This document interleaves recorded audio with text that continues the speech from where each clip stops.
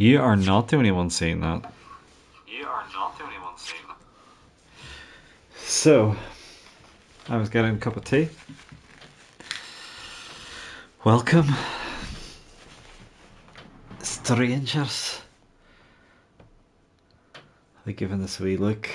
Yeah, I've never played this one in the series, so I hope it's, not shit and all that. This is strange. It seems to be outputting music through the TV, but I've got headphones on, so it shouldn't be doing that. Good grief. I may need to do a bit of toggling of options to get this set up right. Let me see. That there. The mic, yes, that should be the Yeti. That's good.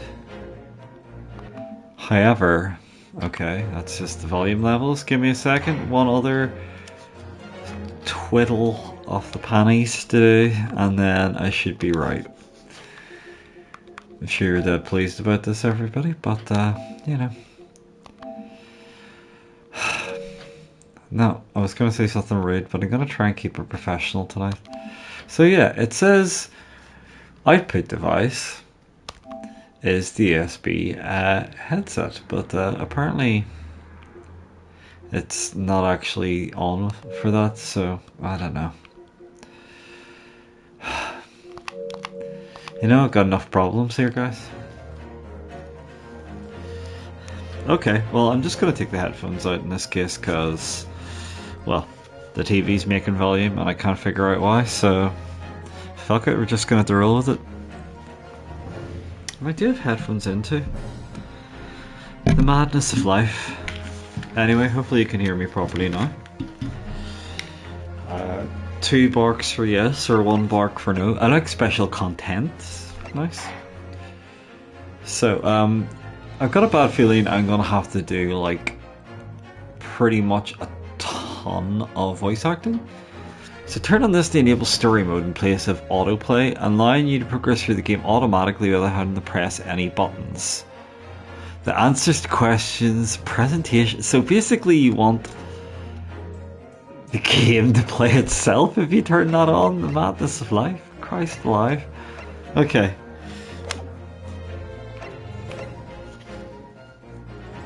Can you hear me okay? Come on. Yeah, it seems as though you should be able to, although I might turn the TV volume down a little here to give you all peace.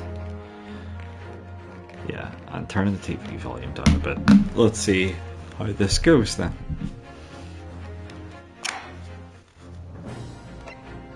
So I can select adventure. Well, it has the whole game unlocked from the start, huh? It's a bit cheeky. Anyway, new game.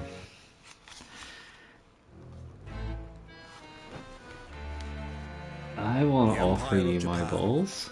After opening its doors, a push for cultural transformation brought great waves of Western influence to this far eastern island. Thank you, Louise. The revolution washed over the land, making life in the capital exciting and unsettling. It was a period of great change, and some was swept away by the tide.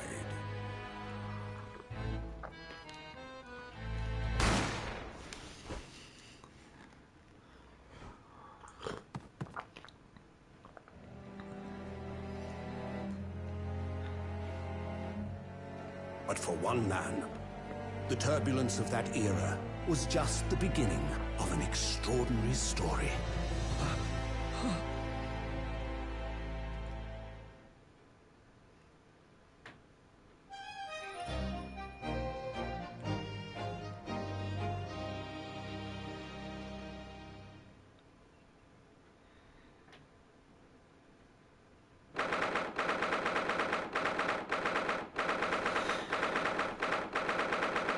Oh, it's not Christmas yet.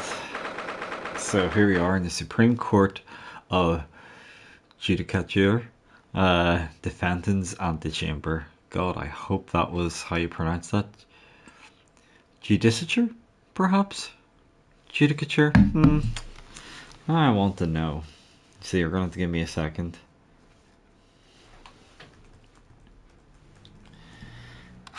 You know, don't want to be embarrassing myself the whole time, do I? Judicature. Judicature. There you go. I got it right the first time. So, how irritating. Anyway. Yeah, so I've played other games in the series before. I'm a big fan of Phoenix Wright 1 and Phoenix Wright 3, as I would think of them. The first game and the third game that were released in that order anyway. Not such a big fan of the second game. And then I tried Apollo Justice, which was the fourth in the kind of like reboot on the DS. I don't even think I got through the first case because I disliked it that much. And yeah, I then ended up playing one on the 3DS, which was actually really good. I ended up really enjoying it. It had brought Phoenix Wright as in a more involved role in the story again, but also had Apollo Justice, and you were kind of having to use this device to test people's emotions to see if it was adding up with their evidence and stuff like that. It was quite cool, that one.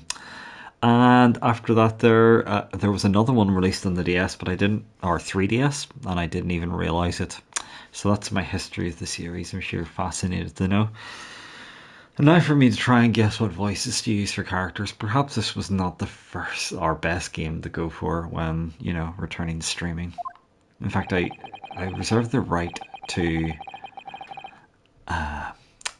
switch games. I still can't believe it. I still can't believe this is happening.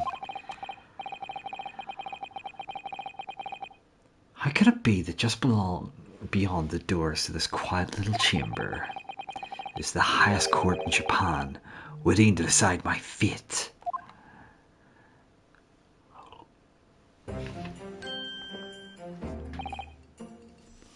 What?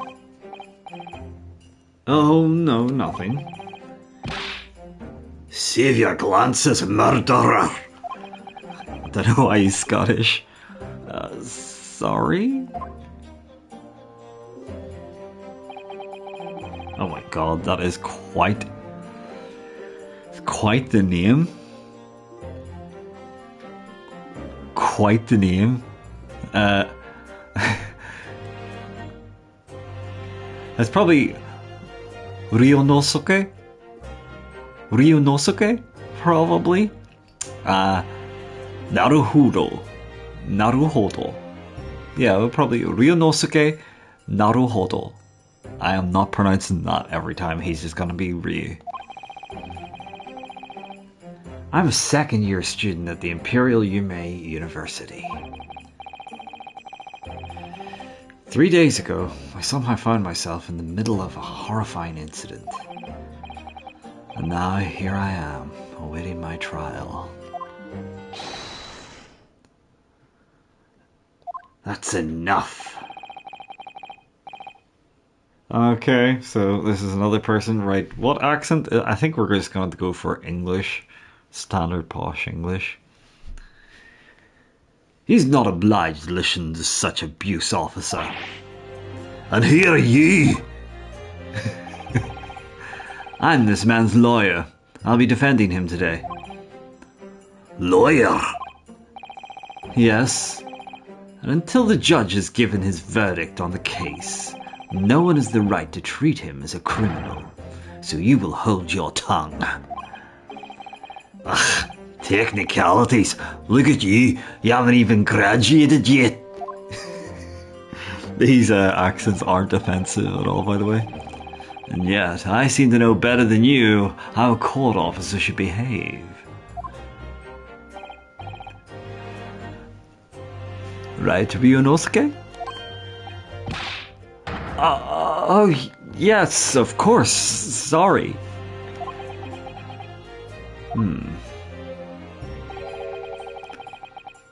What are you apologizing to me for? Oh, No, I suppose that wasn't my fault.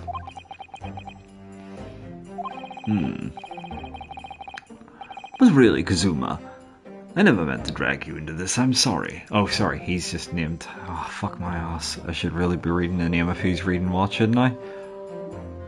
But really, Kazuma, I never meant to drag you into this. I'm sorry. There you go again, apologizing. Just like always. I must say, you've been all over the newspapers these past few days. Yume, university professor, murdered in cold blood by student. But obviously, you didn't actually do it, did you? Of course not. You have to believe me. I didn't do it. I could never murder someone. There's nothing to worry about. Straighten yourself up. Hold your head high. You mean...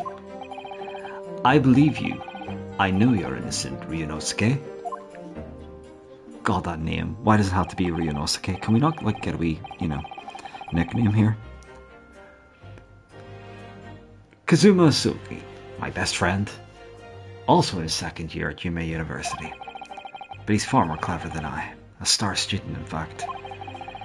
He's even a qualified lawyer. Impressive, considering he's still an undergraduate. Not that impressive. The very concept of lawyers is only a few years old. Here in Japan, anyway. My qualifications don't mean much, yet. You said exactly the same thing 3 days ago. But I'm proud to have a friend like you, Kazuma. Truly. 3 days ago. Yes, that's when all this started.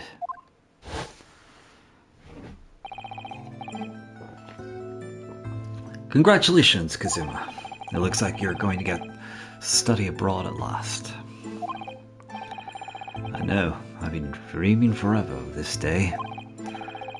Finally, those government elites have acknowledged my academic achievements and successes in court. So you'll be representing Japan as you immerse yourself in the most sophisticated legal system in the world. I'm really happy for you. I'm proud as your friend. There's not a soul in the university who doesn't know Kazuma's name. He's a living legend. It's like there's some mysterious aura bellowing around his temple. I want to bring about change in our own legal system. That's why I had to cross the ocean to see the real thing with my own eyes. The heart of the British Empire, I wish I could see it too. Then come with me. We'll have a wild time tearing up the streets of Her Majesty's City of London together. If only it were that simple. Oh dear. Look at the time. I'd better be going. Alright, see you later. I think I'll stay and enjoy this place a while longer. Good idea. After all, it's not every day you get to visit a high-class Western restaurant like this. See you in English class tomorrow then, partner. Partners. Buddies. It was straight after that. That's when it happened.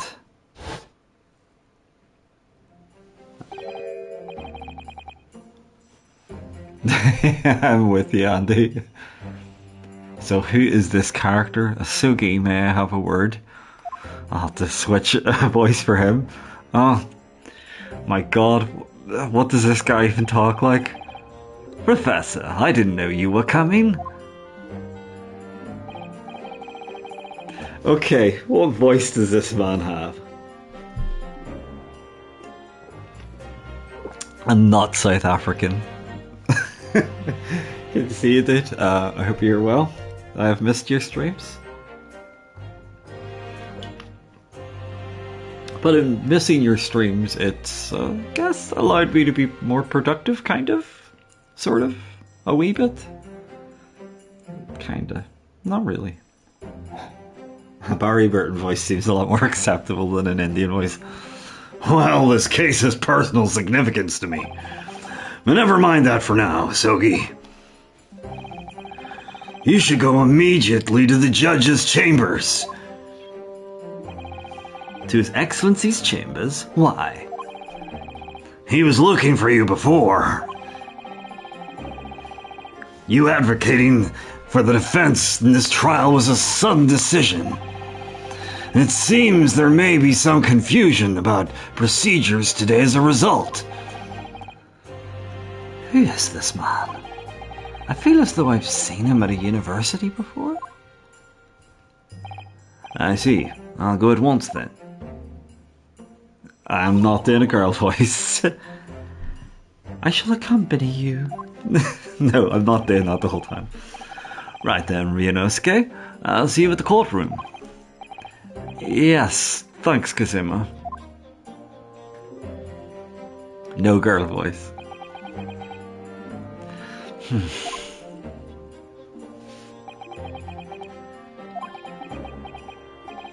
Awkward moments of your life. If I may. Yes? Sorry? You must be the defendant, Ryunosuke Naruhodo, I believe. Yes, that's right.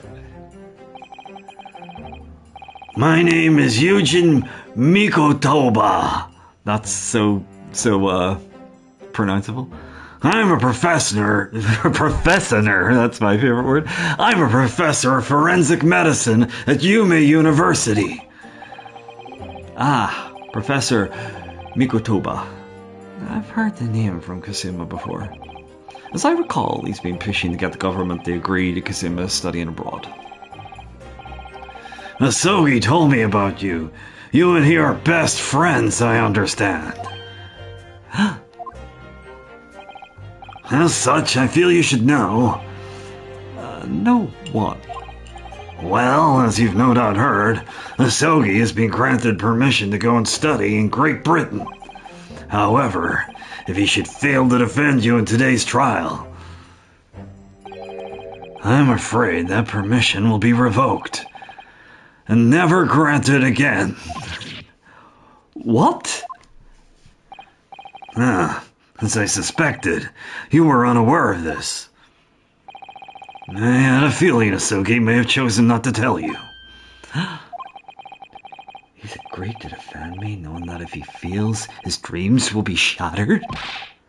But I don't understand. Why would the government do such a thing? The administration has to choose from a large number of applicants for overseas study. And it's very difficult to persuade them to grant permission, even in the most favorable circumstances. I don't believe it.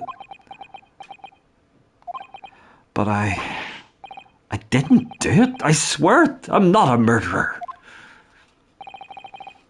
I'm sure that's true. Nevertheless, I can assure you that proving your innocence will be no easy task. You see, there are certain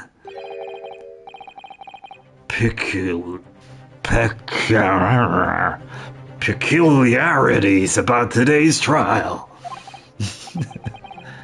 Sorry, what do you mean? You'll soon understand once proceedings get underway. I think you're supposed to brief witnesses. You know. Anyway. But then what should I do? Well, naturally, I'm not going to suggest doing anything that could lead to a conviction. Right so. Right so is handy for, being Irish and all. As soon as the trial starts, the judge will pose a certain question to the defense. When that happens, you must answer before anyone else.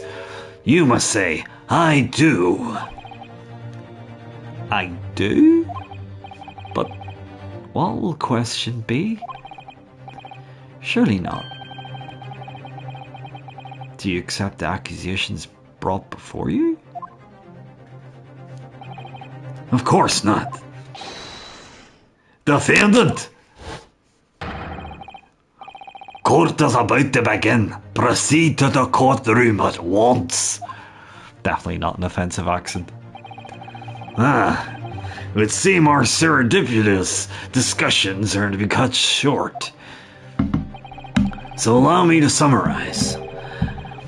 Kazuma Asogi must not be the defense lawyer in this trial. Of course, as the defendant, the final decision is yours. What are you waiting for? Do you want to be found guilty for failing to appear? Get moving. There's no point anyone advocating for the likes of you anyway. This is it. If this trial goes badly, Kazuma's dreams of studying abroad are over. And what's more, I'll be found guilty of murder. And so, with absolutely no idea of what lay ahead, I embarked on that unforgettable trial. My one and only chance of proving my innocence. The trial that would decide my destiny.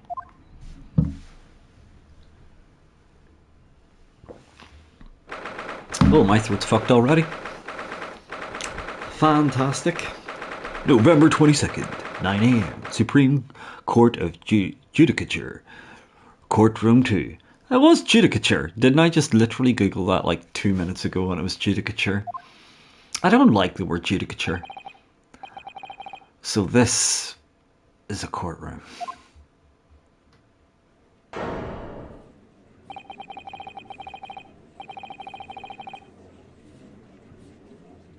The Supreme Court of Judicature. No court in the land has more power. I don't much like the look of those people sitting in the public gallery. Lots of military and other uniforms in there. The powers that be have demanded that this be a secret trial.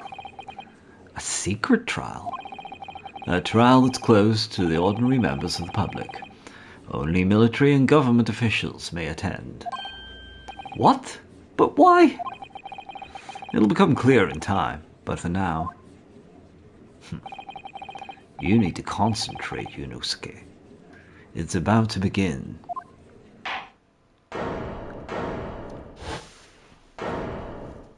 Oh, sweet, look at the judge. The court will now hear the trial of Yunosuke Naruhodo.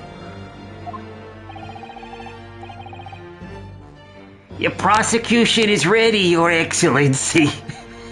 Why is that his voice? As is the defense. Oh my god, why have I got myself into this? Before we begin, there's one point of order I would like to confirm. Yesterday evening, the defense made a last-minute request for a change of advocate. That's correct, Your Excellency. I made this request myself. Normal procedures for the defendant's advocacy to be decided 2 days prior to the trial. As this is an unusual circumstance, I am obliged to ask for final confirmation now. Who advocates for the defendant in this trial? This is it. This must be the question. He's gonna defend me. That's the question the professor meant. But then, if I say I do, I need the answer quickly. What should I do? Well, he told us the answer I do.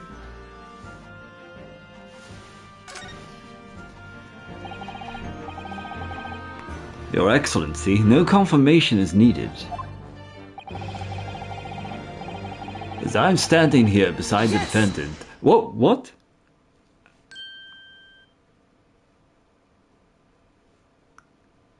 Didn't even get to finish that. What is the meaning of this unruly outburst? I would like to inform the court that I, Ryunosuke Naruhodo, will be defending myself. You'll be what? What are you playing at, Ryunosuke? Professor Mikotoba told me everything. Just now, before the trial. He did what? He said that your dreams of studying abroad would be dashed if you were to lose. How sad. It means you don't have faith in me. You think I won't be able to get you off? I think he could get me off. No, it's not that, really. It's just that, well, on the off chance that things don't go well for me, I couldn't bear to be the reason that you... Yes. I knew that's how you'd feel, which is exactly why I decided not to tell you. Professor Mikotoba shouldn't have stuck his nose in. Very well. The court hereby recognizes the defendant's desire to advocate for himself in today's trial. Well, well. Does the accused admit defeat already? Renouncing his own counsel? Really? Objection! Make no mistake, counsel. This merely shows that a defendant's innocence is so apparent, he's confident he can speak for himself. Isn't that so, Naruhodo-san? Oh, yeah, exactly. Exactly what I wasn't thinking. I'm not confident at all. In fact, my mind's a complete blank. I realize you're in charge now, but still, try not to look so bewildered. Well, for a mere university student to be brought before the Supreme Court, you must have perpetrated the most heinous crime indeed. Why is this his voice? As you're no doubt aware, this is the Supreme Court of Judicature of Japan. Accordingly, the very highest standards of conduct are expected of all present. Do I make myself clear, Defendant Naruhodo? Yes, Your Excellency.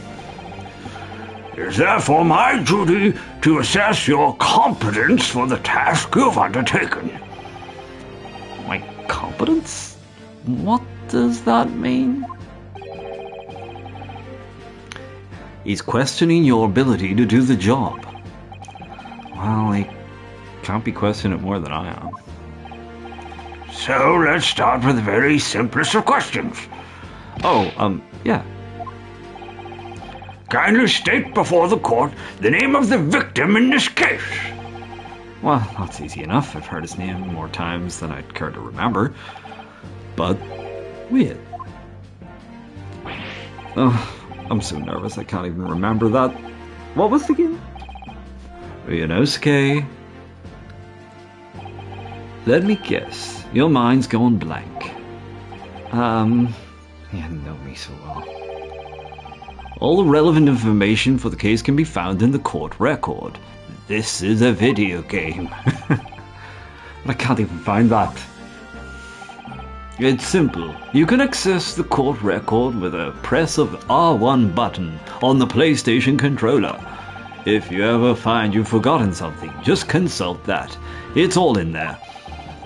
I guess the press R1 for the court record. Alright, there's no time to lose. Okay, and here's the list of evidence I've collected. I am just going to read this out in normal voice. Oh, sorry, this is his voice. Okay, I'll do English guy's voice. This is the list of the evidence you've collected. Now try switching to people instead with R1. You'll find details about the victim in here. When you're done, just press circle to go back. Okay, so we have Kazuma Sugi, 23, second year at Imperial Yume University. He's my best friend, and despite being a student, a qualified defense lawyer as well. We've got Yujin Mikotoba, medical school professor at the Imperial Yume University. He's an authority in forensic medicine and Kazuma's mentor. We have Takatsuchi Aichi. I don't know how to pronounce that surname. Aichi, probably? Aichi? I don't know. The lead prosecutor of the case, who would appear to have little love for the changes cultural reformations brought about. And then we have John H. Wilson. He's 47, victim in the case. He was visiting the professor of medicine at Yume University from the British Empire. Well, John Wilson is dead Wilson. So remember, everything to do with the current case can be found in the court record. Now, you'd be better not keep His Excellency waiting any longer. Go on. Find the victim in the People section of the court record and press triangle to present. Try it now.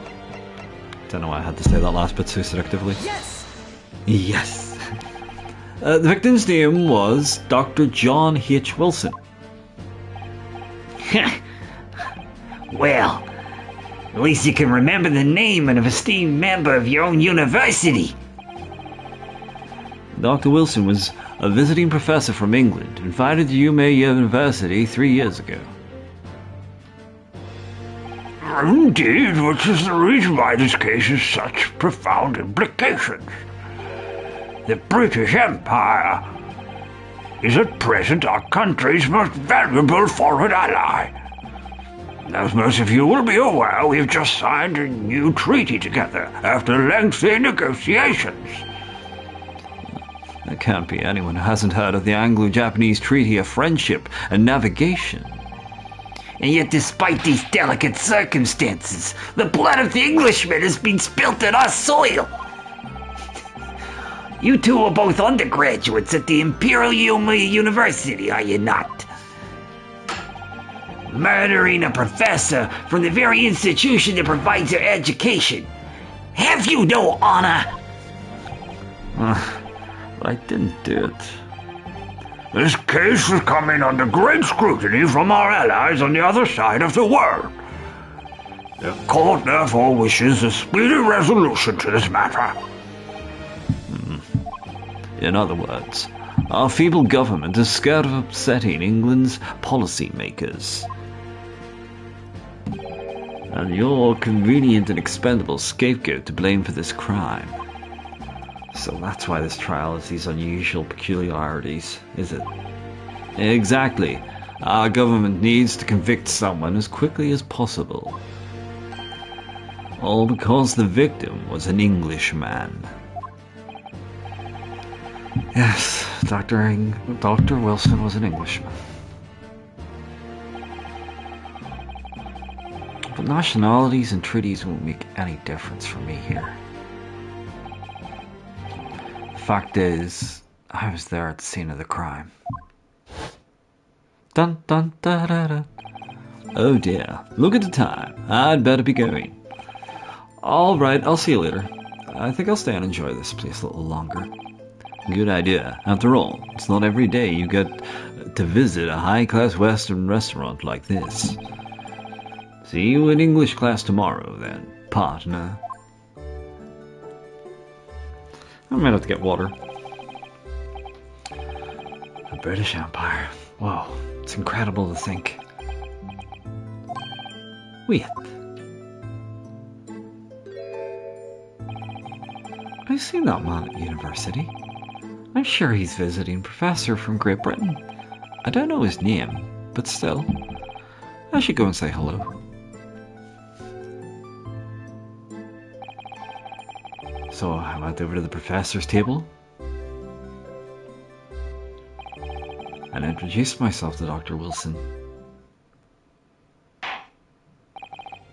Now then, let me pose my next question to you, Defendant Naruhodo. Yes, Your Excellency. How did this professor of medicine, Dr. John H. Wilson, lose his life? State before the court the cause of death. The cause of death? Well, obviously that was, Ryunosuke. Remember, in that court, every assertion must be backed up by evidence. By evidence? But how? Find the piece of evidence that shows the professor's cause of death, and select present. Do it now. Okay, so the cause of death was the inability to breathe. Death occurred a little after 2 p.m. and was caused by a loss of blood from a gunshot to the chest. The bullet did not pass through the victim's body. Well, okay. Well, here's all the relevant details. Single bullet fired at close range. Fatal hemorrhage from the pectoral ballistic trauma. No exit wound. Bullet passed through the body. And here's the badge. Proof that I'm a student at the Imperial Yume University. Always wear it on the collar of my uniform jacket. Lovely. Yeah, let's present this. Well, according to this document, the victim suffered a hemorrhagic death due to gunshot trauma. Land to read, you imbecile! That's the post-mortem report, I take it! Sorry, yes, that's right. The post-mortem report. In the West, a doctor dissects corpses to identify the cause of death in an autopsy. But here in Japan, a police officer merely inspects the body and draws conclusions that way. Oh, I see. As long as they're not going to be tested on any of this later. This so-called photographic print of the scene of the crime. This is I forgot to pronounce that part. You can clearly discern the scorch marks around the bullet hole produced by the powder explosion. In other words, we should assume that the victim was shot at close range. Why is this his voice? Thank you, counsel. The court will accept this modern scientific evidence into the record. Photographic print of the victim has been entered into the court record. So that's a photographic print. Well, that's something I've never seen before. It's clearly superior to a drawing. The detail is incredible. Very well, I'm satisfied with your answers. Let us start the trial. Oh, nice dance move. Certainly, Your Excellency. So without further ado, in order to better appraise the court with the facts of the case, the prosecution hereby calls its first witness, who was there at the scene of the crime when it happened. Oh, this is it then. I think this may have worked. I may have worked out what the professor had in mind. A professor? You mean Dr. Mikotoba? Yes, clearly you're the defense lawyer today, not me. But that doesn't mean... Well, I can still act as your assistant. Ah, of course. When he was speaking to me before, he simply said, Kazuma Sugi must not be the defense lawyer in this trial. He really has been sticking his oar in, hasn't he? Maybe, but any help you can give me would be greatly appreciated, Kazuma. Well, my first piece of advice is rein in that crazy look of bewilderment and control the cold sweats. Yeah, only if you rein in that crazy headband and control the cold stares first. Shit. Okay. Witness, state your name and occupation for the court, please. What kind of voice does this guy have? I tell you what, nothing too ridiculous, but I'm gonna go get a drink. If you can think of a character's voice, and nothing too ridiculous, please.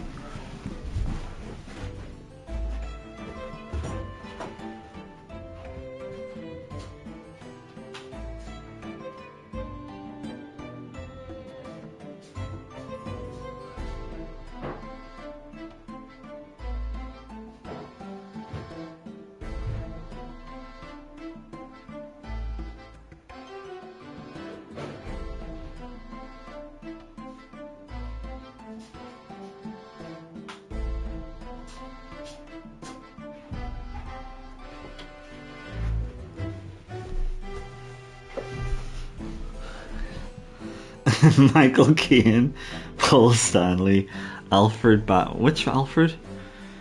There's a lot of English voices to juggle between already.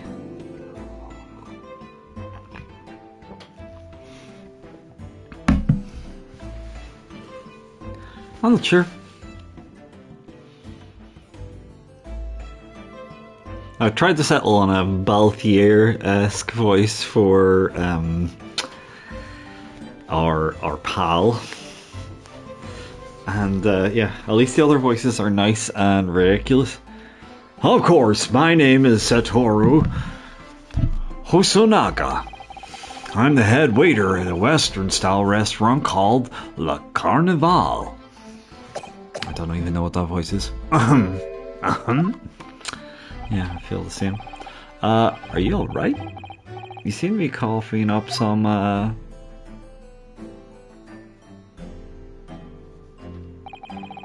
It's a regular occurrence. It doesn't really bother me. Well, it really should. As everyone knows, the capital's southern eastern quarter was developed for foreign visitors some years ago. It's become a very fashionable district now, full of hotels to accommodate overseas guests. This grim crime occurred next to one of the district's so-called restaurants, an Occidental eatery, 3 days ago. Understood. Osonaka-san, you will kindly tell the court everything that you can about the incident. At once, sir.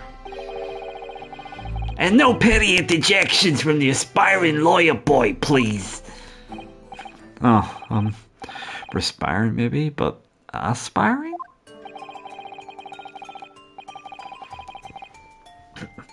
It was just after 2 p.m. on the day in question. We had a few diners at that time of day. The lunchtime rush was over, and there were only 3 tables still occupied. Oh, that fits with my memory of it too. There's hardly anyone else in the place.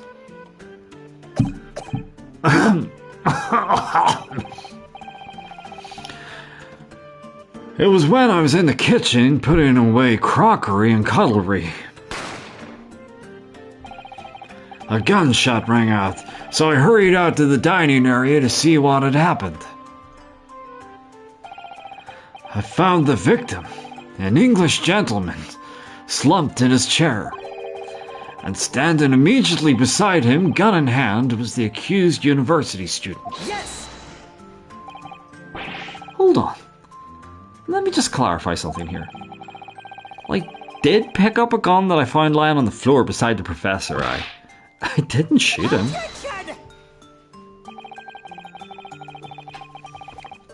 I believe I asked you to refrain from petty interjections. The court wishes to listen to the witness's report of what he saw, you amateur.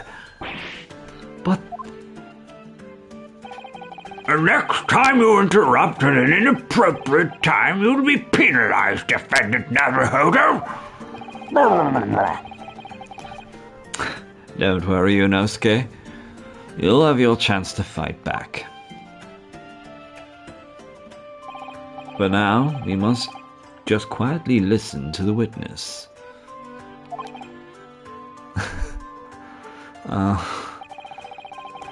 If I may confirm 1 point, waiter.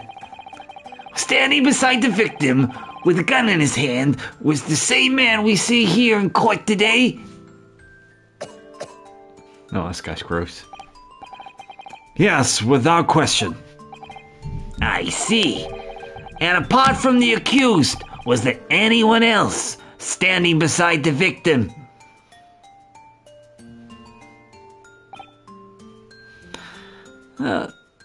No. There was no one else around that table but the deceased Englishman and the university student. Huh? Wait, what did he just say? There was no one else around that table? What's the matter, Ryunosuke? That's just not right. When I went over to Dr. Wilson to say hello, there was a woman sitting opposite him at the table. Really? And that's not something the waiter could have missed. I've been warned about interjecting, but still, what should I do? Well, I know what I should do. I should hit the big ol' save button.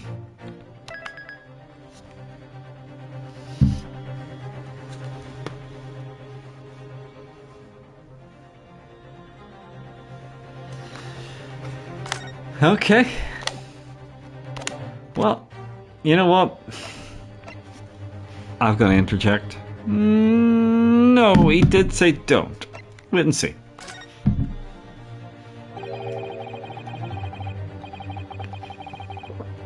I definitely want to say something, but I was told not to interject. Ryunosuke, if your parents tell you to study, you're the kind of man who would diligently get to work, aren't you? I suppose I am. I've never gotten into Yumi University otherwise. Well, you can't just always follow the rules in life, you know. If you don't say what you want to say right now, you'll seriously regret it when you're found guilty. Alright, you've scared me. I won't forget that piece of advice in a hurry. And there is something I wanted to say, so I'm just going to shut my eyes and say it. Yes! Just a moment, please. Dr. Wilson wasn't alone that day. I'm sure of it. There was a lady sitting with him at the same table. Dear me. What are we gonna do with you? With your blatant disregard for court proceedings, I'm beginning to wonder if you're not a fraud. Could it be that the accused, this mere student, is not a real lawyer after all? But I'm sure of what I saw. Oh, Tsunaga-san, is there any chance you're mistaken? Perhaps your memory of events is hazy. No. The deceased gentleman came to dine alone. I don't believe it. I actually have a rough plan of the restaurant as it was that day. Please, have a look at it if you'd like to. Let me see. Oh, yes, a sketch of the establishment's layout drawn by yourself, I presume. That's right. I'm afraid I used the back of my business card. It was a turbulent situation. However, as you can see, the gentleman in question was seated alone. Well, you're clearly a very conscientious waiter. Thank you, sir. The court will take this plan and add it to the court record as evidence. Oh, well. Is there a problem? Hand the plan to the court office at once. Of course, here you are. What was that about? He's been completely calm and collected until now. Something certainly seems to have shaken him. The waiter's business card has been entered into the court record. Hope you are enjoying this worst voice acting in the world ever.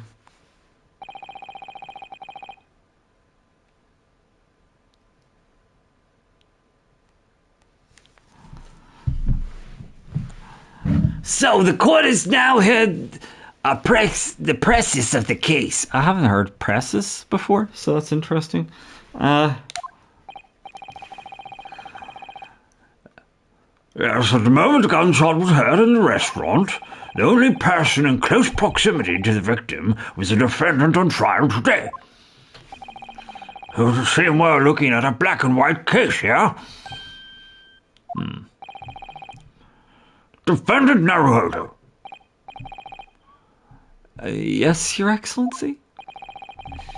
If you admit your guilt at this stage, the court is willing to look mercifully upon you. In other words, you may have some small reprieve in terms of your inevitable punishment.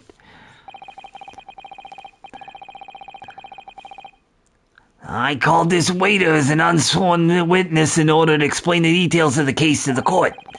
But I must warn the defense if you're determined to pursue matters further in the trial. The prosecution has decisive evidence from sworn witnesses who were present at the scene of the crime. Witnesses, plural? What do you think I should do, Kazuma? What do you mean? Well, I'm gonna be found guilty one way or another, it seems. Wouldn't it be sensible to plead guilty at this stage and hope for a more lenient sentence? Everyone keeps telling me that this trial's unusual, about these peculiarities. You said it, Professor McTobus said it, and so is the judge and the prosecution. I'm scared of what lies ahead if I push this. As I said from the outset, I believe you're innocent. I trust you. And yet, despite knowing that, you're willing now to throw that trust back in my face. Is that it? What? If the accused is in fact innocent, then a defense lawyer is duty bound to prove that innocence by whatever means necessary. Are you just going to abandon that duty? Are you going to give up on yourself? The battle hasn't even begun yet, Ryunosuke. The defense pleads not guilty, Your Excellency. We invite the prosecution to stop making empty threats and bring out its witnesses. Then we'll see just how decisive this evidence really is.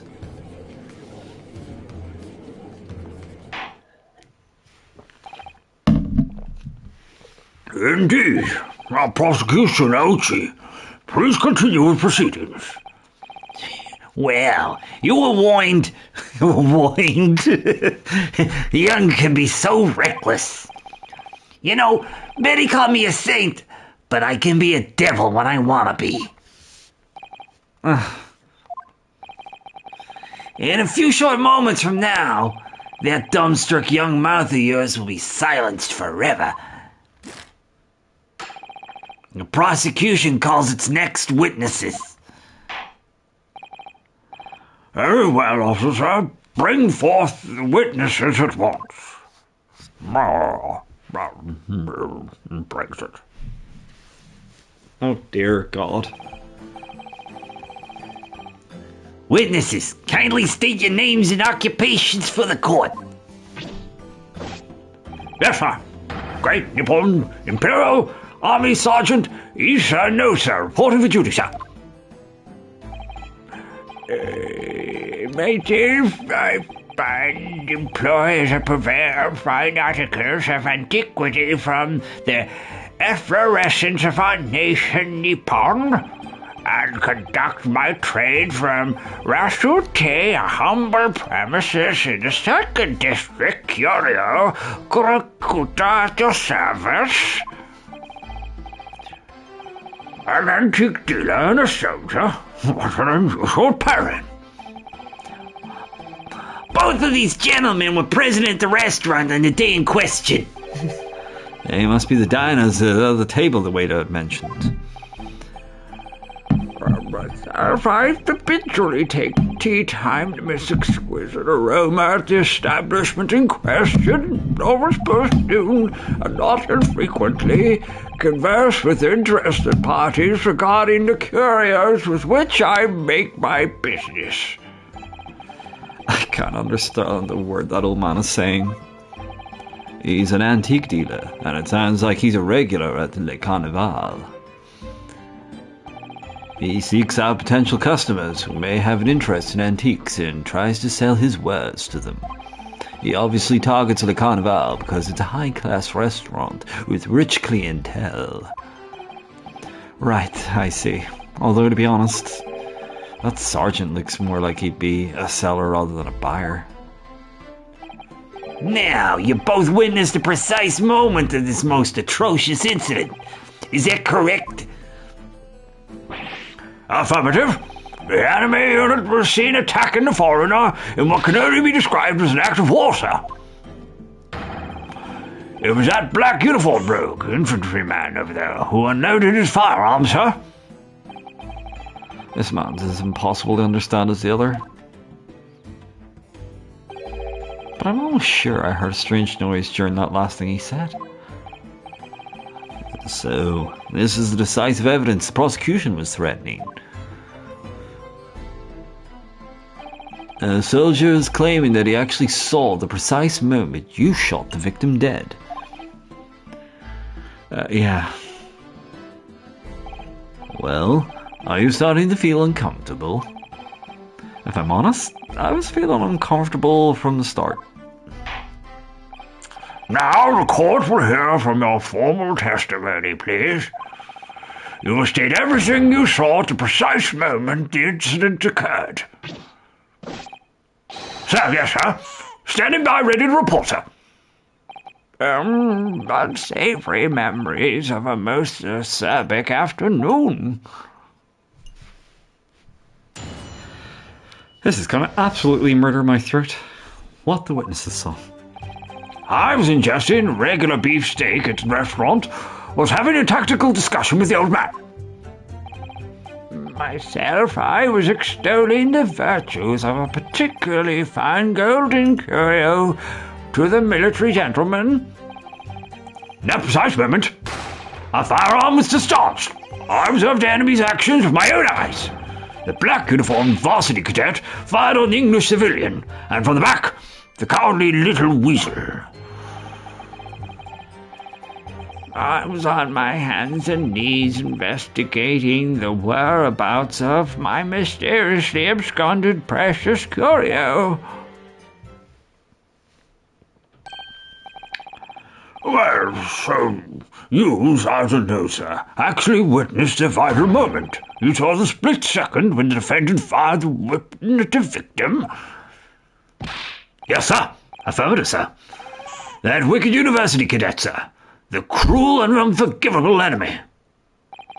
What times we live in when an English gentleman may be assailed in the broad light of day. But this is ridiculous. I didn't shoot anyone. Is that really true, Ryunosuke? Yes. All I did was pick up the gun that I saw lying on the floor. After I'd said hello to Dr. Wilson, I went back to my table and sat drinking some coffee.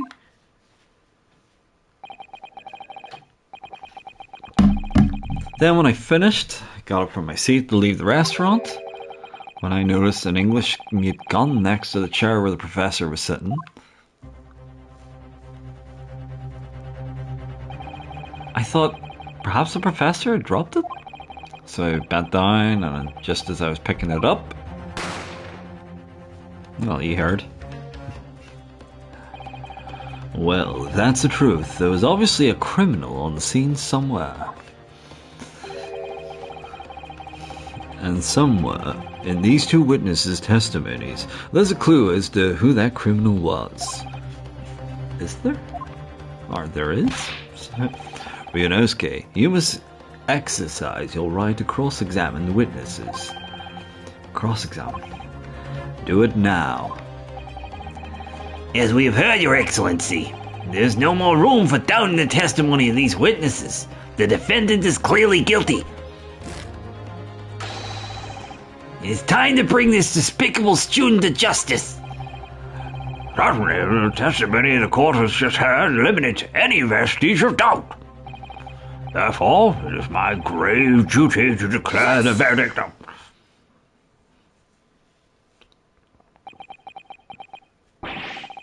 What in the name of the Emperor is the meaning of all this outburst? I mean the defense demands its right to cross-examination. Dear me. Let me guess. The Hachimaki headband boy next door told me to do it. How pathetic. Huh? How did he know? The prosecution objects. This is a clear waste of time. The defendant obviously has no experience. How can he possibly carry out a cross-examination? Objection! The defense is asserting its right to a cross-examination. Whether or not you think he's capable of it is irrelevant. Kazuma's so commanding. I hope Senpai notices me too. Very well. Let the defense conduct a cross-examination of the witnesses. Alright, this is when the battle really begins, Ryunosuke. But I don't even know what I have to do in a cross-examination. Isn't it obvious? You have to expose the lies in the witnesses' statements. Why? You didn't fire the gun, which means what that soldier said has to be a lie. Well, yeah, but... It's just a case of proving it, and the key to proving it is evidence. Right, evidence. All you need to do is present some decisive and indisputable evidence that proves the witness is lying. Now let's go, Ryunosuke. Don't let them beat you. My voice is getting so knackered. Alright then, it's all or nothing.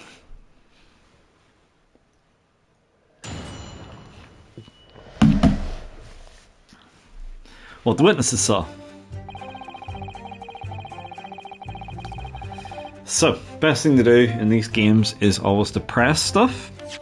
But first of all, I'm gonna press save. And dear God, have mercy on my voice. I may have to dial down the voices for a bit. I was ingesting a regulation beefsteak at the restaurant while I was having a tactical discussion with the old man. We've already heard all this anyway, so let's just start pressing, and when there's new dialogue, I will do that. Yes! Oh.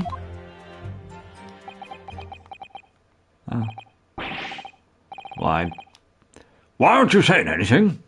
Is this some new interrogation technique? I hadn't actually thought of what I wanted to ask. Just ask anything that catches your attention, anything that bothers you. Alright then, this beef steak you mentioned, what kind of food is that? Beefsteak is a delicious cut of veal, vigorously cooked on a cast iron grill and served piping hot. Oh, Food can receive medals of honor. Beefsteak will be almost as highly decorated as a cutlet. right, I see. Thank you, sir. So, next question.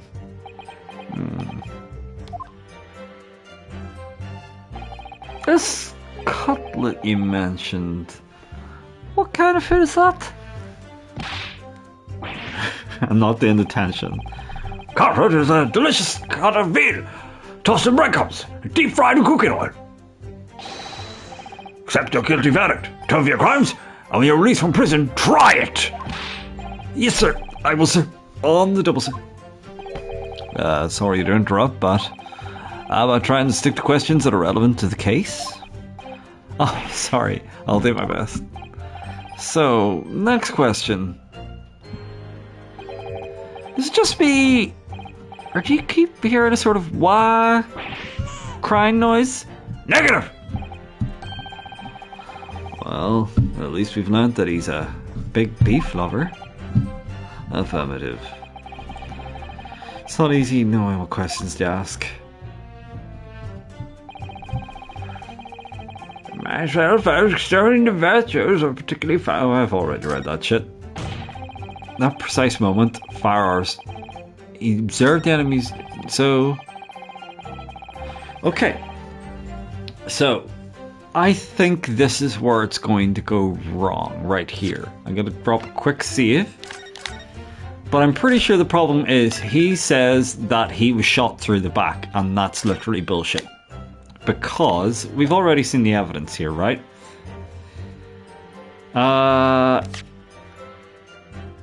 And that says that he was shot in the front. So, now this is where the Phoenix Wright games can be kind of irritating. And yeah, it could be that I pretend the autopsy, or it could be the photograph. I think I'm going to go with the autopsy, but the game might punish me. Yes! Okay, no, music stopped, I got it right.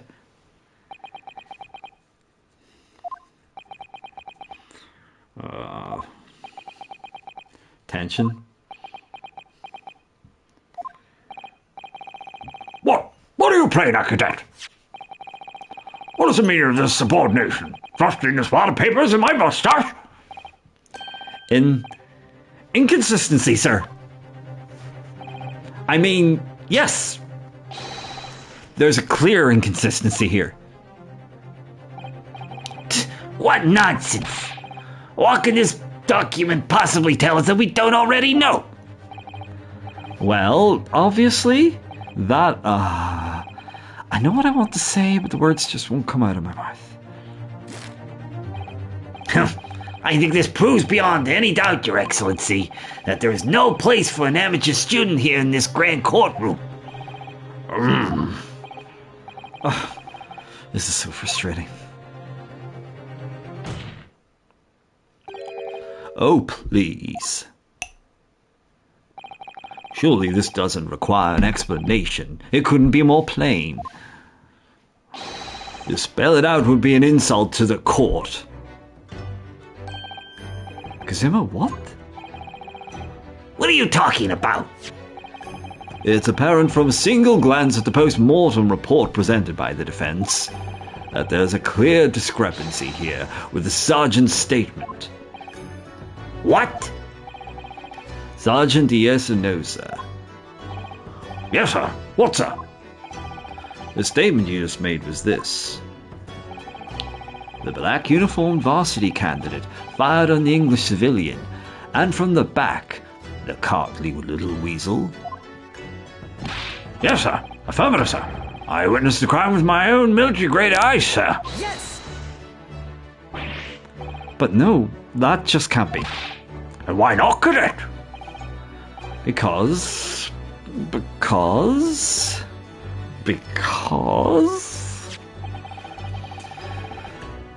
As is clearly stated in the post-mortem report, fatal hemorrhage from pectoral ballistic trauma, no exit wound, bullet did not pass through the body. The photographic print of the victim clearly shows the same thing. The victim, Dr. Wilson, died from a bullet wound to the chest. Ah. Sergeant, according to your witness statement, the culprit shot the victim from behind. And that is the obvious discrepancy here. Well, how do you explain it?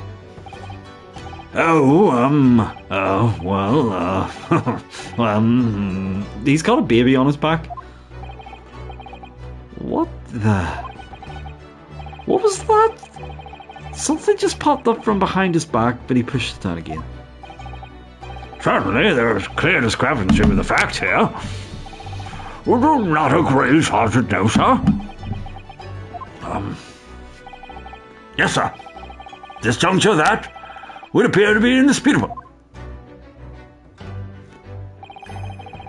Until the moment I heard the firearm discharge, my eyes were firmly fixed on the delicious Le Carnival stick, sir. What? The last testimony by the court has heard has proven one thing beyond reasonable doubt. This witness, Sergeant Iesonosa, did not see the defendant firing the gun at all. That's absurd. I think the conclusion we must draw is simple. There is no place for an amateur prosecutor here in this grand courtroom. I'm not gonna make that noise. This could be a complete turnabout in the mood of this trial. Just from that one discrepancy.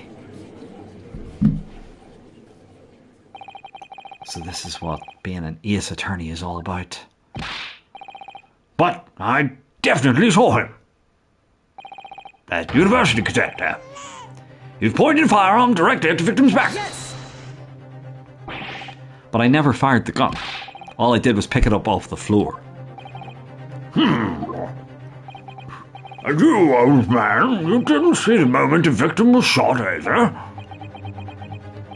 Myself, I have already been quite clear. The gunshot interested me not. I was far too busy on the floor. Too busy on the floor. Sorry, what were you doing? Hunting for treasure. Treasure? Indeed. Huera Koban, my prized coin. On each occasion when I visit that restaurant, it is my habitude to place in my bosom a pocket of particular trinket of interest from my shop. Rasute. In the hope of meeting a rich diner who might like to buy it from you? On a day under scrutiny, it was to the military man that I proffered my hurried treasure. Believe that he would purchase such a rare find, I did not. But I was presented with little alternative. And then, after averting my eyes for the briefest of moments, it was there no more. It simply vanished. The cope vanished? Hunting around under the table I was, in case it mayhap it had fallen there, and then it happened. You heard the gunshot, you mean?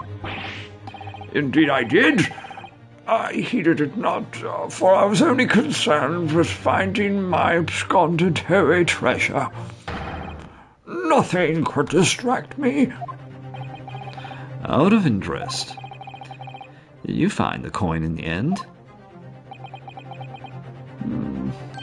No. I see. That lamentable day, the precious Harry Coban was lost to me. No doubt, some unscrupulous scoundrel pocketed the prize coin for himself.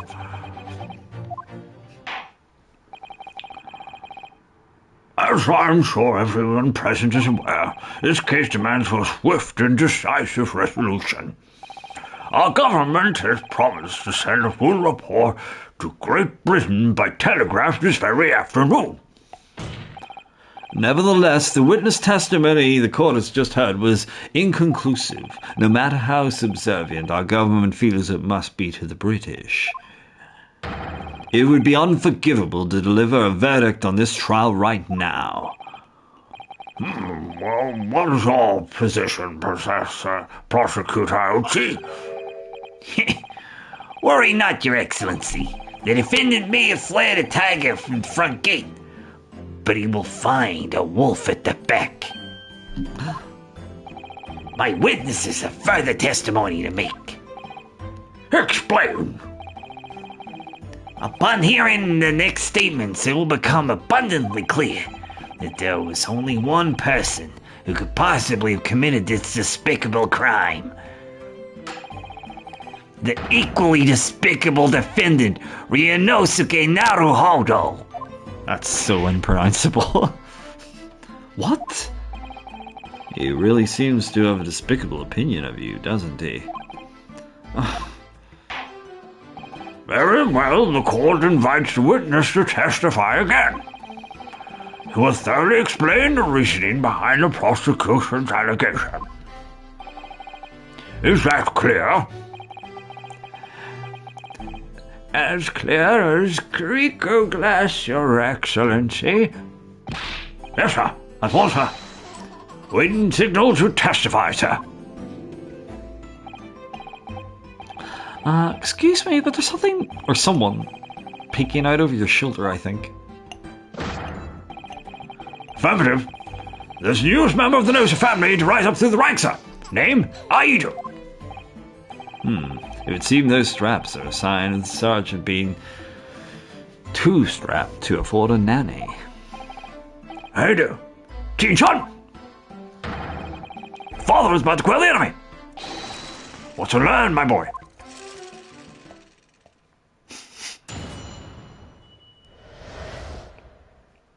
A true culprit.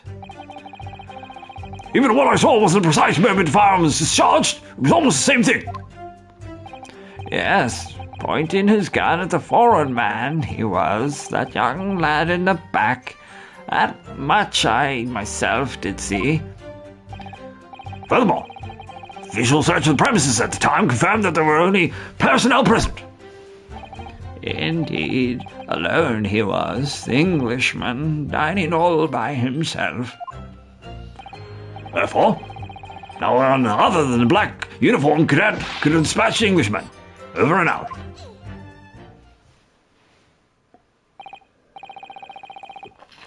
Yes! I'm glad he interrupted before I had to do the voice. Wait, that's nonsense. The victim, Dr. Wilson, wasn't alone at all. Please, enough of these outbursts already. But there was a woman. There was a woman at his table. You must have seen her. Everyone there must have seen her. Objection! If you call yourself a lawyer, then you will respect the rules of the court and speak accordingly. We are not here to listen to your fantasies. It's evident beyond all reasonable doubt that the victim was there alone at the time of the incident. The prosecution has photographic evidence of this fact. His photograph print of the scene of the crime, Counsel? Oh, nice. Indeed. Of the table at which the victim was dining, taken by an investigator immediately after the incident. This can be plainly seen. There is only one place set. Certainly, based on the appearance of this print, it would be reasonable to conclude that the victim was not in the company of anyone else. This doesn't make any sense. The court will add this new photographic evidence to the record. And that's been added into the record. Fantastic. I don't understand. What's going on here? It's just not possible that nobody else saw that woman. The waiter before said the same thing. He maintains that Dr. Wilson came to the restaurant alone as well. That's not true. I saw her. I swear that I saw a woman with him. It would seem that we'll be able to telegraph the report to Great Britain on time after all. The witness testimonies we have just heard leave no further room for doubt. These are very sensitive political times, as we know. The ink is still fresh on the treaty with Great Britain. To think that I, Takasuchi Auchi, will have contributed to the immunity of these two great empires is an honor. This is so unpronounceable. How can this be happening? The judge is ready to rule. Stand tall, Ryunosuke. It's not over yet. What? If what you say is true, then there's something going on here behind the scenes. And now's your chance to expose it, to draw out the truth in your cross-examination. I don't know, Kazuma. The defense is entitled to cross-examine the witnesses, but make it quick. Understood? Rules can be so unbending at times.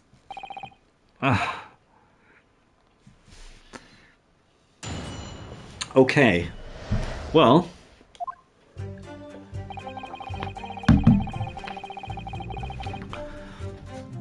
Well, that's kind of bullshit. Yes, pointed his gun at the foreign man, he was. That young lad in black. That much I said I did see. Furthermore, visual search of the premises at the time confirmed that there were only personnel present. Okay, I'm gonna guess this is where we use the map, so I'm gonna throw the save button down. Sorry to be scumming, but you know. I ain't going through that voice acting again, that's for damn sure. So, I think that's going to be it. There's going to be something about this, isn't there?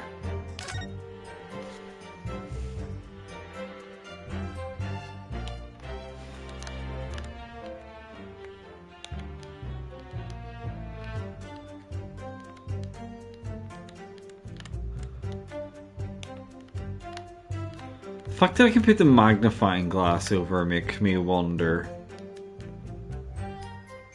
I don't think I can flip the side, Andre.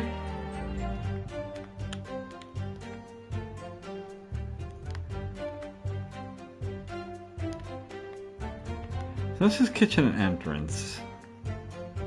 I feel like there's gonna be like something that's been rubbed out hastily. But that may be for another part of the case. So let's see, a bottle of carbonated water and a steak lunch can be seen on the victim's table. Hang on. Carbonated water, knife, steak.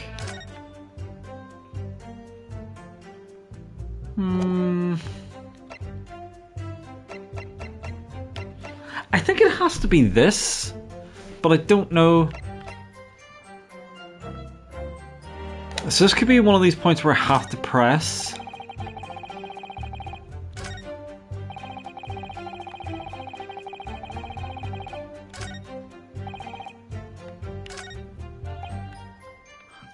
I'm gonna press on this point.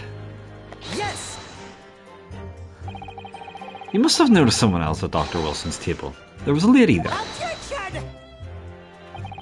As you've been at pains to point out time and again, I feel like growing callous in my ears. And yet, no one else appears to have caught even a glimpse of this woman. Oh, if only there'd been more people dining there at the time. Then someone else would have noticed her. Unfortunately, it was already past 2 p.m. when it happened. A quiet time between lunch and dinner in any restaurant. I know. Of course the place was almost empty. It's what you'd expect. Certainly, 2 p.m. is neither here nor there in terms of time to eat. I wonder if there's a reason why the victim was eating at that time of day, and why he was alone. Yes, Your Excellency, there was indeed a reason. There was? Ah, okay, so additional evidence. This was found in the victim's jacket pocket. What is that, Counselor? It is a medical report card, Your Excellency. It would seem that the victim had an appointment at a clinic prior to visiting the restaurant. At a clinic? Yes, so it appears to be an entry for the date in question. 19th November, noon to past 1 p.m. The very day of the incident. So the victim went for late lunch following his appointment. The explanation couldn't be more simple.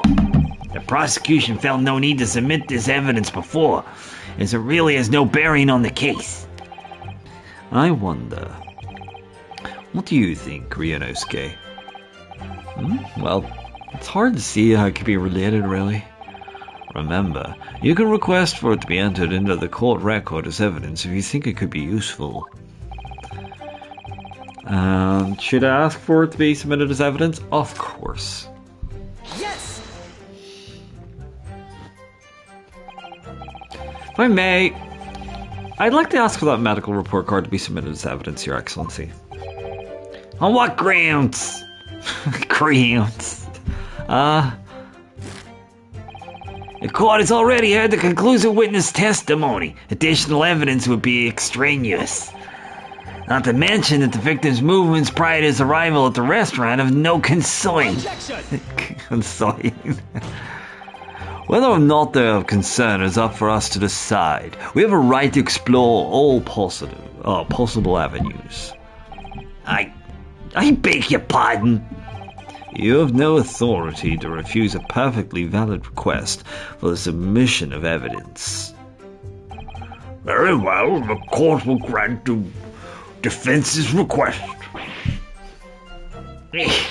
Youngsters these days are forever set in their rights.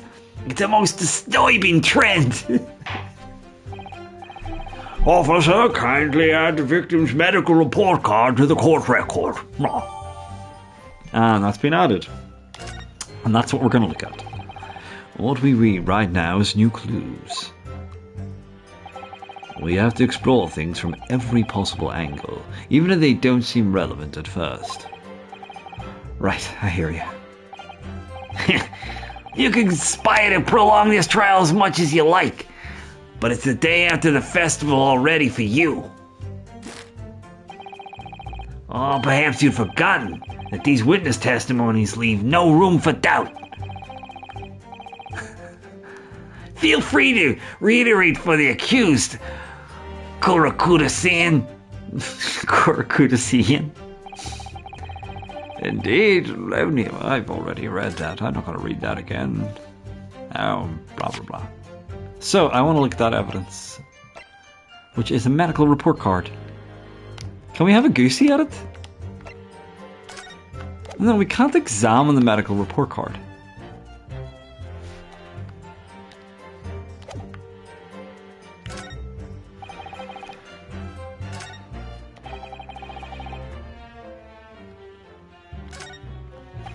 Poison's gone for a man, he was. That young man in black.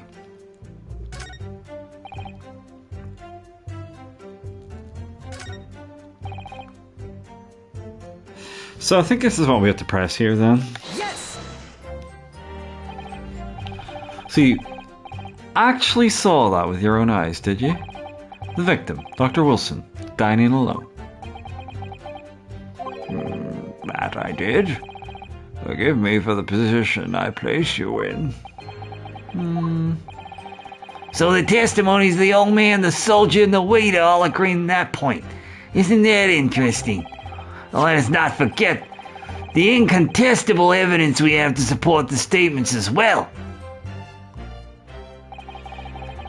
As can clearly be seen, there's only a single beefsteak on the victim's table. A meal for one. No. The antiques dealer, the sergeant and the waiter who testified before. It's not impossible that they're all lying. But if so, then why? If I'm perfectly honest, I've no idea. I might need to go pee for a second, is that okay, guys? Therefore, no one other than the black blah blah blah blah blah. Fuck you.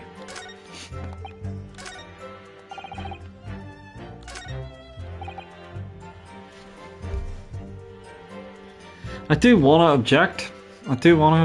This does seem like a wee bit... I'm gonna press on that. Let's see. Yeah, it might be true that I was holding the gun at that point in time. But I told you already. It's only because I picked it up off the floor. Well, obviously, as the culprit, that's the only way you could explain it away. I just finished drinking my coffee, and I was about to leave the restaurant when... I noticed the gun on the floor at Dr. Wilson's feet, so I picked it up. And exactly at that moment...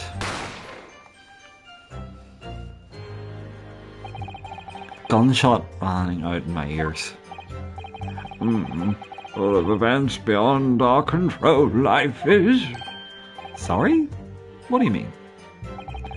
In your case, you found a pistol on the floor and picked it up, which precipitated this testing predicament, whereas conversely, I failed to pick up the Cuban from the floor and find myself in an equally testing predicament as a result.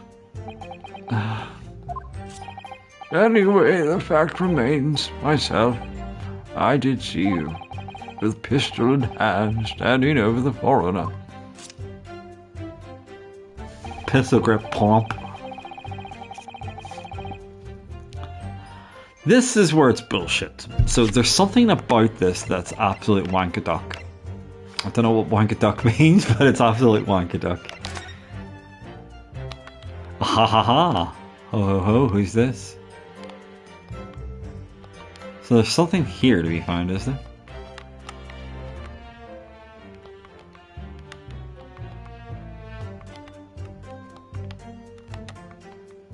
Nothing immediately obvious here. You've got armpit stains.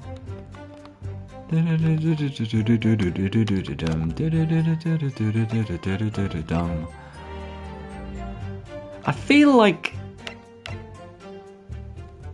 Well, lean the pants. Like it, Louise. I feel like there's something here I'm missing, right? But that doesn't seem to be giving me jack and shit.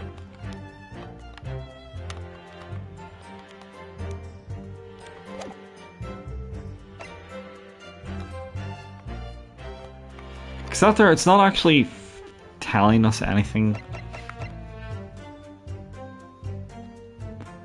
Death occurred a little after 2 p.m.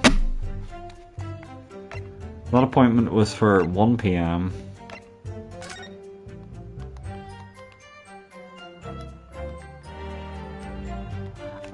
I feel like, again, that there should be, as Andrew said, some way to flip this over or examine it, but it mustn't be the case. So the only thing I can do is basically press them.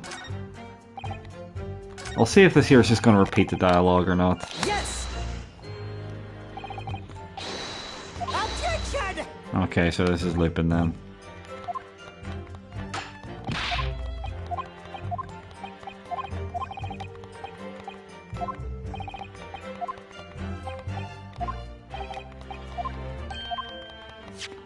Oh, how do we skip through this? Oh my god. Oh my god, oh my god, oh my god. The fact that this was added to the court record almost makes me think it was important, but then it didn't really seem to give us any information. I guess I'll press in this point. Why aren't you telling the truth? What? What did you say, Cadet? I clearly remember. With a woman sitting across the table from the professor. Perhaps one of you might not have noticed. But for both of you to fail to see a professor's dining companion, it's just not possible. I smell the bullshit. Unfortunately for you, the fact that's not recording, it's not just a case of these two witnesses alone. Sorry? The waiter, whose testimony the court heard earlier, clearly stated the same thing. He also said that the victim was alone. That's right. Precisely. In other words, you are the sole proponent of this phantom lady. But I... If such a woman were indeed present at the scene, the prosecution demands to see proof. And if no such proof exists, the prosecution demands that no further mention of this phantom woman be made. It is a blatant waste of the court's time. There's nothing I can say to that. You bastard. Excellent work, Ionosuke. We've gleaned some new information now. Well, yeah, but I don't feel like it changes much. I can't see that it brings any real discrepancies to light. I wouldn't be so sure. Let me see that medical report card you got before. Oh, you mean this? Yes. This is a brand new piece of evidence, so perhaps we should examine it in a little more detail. I fucking tried to, you fuck! Sorry. How exactly? You'll notice that some pieces of evidence bear a magnifying glass. These are the ones you may examine. Press X, and then you can take a closer look at the piece in question. Use the right analog stick. Okay, so I can actually do that, okay. Rotate the evidence in all directions and examine it from all angles by using the left analog stick. Why am I having to read out the tutorial in character voice? You can move the crosshairs around the hunt for clues which may have been missed before. Yeah. If the crosshairs start to pulsate, press X to investigate further. So, partner, I think you should take a closer look at this medical report card. See if there isn't something new to be learned by examining it in more detail. Alright, I'll see what I can do. I need to use all this shit that you just read there to inspect any areas of the evidence that looks suspicious. Medical report card required for every visit. Can't find anything out of place. Okay. So, we're going to turn around and something is out of place.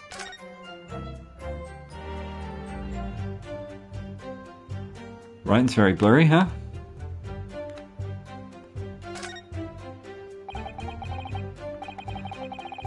Let's have a look. This is some kind of medical history. Ah, And there's an entry for the day the professor was killed. Extraction of molar with topical anesthesia.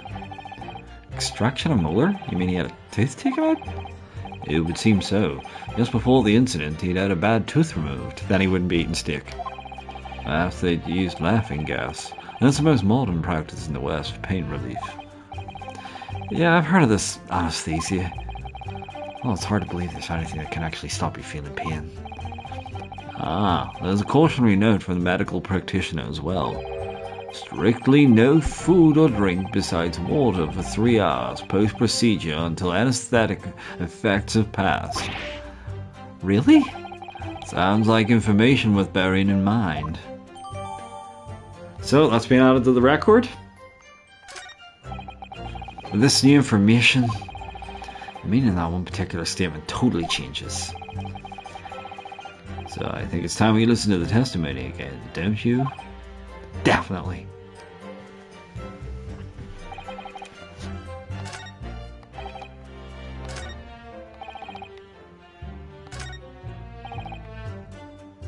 So, this is where it gets bullshitty. I'm going to briefly take a James Riddle and get some water, and then I'll be back. Hold tight, and yeah, hold yourselves gently but firmly.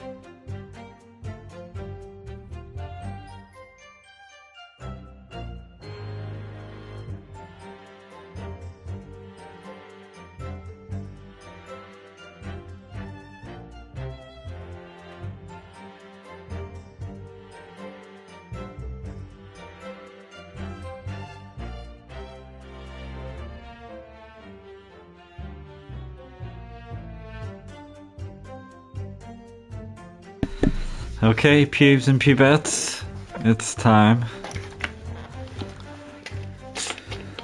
I'm gonna pour myself some water before we carry on. You know what that's the sound of? Not piss. It's water.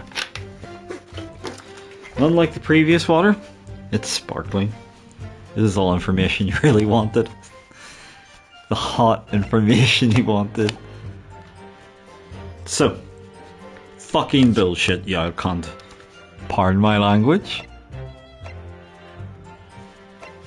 But this is where we prove that he is talking shit, mate. Yes!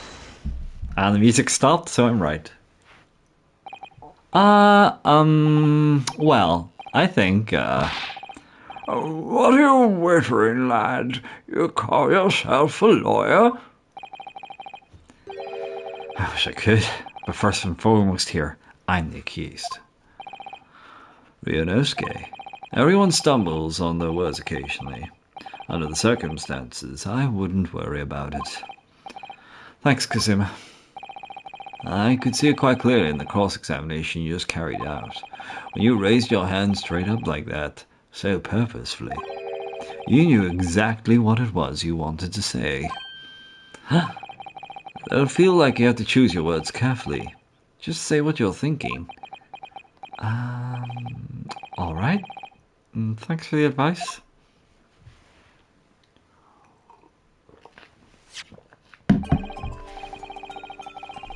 Kurakuda-san, this is a medical report card belonging to the victim. Ah, I see, and I don't see. What of it, boy?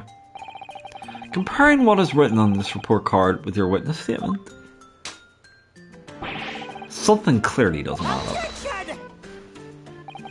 Dear me, have you forgotten my words so soon, you amateur? Sorry, what? You are not to interrupt court proceedings with your amateurish drivel. But let's see if I can explain in words you might understand. It was after 2 p.m. in the afternoon when the victim was murdered at the restaurant. Whatever he may or may not have done before that time is completely irrelevant. But that's, remember, Ryunosuke, you don't have to use clever language or fancy words. Just make your point. Your Excellency, I believe we're finished here. There's surely no need to prolong this trial any further. Well... The witness testimonies the court has heard have been clear and concise. This medical report card has no bearing on the matter at hand. For the simple reason that there is no one else besides the pale-faced pupil... He just interrupted. This medical report card has nothing to do with the case? Do you really believe that?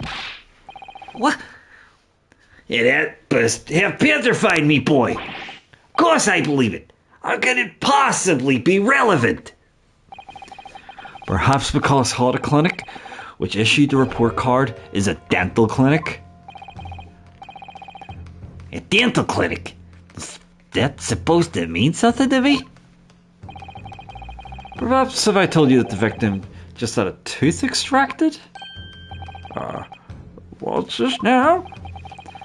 And furthermore, if I told you that as a result the victim had been forbidden from eating?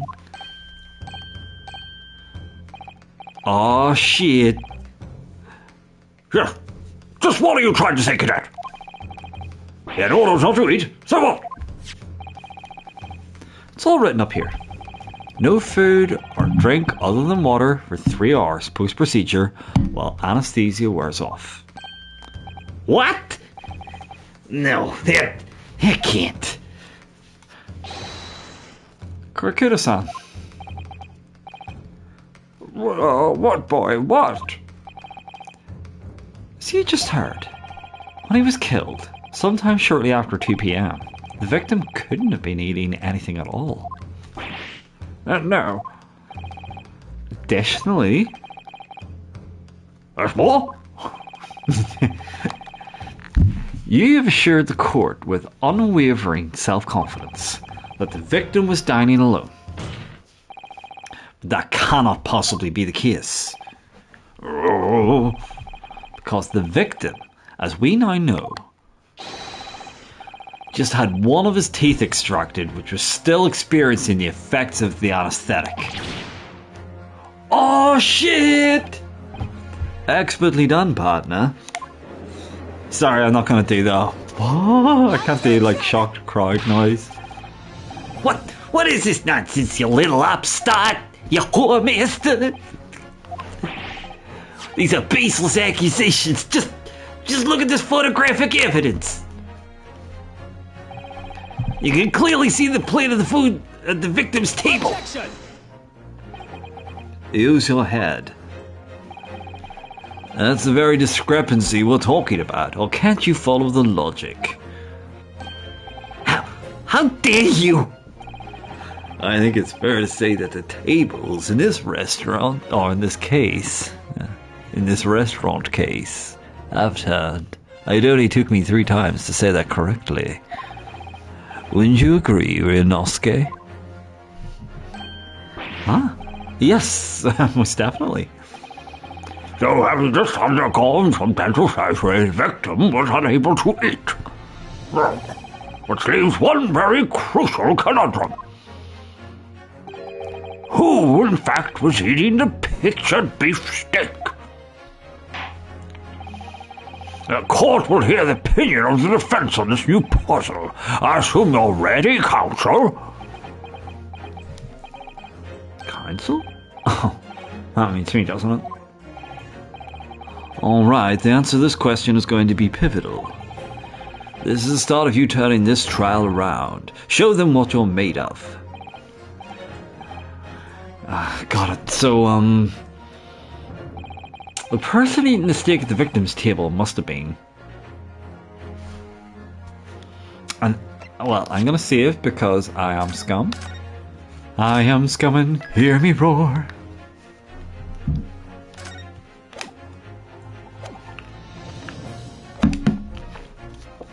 And it has to be an as yet unknown third party.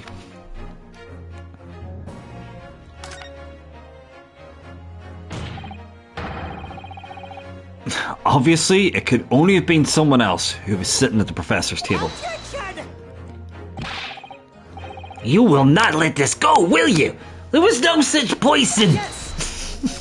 His voice is getting more ridiculous. There was, because I saw her. When the incident occurred, we know that the victim couldn't have been eating anything. Yet we have evidence of a half-eaten steak on his table.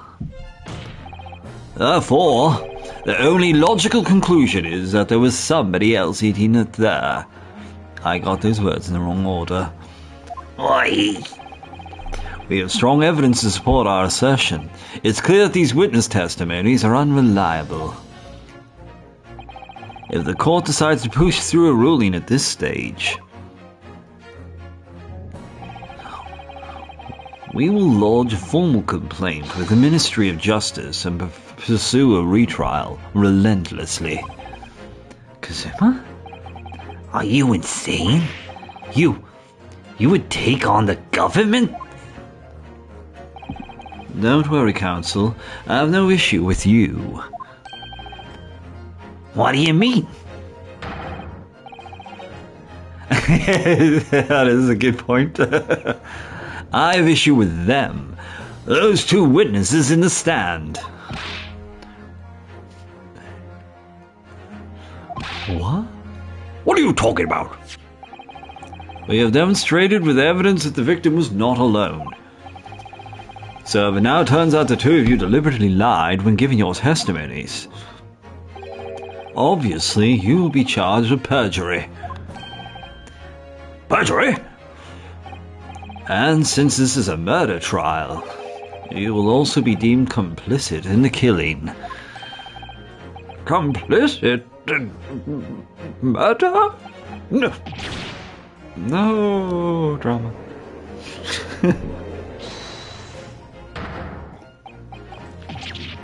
Negative. Therefore, there was no mention of this at the tactical meeting. I was just following orders. That's right, as the man says. Just say you never saw the gentlewoman. That's what they told us. Oh, I think I just shat myself. Oh. What? What did you just say, Karakuta-san? Oh, no. You were just following orders? No, hold on, man. I was, Say you never saw the gentlewoman. When you say gentlewoman, do you mean you saw the victim with a lady from overseas? What? Objection! What is the meaning of all this? These witnesses gave false statements? Is this true, you pair? Oh, shit. Just one simple slip of the tongue. Shit is going down, guys. Order, Captain, explain what is going on here. It's painfully clear now. You tried to prevent these witnesses from telling the truth. Absolutely not. The prosecution knows nothing of this. Then who's behind this? Who tried to make you keep your mouth shut? Well, that's classified. So you're prepared to be tried as conspirator to this murder, are you? You wouldn't. This can't be happening. Unosuke, judging from the way they're reacting to this, I'd say they were sworn to silence by someone with considerable influence. However, I don't believe Oichi had any idea about it. What are you saying? I mean, do we have that kind of influence? There are only a handful of possibilities. Could only have been the government, the military, or the police, I suppose. Well, any idea who might be behind this? If we can affirm who tried to silence these witnesses, then we can continue our pursuit. So we need to name whoever it was that tried to make the witnesses keep their mouths shut. Of course, we'll need evidence before we make any firm accusations. Evidence that proves whoever did it, whoever really did wield his power over here or her, whatever. But how can we possibly? Remember how we made progress before? Before? We examined this piece of evidence in more detail and found a new clue as a result. Oh, yes, that's right. Well, that's not the only piece of evidence we have, is it? We need to re-examine everything and make sure there's nothing we've missed. There's no time to lose. I want answers. If it's proven that these witnesses have been manipulated, I assure you the penalty will be severe. Please, wait, Your Excellency. I had no idea about any of this. I swear to every Shinto god. I knew nothing. And what does the defense have to say about all of this, Well, Your Excellency. No time to think. I'm just gonna have to close my eyes and shout out the first name that comes to my head. Not necessarily, you motherfucker. Let's have a look at the plan right here, and then we'll spin the evidence. Chief Inspector Satoru Hosonaga. That is the Primary Criminal Investigation Division. Oh, this is pretty fucking important. Well, that's unexpected. What is? Look, you see it says the witness's name here. Satoru Hosonaga. Well, yes, business cards do tend to show a person's name. That's sort of the point. It's not the name that's unexpected, it's his job title. His job? Oh. Chief Inspector Satoru Hosonaga, Primary Criminal Investigation Division, Imperial Police Bureau. Inspector? What on earth? I have no idea. But let's face it, the police have a lot of power and influence. If they're wielding it somehow here. Well, it's been at it.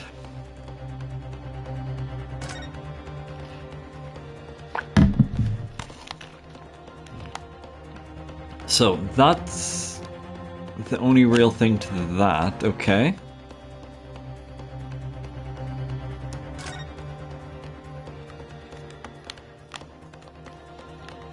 It's definitely nothing worth clicking on here. I probably just have to press on and it's gonna say something else. Clearly record is almost out of medical treatment. And there's an entry for the day the professor was killed. Blah blah blah, that's this here whole thing. I just wish you could skip through the dialogue, please.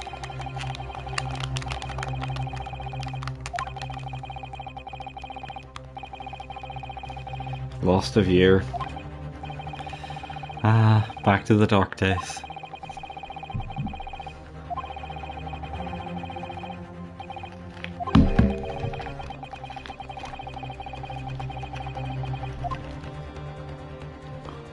So, there's nothing else of interest here, it seems. Hood clinic and this medical report card. Hate clinics almost as much as I hate hospitals and surgeries. Aren't they all the same? When I was 5, I got the only cold I ever had in my life. I remember, even though I felt awful already, I had this hideous injection in my right arm. I'll never forget it. Remember my whole life. Most people give their right arm to have only one cold in their whole life. Yeah, that's true. Anyway, I don't think this is clinic where they treat people for... This is like that there, okay. So basically nothing of importance here.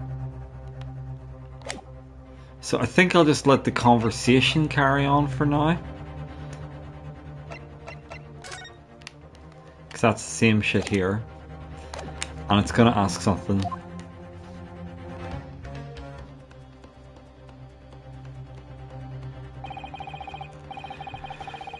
Besides the prosecution, the only person with the necessary influence to manipulate the witnesses is...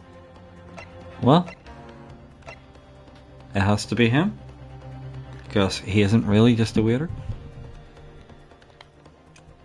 Yes! Well, surely that would be Satoru Hosonaga? San. Hosonaga-san, the waitress who took the stand earlier. Poppycock! What possible reason would the waiter have to make these witnesses give false testimony? Not to mention the fact that even a head waiter could not possibly have that level of influence. For once, I would agree with you. If, that is, the man truly were a waiter. Well, if he truly were. Come on, Ryunosuke. Time to hit the court with the truth.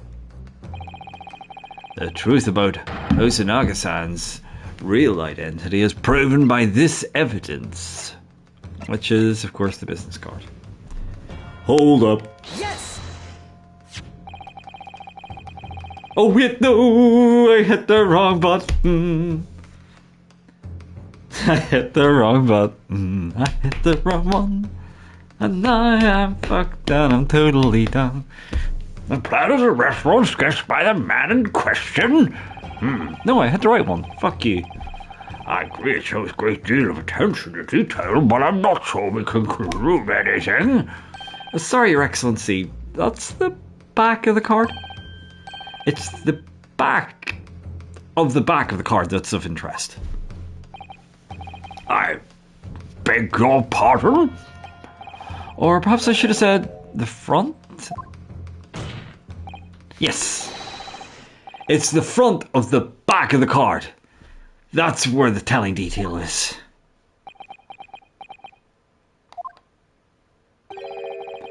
Would somebody please explain what this overexcited student is trying to say?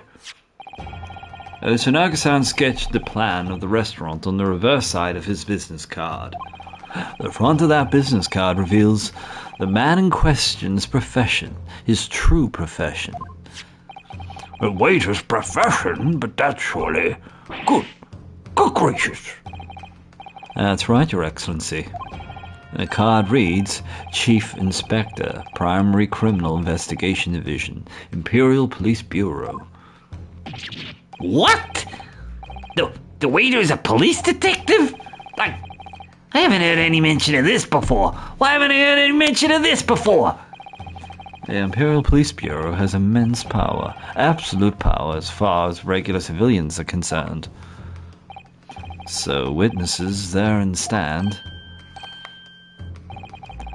Was it in fact the waiter who gave you your orders? Or was it he who told you not to mention that you'd seen this foreign gentlewoman at the scene? Well, Busted.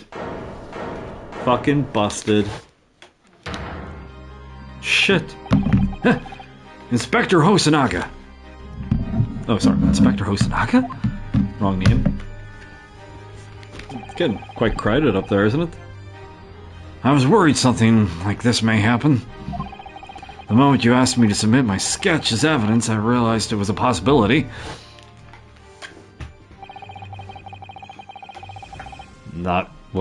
That's playing back then, okay. So, I'm not going to reread that there in voices. I hope you understand. That's a nice little flashback to what he's referring to there.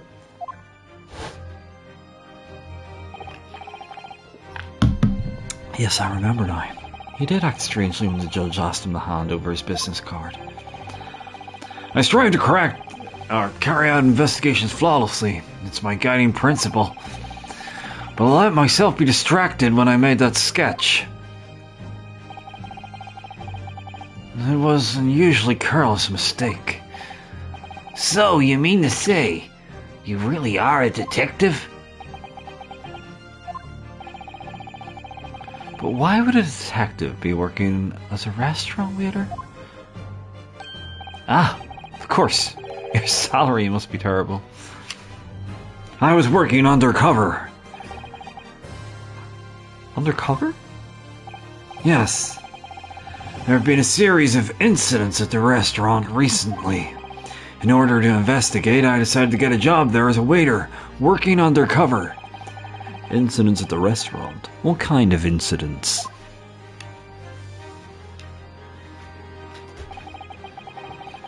That would be classified police information, which I'm not at liberty to divulge.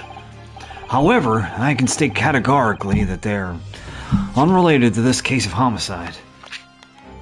What? What? Say what? Very well, Inspector Hosanaga.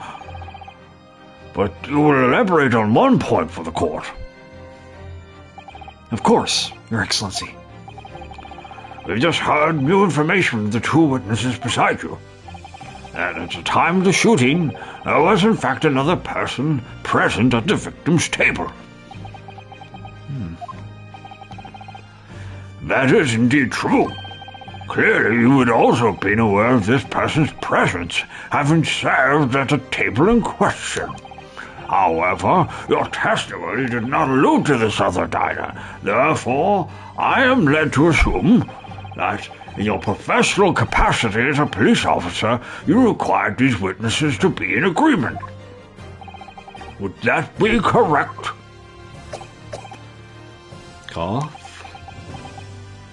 I ain't coughing, bitches. Correct, Your Excellency. Unbelievable. As I suspected.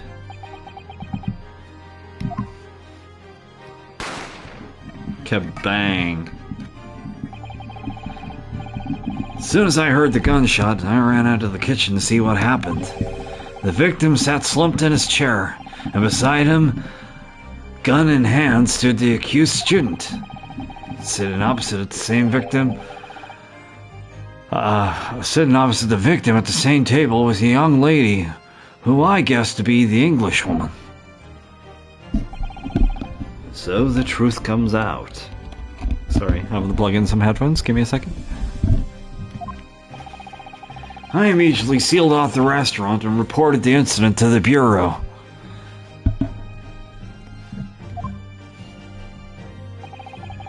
It was then that I received some special orders. Special orders? You mean to say? Remove the Englishwoman from the scene at once. It was made clear that the Englishwoman's presence at the restaurant was to be concealed. Those were my orders. But what if this Englishwoman was the killer? I think it would be in everyone's best interest not to pursue that idea. Hang on a minute. The Empire views the friendly terms of its relationship with Britain more highly than anything at the moment. An Englishman has been murdered on our soil. To name an English woman as the primary suspect. Well, without irrefutable evidence, that would be completely out of the question. So, that's the real reason for the disappearance of the Phantom Woman in this case. But it's not right.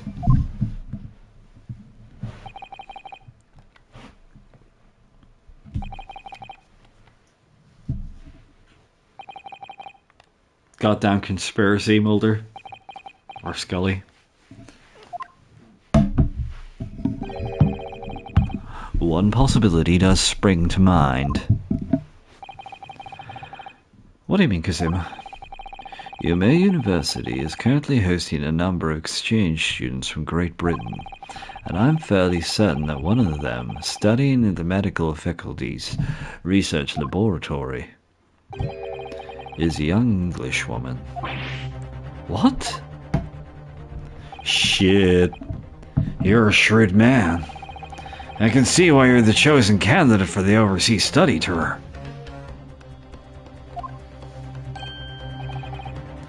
You mean? When I removed the woman from the scene of the crime, I thought it prudent to check her identity first. And the court demands you name the lady in question at once, Inspector. The English woman sitting at the university professor's table was a certain Miss Giselle Brett. She is indeed a foreign student studying in the research laboratory at Yume University's medical faculty. What? What's happening here? I think we've lost Andrew, have we?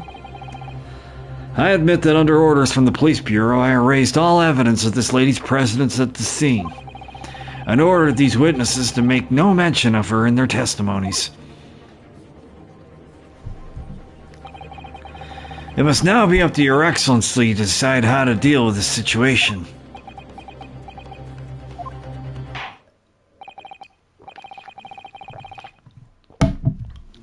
Very well, my thoughts on the matter are as follows. Thus far, the cases presented to the court has been underpinned by a peculiarity critical premise. Particularly... Peculiarity. That was a word.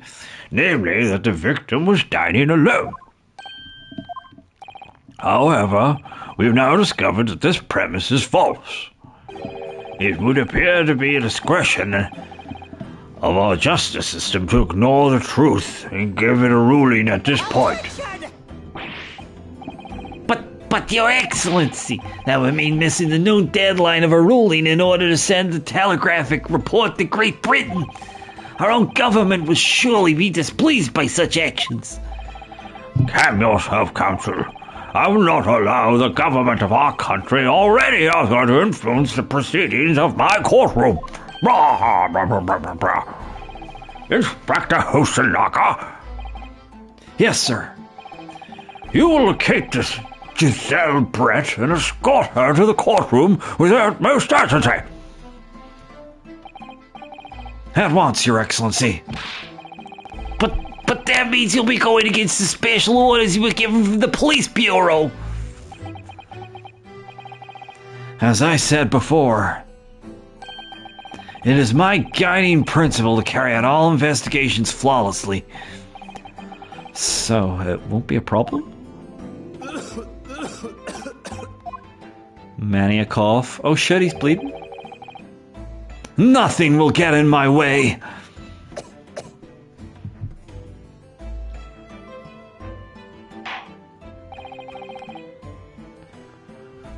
Court will adjourn briefly. The prosecution must call the English student Giselle Brett to the witness stand. Do I make myself clear? Yes. Your Excellency. Good. And we'll have a 30-minute recess before reconvening. Blah, blah, blah, blah, blah, blah. To be continued. Suck my dick.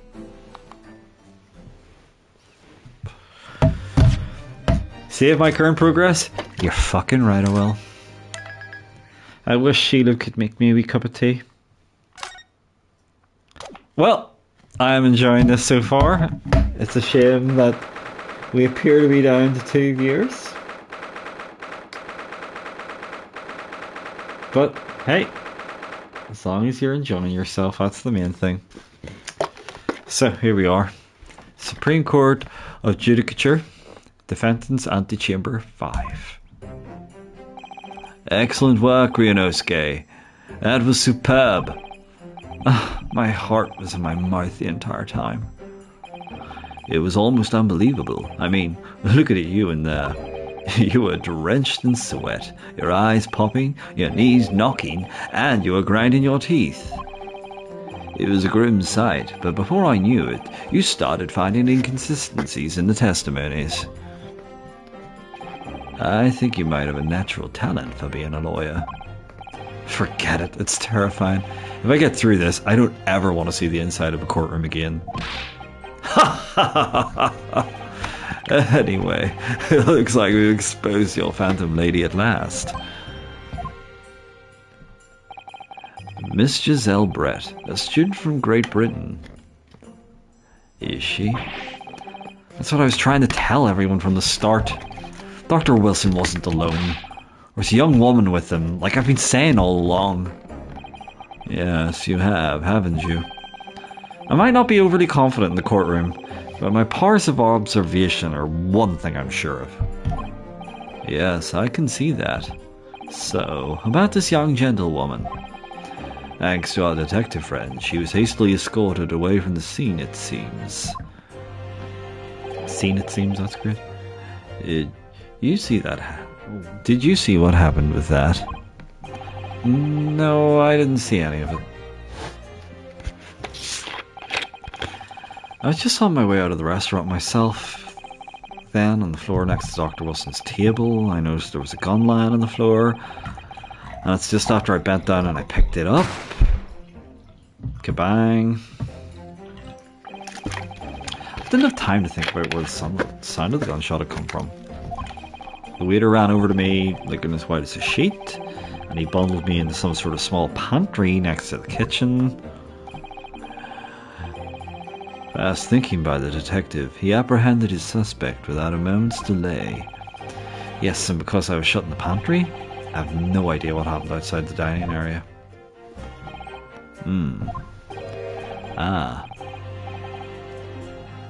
I don't know what character this is, but there you are. Well done, both of you.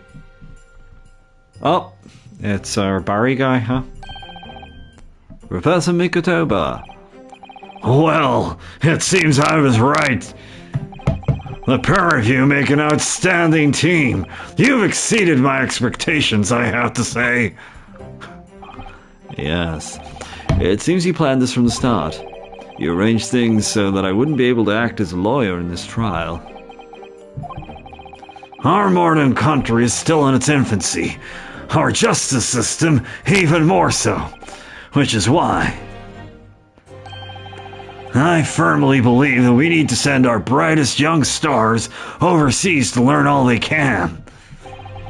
I wanted to avoid such a situation that may have resulted in your study tour to Great Britain being cancelled. Well, it makes no difference. Lawyer or otherwise, I'm the kind of man who can't keep his best friend, help his best friend avert the worst crisis of his life. I pretend I said that all right. I shouldn't waste everyone's time by going to study overseas anyway. What are you saying, Kazuma? So that's your stance. I was afraid you'd feel that way. Kazuma. Well then, it looks like it all comes down to you, young man. To me? Yes, you need to prove your innocence and uncover what really took place at that restaurant. I must say, I very much want to know the truth. After all, I have a personal connection to this case. Come to think of it, he said the same thing earlier this morning, didn't he? If you don't mind me asking, Professor, did you know the victim? Yes, I did. As you're probably aware, Dr. John H. Wilson was a visiting professor at UMA, and it was I who invited him. Oh, I see. I didn't know that before. Anyway, you're about to go into battle. The victim was a university professor from Great Britain, and a well-known one at that. Naturally, our government is looking to identify and punish the culprit as quickly as possible. But let's not forget who we're going up against. The gentlewoman whose involvement our police bureau wanted went out of extraordinary lengths to hide. Yes, and I'm sure the prosecution will be using every tool at their disposal to quash your case. But I've no doubt that you pair will put up a good fight, right to the last. Best of luck. Thank you. Now then, I need you to run an errand to the university at once. There's something I think we may need. Of course. Good luck, Kazuma-sama.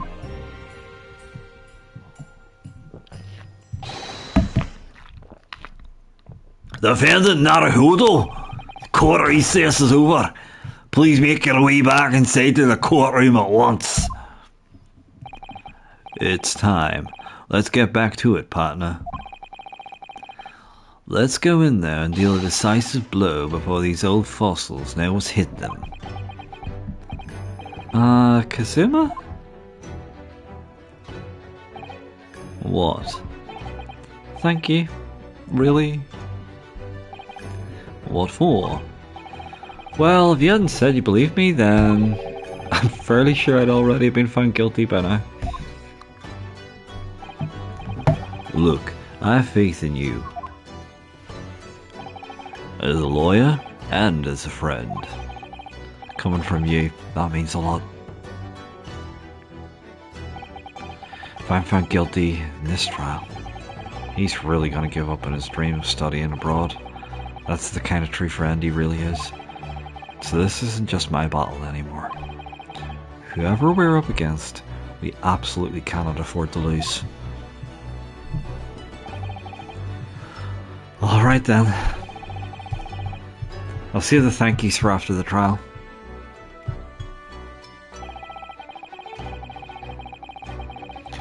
You can treat me to one of those sukiyaki meals I like from Yume Cafeteria on University Street. With an extra large portion, of course. Yes.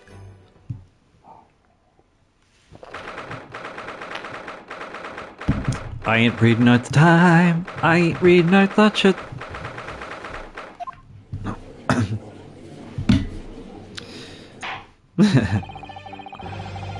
The court hereby resumes the trial of Yunosuke Naruhodo. Prosecutor Iuchi, have you managed to subpoena the witness? Yes, Your Excellency, against all odds. And thanks to a certain young stripling, the prosecution is now under rather painful scrutiny from the government. Sorry.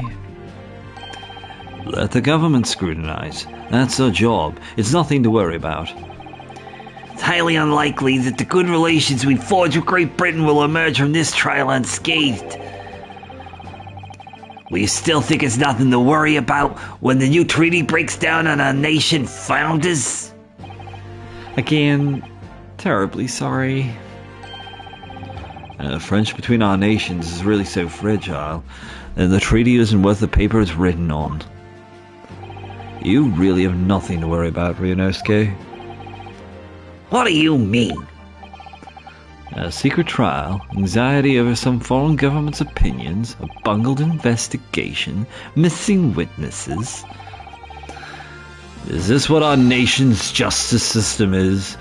Is this the Supreme Court of Japan or of England? Shut up! Shut up, you jumped up rookie boy! You and your friend know nothing. Nothing of the situation our nation finds itself in.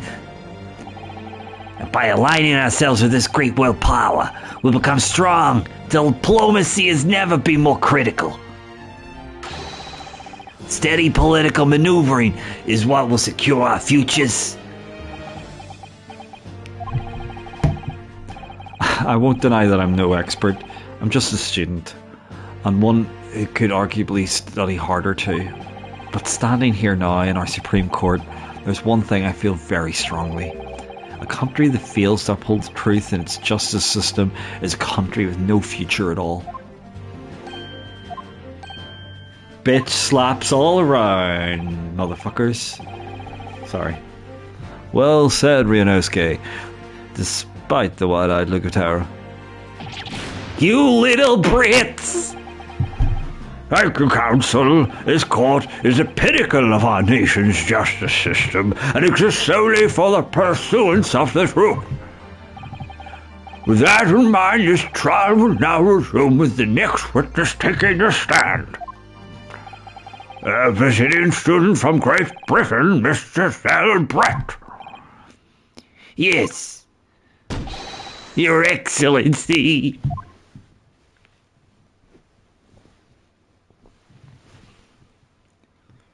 Hold up.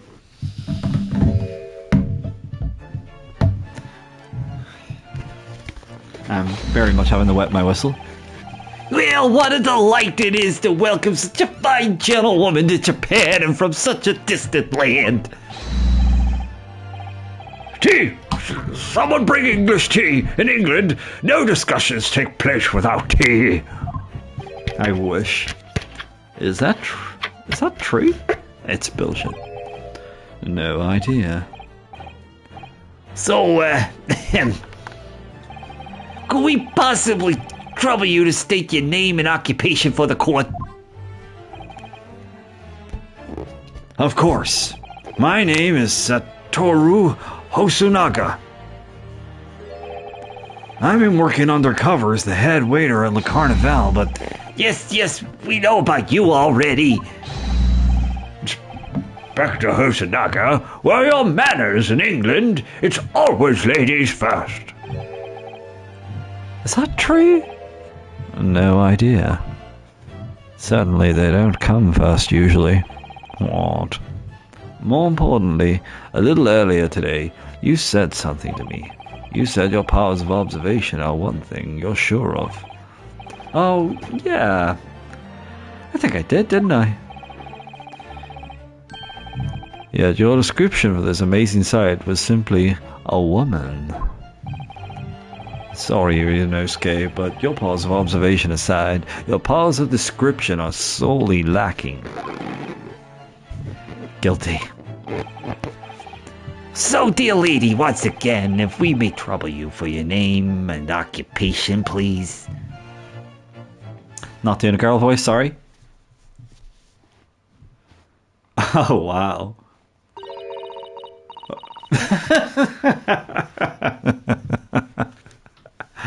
Well, I can't read that.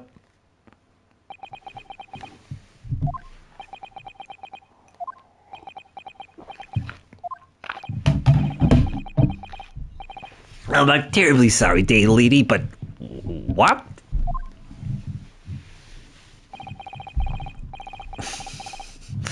I guess this is them conversing in a foreign language.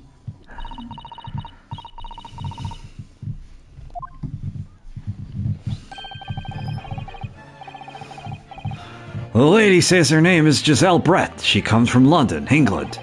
She's a visiting research student, currently enrolled in UMA University's medical faculty. Oh my, what a rare treat to hear the dulcet tones of the delightful language of the British people. I'm afraid I don't understand a word you said, but it was as beautiful as a hummingbird song.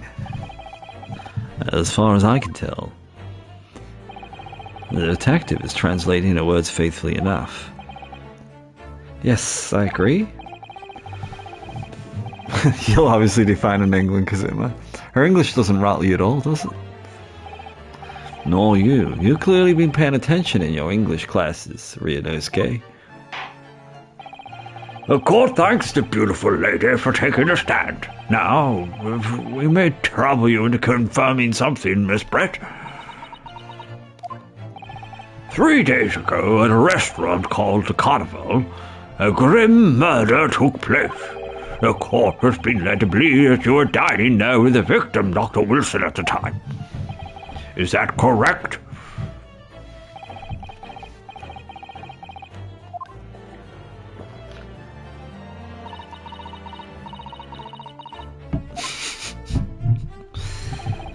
I wonder if anybody can actually read that handwriting. She says yes. This could take some time. So, even though she's studying here in Japan, she can't speak any Japanese. She's an English tourist, Kazuma. Voted Brexit, didn't she? Don't need to speak no foreigner's language. She'd like to apologize for disappearing from the scene. She says that she was due to make a presentation at the university, so she had to leave immediately. Interesting. When you're the one who engineered her escape. I was just following special orders from the Bureau. Well now, dear lady, would you be so kind as to cast your eyes over this photographic print? Seeing as you were so unfortunately present at the scene of the crime, could it be that your resplendent eyes caught sight of the wicked perpetrator, perhaps?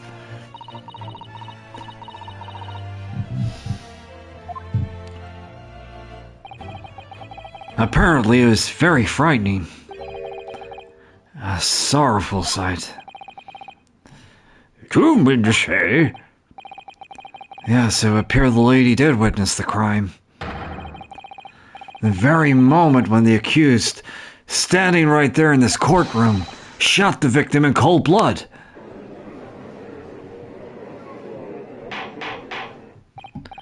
Order! Order in the court! Did you hear that, Your Excellency? We have absolutely conclusive witness statement. Well, it looks like it's clear now. Clear who our real enemy is. Unfortunately, I will have to ask you to formally testify, if you please. Kindly tell the court the exact nature of this frightening and sorrowful sight you described. Bitch is talking English.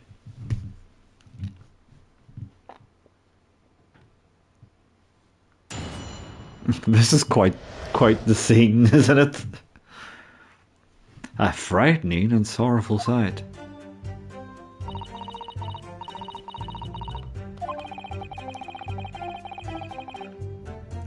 I had arranged to meet for a slightly late luncheon with Dr. Wilson that day.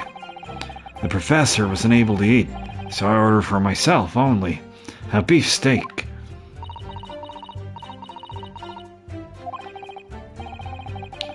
After a while, the accused came over to greet the professor, and they got into a fierce argument. Then, not long afterwards, the accused took the professor's gun and shot him right before my eyes.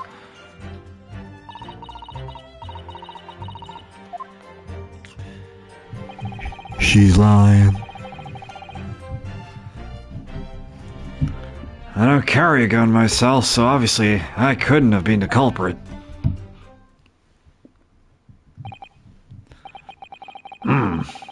This is a condemning testimony. No, I didn't have any kind of argument with the professor at all. Quiet, you filthy wretch! Look at you, you black-hearted blackguard! And look at this snow-white angel! I'm sure even a dark-minded scoundrel like you can imagine whose words the court's gonna believe. You're still making the same mistakes, Ryunosuke. You mustn't blurt out when you're guarded like that. That's a lesson you need to learn. But he's so annoying. Of course, I was at the scene as well. I took statements from this lady and the two witnesses who testified before and reported back to the Bureau. But you've already proven that you're a lying pig scumbag. It was decided that Miss Brett would not be involved, so I let her go. The testimonies of the last two witnesses were completely worthless, however. Well, even so, on the day in question, the lady's wearing the same outfit as she is today. As you can see, there's nowhere about her person where she could conceal a firearm. I could think she could hide a gun almost anywhere in that outfit if she wanted to. Unless and until the precise location where the witness is to have hidden a weapon can be shown, this is moot. No pockets in my... Sorry. There are no pockets in my outfit. I have nowhere to hide a gun. Those are the witness's own words on the matter. That's ridiculous. If only I was allowed to lift her up her dress, I could prove it. Don't think about doing anything rash, Ryunosuke. But I didn't fire the gun I picked up. There must have been another gun there that day. You're right about that, which means this lady was hiding a gun somewhere. Yes, that's what we have to prove now. And to do so, we'll need to pull her testimony apart.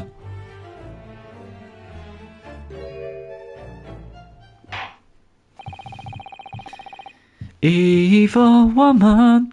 The defense may now cross-examine the witness. Oh, yes, Your Excellency.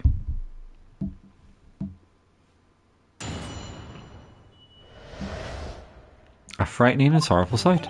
So, arranged to meet for a slightly late luncheon. So, we're going to press this here because we might get a time of day and trip her up over that. Yes!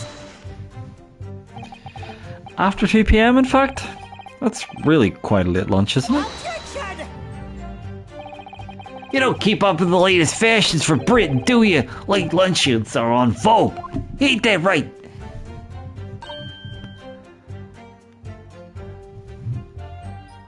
No.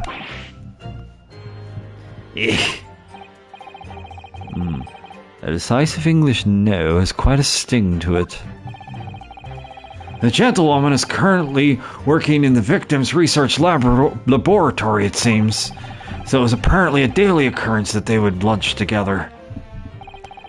But on the day in question, the victim had another appointment at the clinic first.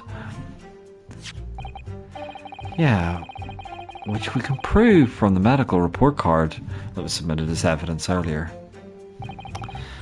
That's right.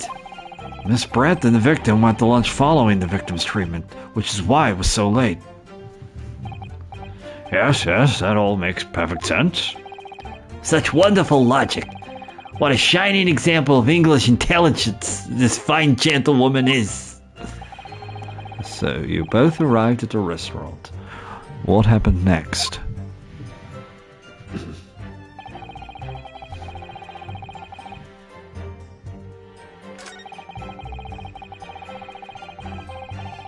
Okay, I can press on this because this is bullshit. I never got into an argument with a professor. All I did when I noticed him was go over to say hello. Please, don't get angry with me. No, I wasn't directing that retort at you. It was meant for the lady next to you. But anyway, as I said, I did not argue with the professor.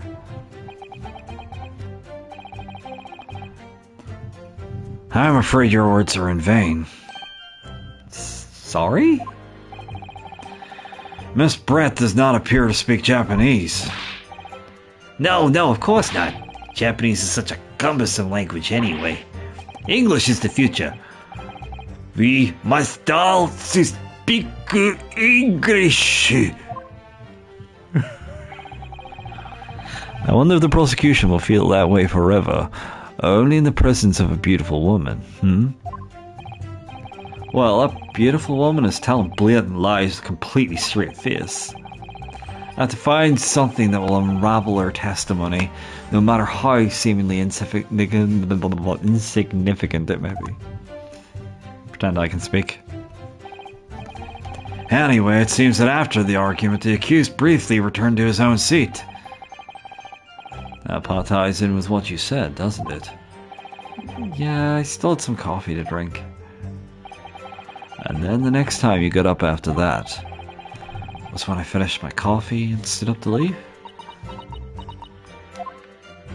So, nothing to you. Not long afterwards, the accused took in the professor's gun and shot him right before my eyes.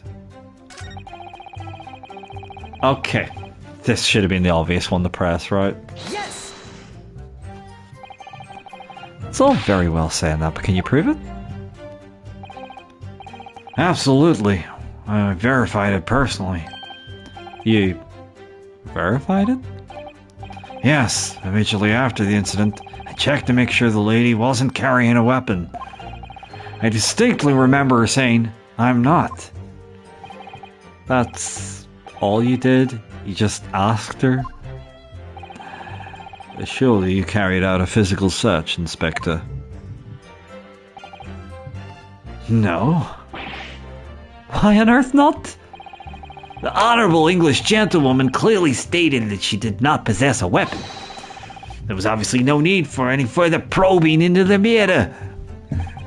Or there was no permission given for any further probing into the matter, perhaps.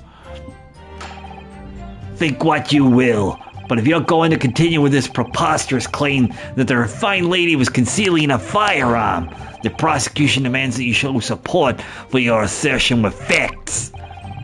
In other words, he wants evidence.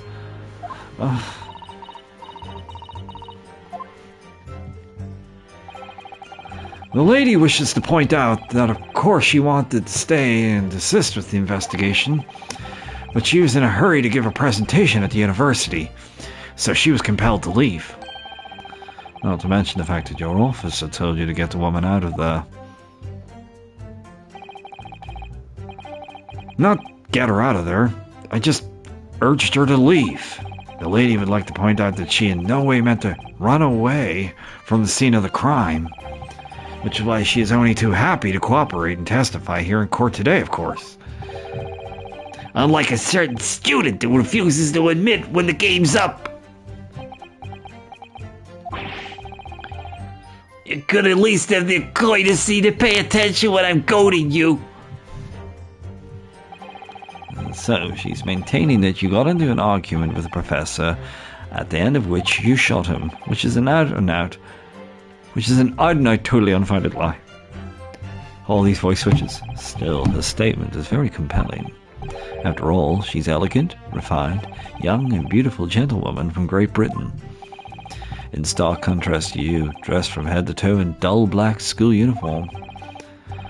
Dressed exactly the same you are, except for a few flopping red ribbons? Well, anyway, this is our only chance to expose her testimony for the fiction that it is. If we can't do that, the trial's over. Even you, with your thick skin, must be able to feel the murderous looks you're getting from around the room. Only too well. I feel half dead already. And the fact that I can't see a single inconsistency in her testimony isn't making me feel any better either. First thing to do is press her on any of her statements that seem slightly off to you. Do that, and the opening will present itself, I promise you. I need to expose the true face of this exotic foreigner that's hiding beneath the mask. That's what I should be aiming for in this cross-examination. Okay, so I haven't really asserted anything, so I still 5 strikes.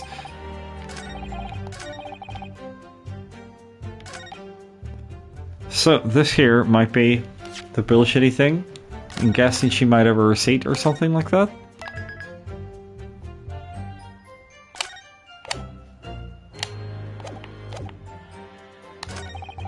What? No, go back. Okay, let's press that. Yes! He was unable to eat, you say? And And that was because he just had a tooth removed at the Hada Clinic, correct? That's right. You're supposed to actually check with the witness before answering. Was Miss Brett aware of that fact? It seems so, yes. She'd heard that professor was to have some dental treatment. So that would mean that it was you he had stake pictured here. Is that right, Miss Brett? That's right, yes. The print you have there shows the table exactly as it was left after the horrifying events. Exactly as it was left. Dear me, what a harrowing experience. To travel to a distant land to the far side of the world and be embroiled in such a tragic incident. Have no fear, my dear lady. I swear I will crush the evil fiend that has subjected you to this terrible plight. So the victim, Dr. Wilson, had nothing to eat or drink at all. That's right, other than some carbonated water. Just water? Yes, the professor was unable to eat. They had been given permission to drink water. So it appears that the diners toasted their lunch with a glass of water each. They each raised a glass of carbonated water. What do you think, Great Ace Gay? About the last witness's last statement? It's very meaningful. Yeah.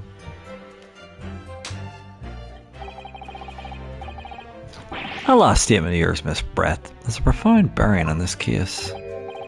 Well, well, how fascinating. Do tell us what this profound bearing is,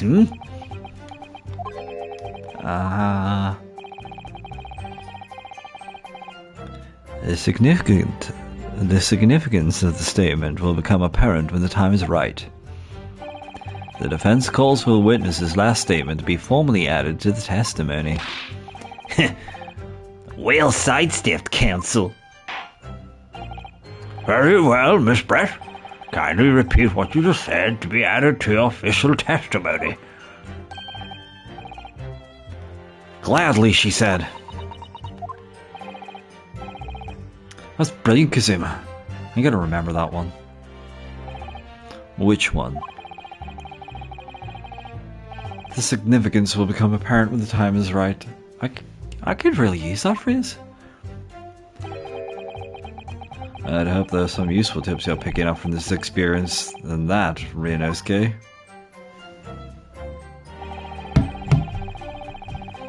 So, okay, so they said cheers over the carbonated water, which I think is going to have something to do with the evidence here, because there's only like one bottle, or one glass. Yeah, one glass, and that's what I'm going to be asked to point out. Yes! Music stopped. That's it. Let me just confirm something, please. It's to do with this photographic print. Just a short while ago, you spoke of this print showing the victim's table at the crime scene.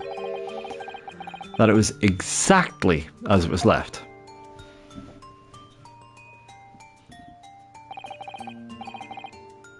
That is correct, the lady says. Well, it's odd. Very odd. Dear me. What's odd is the defense's inability to express itself. Ryunosuke, what is about the print that looks odd to you? Well, obviously it's the cheers. The cheers? Miss Brett just told us that she and the professor said cheers over a glass of water.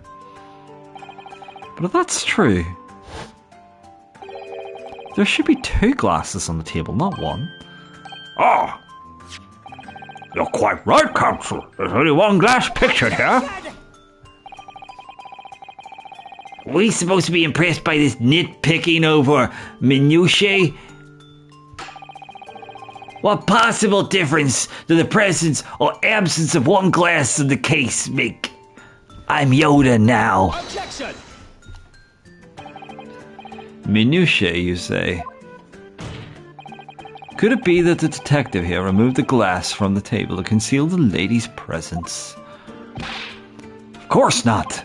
I would never do something so reckless. But there should have been 2 glasses on the table. Or are you going to try and tell me you can clink with only one? You're quite right. I certainly took 2 glasses to the table.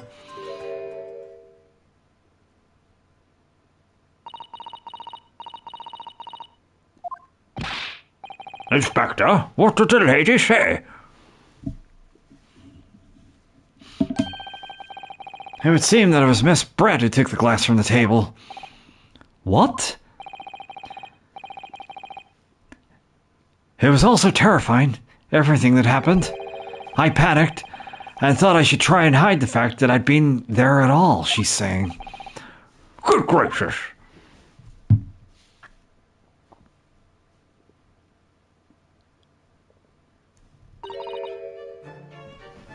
Sorry.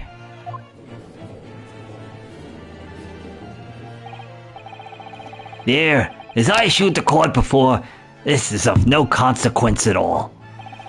Oh, please. We must remember that this student had just murdered this lady's luncheon companion right before our very eyes. Who could blame her for concealing a glass or 2 in a state of disarray? That's absurd. Oh, really? So, do we take it that you are now going to accuse this vulnerable, young and beautiful woman of mischief?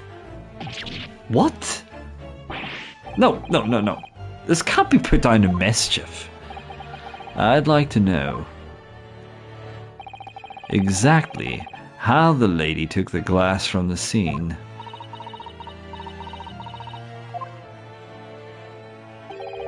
It would seem that she slipped it into a small handbag she was carrying.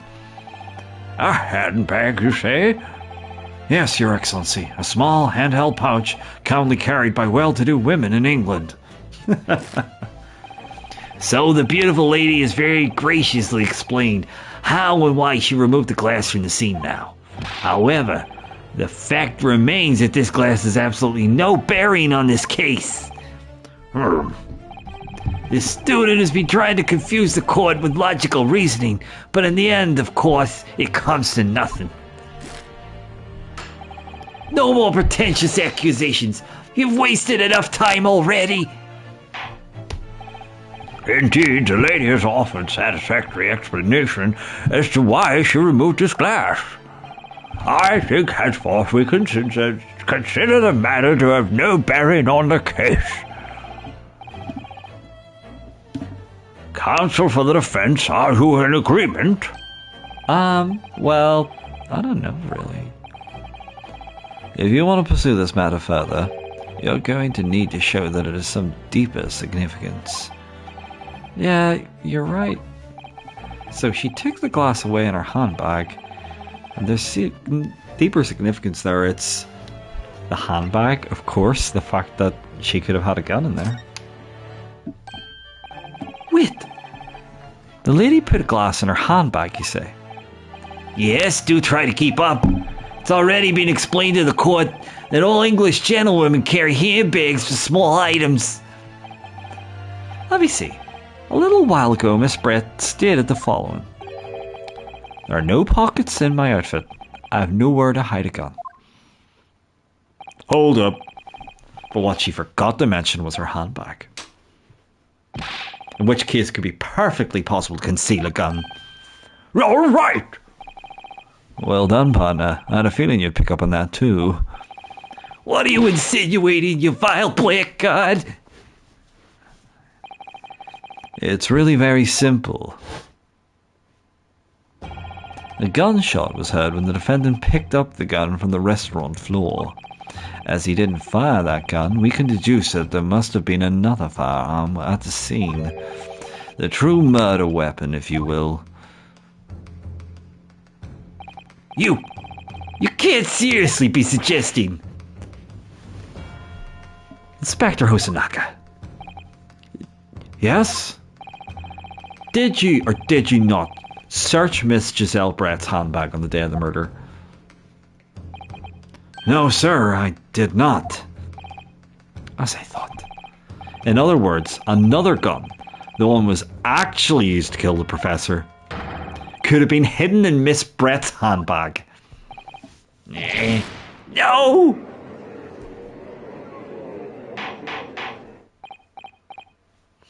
Order! Order! Order! What's the meaning of this, Inspector? The meaning of what, Prosecutor Ouchie? Why on earth did you not have the lady open her handbag and show the contents at the time? Thanks to your bungling incompetence, now she has to endure these uncomfortable accusations. Brilliant work, partner. Now we have a chance to expose the real woman behind the mask. Do you think so, Kazuma?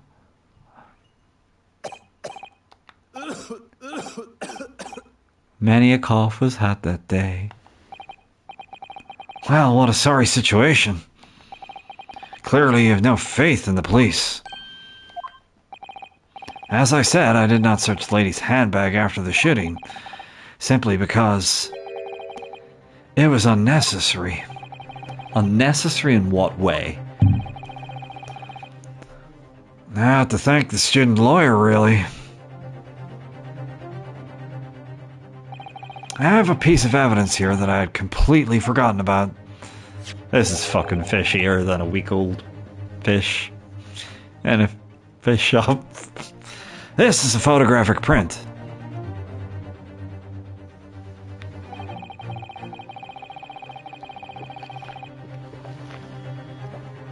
This is a print of a photograph that I thought would be prudent to take immediately after the shooting.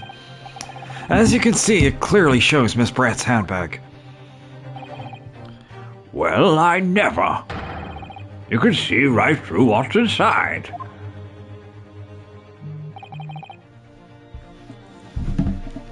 That's right. Apparently, meshwork bags like these are the height of fashion in London at the moment. So the contents are clearly visible. Exactly. So there was no need to search the lady's handbag. If there had been a gun inside, it would have been immediately obvious. As you can see, there's nothing to imply Miss Brett's guilt here.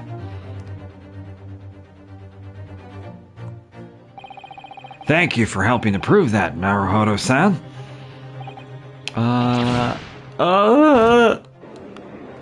Shit.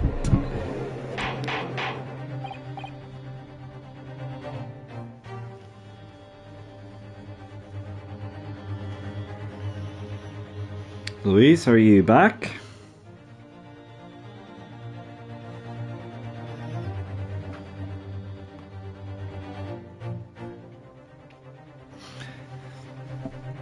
Or are you front?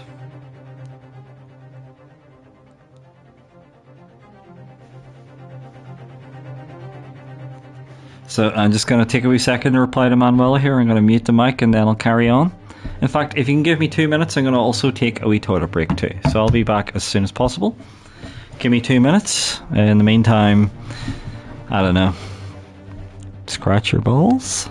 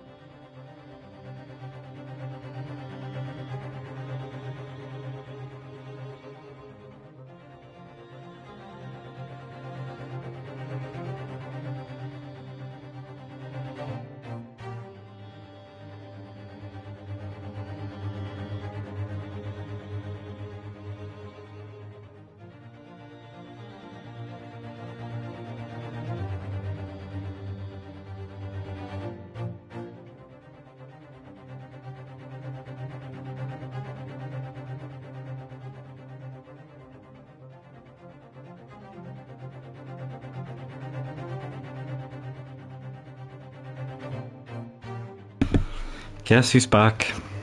Back again.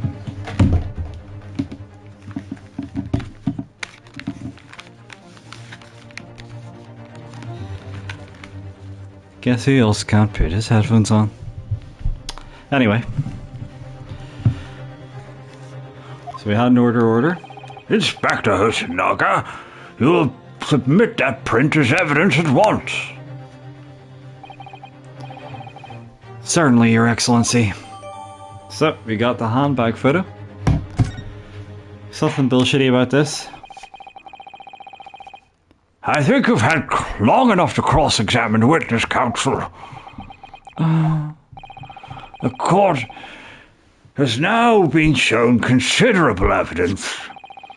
As the photographic print submitted into the court record appears to have no further significance, I am satisfied that there is no longer any room for doubt in this matter, and I must make my ruling. So, it's a bit like the first Phoenix, right, where that there seems dodge. But of course, that's only the outside of the bag, though. I know they say it's like a see-through bag, but it doesn't add up. Anyway, I think this is one of these, it's supposed to look like it's feeling moments like in the first Phoenix, right? And now something is going to happen with the intervention of our very English-voiced pal. Indeed, there's only one logical conclusion. That the pathetic rookie slumped over the bench before us is the only possible perpetrator of this crime. No. Just when I thought I was beginning to turn things around, I'm in a worse situation than I was at the start. Kazuma? I'm sorry, Ionosuke. Now that the cross-examination of the witness is over, there's no way to force the trial to continue. What? You mean this is it? I must say you put up quite a fight for a rookie student. But the weak are meat, while the strong eat. You're wasting your time. There's no way to defeat true justice. A fact you can chew on to your heart's content from the inside of your cell. This can't be happening. Am I really going to be found guilty of a crime that I didn't commit? And Kazuma, his dream of going steady and grip bitten his sleep right through his fingers. Kazuma, what? Is there really no chance now of turning this trial around? You heard the judge. There's nothing about that last photograph the detective produced that we can contest. Which means there's no basis on which we can argue for the trial to continue. Bullshit. Very well, I will now proceed immediately to the ruling.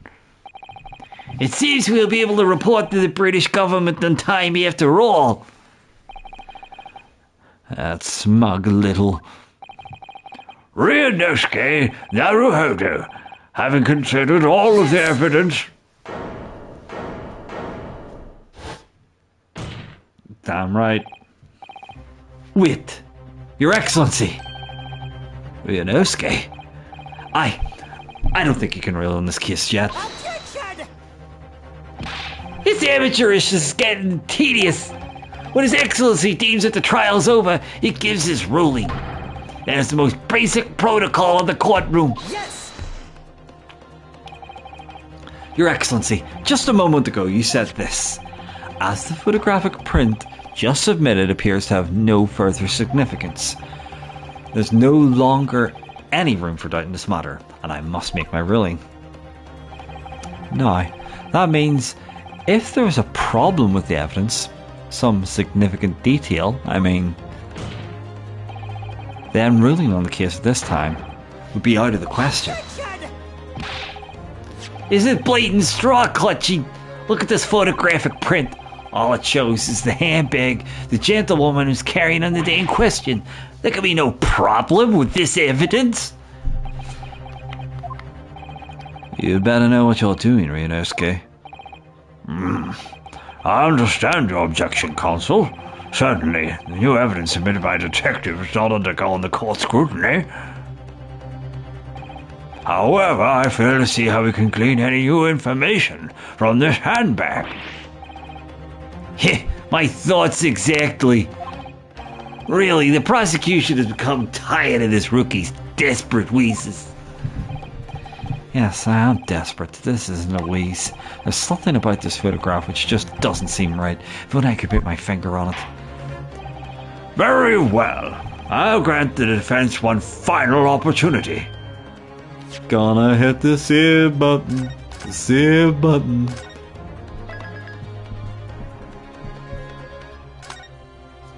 This better be over soon because my throat's getting knackered.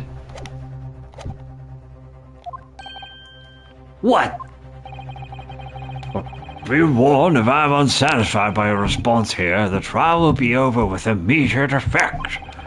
Do I make myself clear? Yes, Your Excellency. So take another look at the photographic print inside Inspector Husanak has submitted before.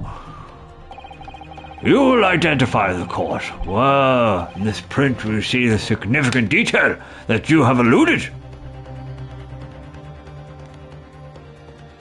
So, there is blood here, right?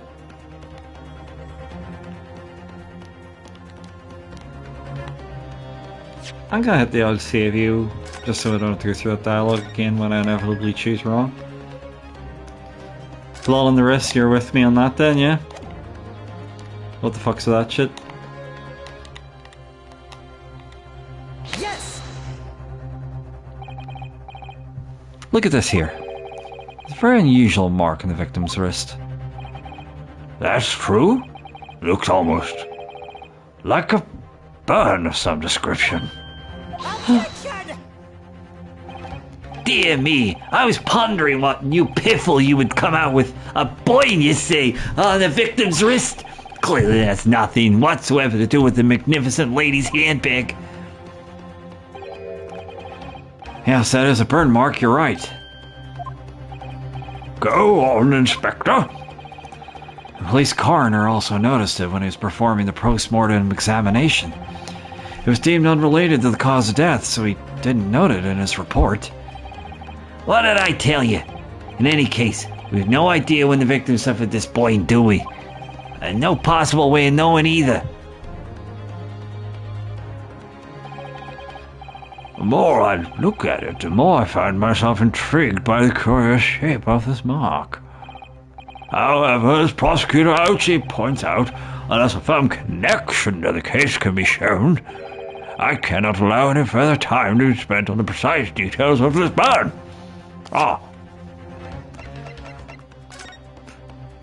Unless... it's like a burn from the hot plate, isn't it? Yeah, it's the bill of the hot plate. Yeah. Okay.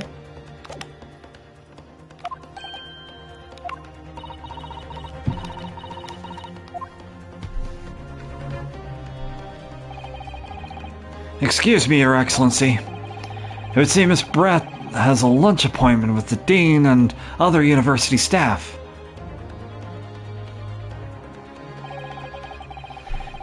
She would like to know if she can be excused from the stand now. Oh, of course, dear lady. We shan't hold you up any longer. I'm quite sure His Excellency is about to give his final ruling anyway. What's your thinking on this, Ryunosuke? Do you believe this burn does have something to do with the case? To be honest, I'm not really sure. But if I don't keep pushing, then it's all over. So I was thinking I should keep digging and digging in the hope that I might uncover something useful. Yes, you're right. I am? If we can just link that burn to the case, if we can do that, we might be able to prise this shutting door back open again. Just give up, counsel. You can't possibly hope to do that. Indeed, I'm afraid without evidence I can't allow you to pursue what is little more than conjecture. But if we had evidence? evidence that irrefutably linked the burn on the victim's wrist to the case, then you would allow it. I would, yes. To tell the truth, I hadn't noticed that burn.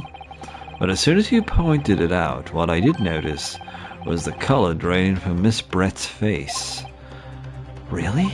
I had to find some link between that burn and the kiss.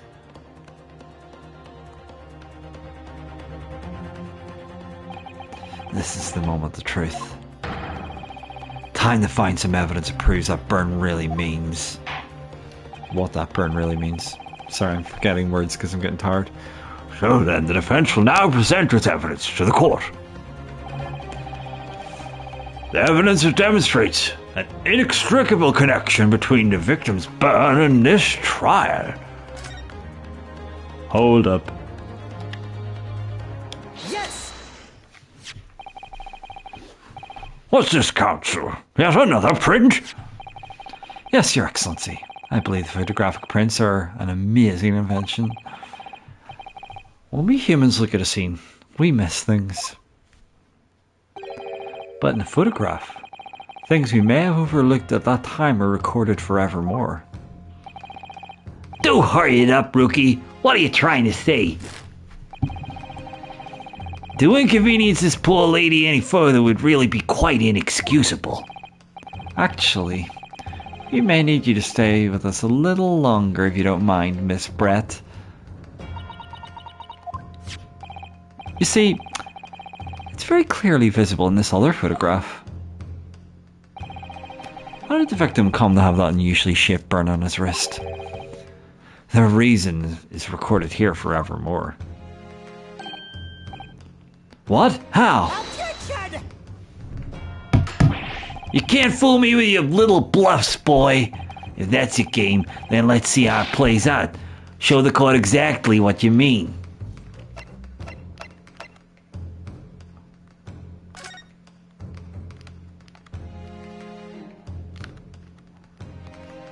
What? How do I present? Oh wait, I have to go to this here. What is it in this photograph that explains the reason for the victim's boying? And like in Boyne, by the way. Yes! The beefsteak? Actually, the point is the metal plate the steak was served on. The plate? Ah! Oh! Your Excellency, are you alright? As you can see, there's an emblem on the plate. I would guess it's some sort of trademark of Le Carnival.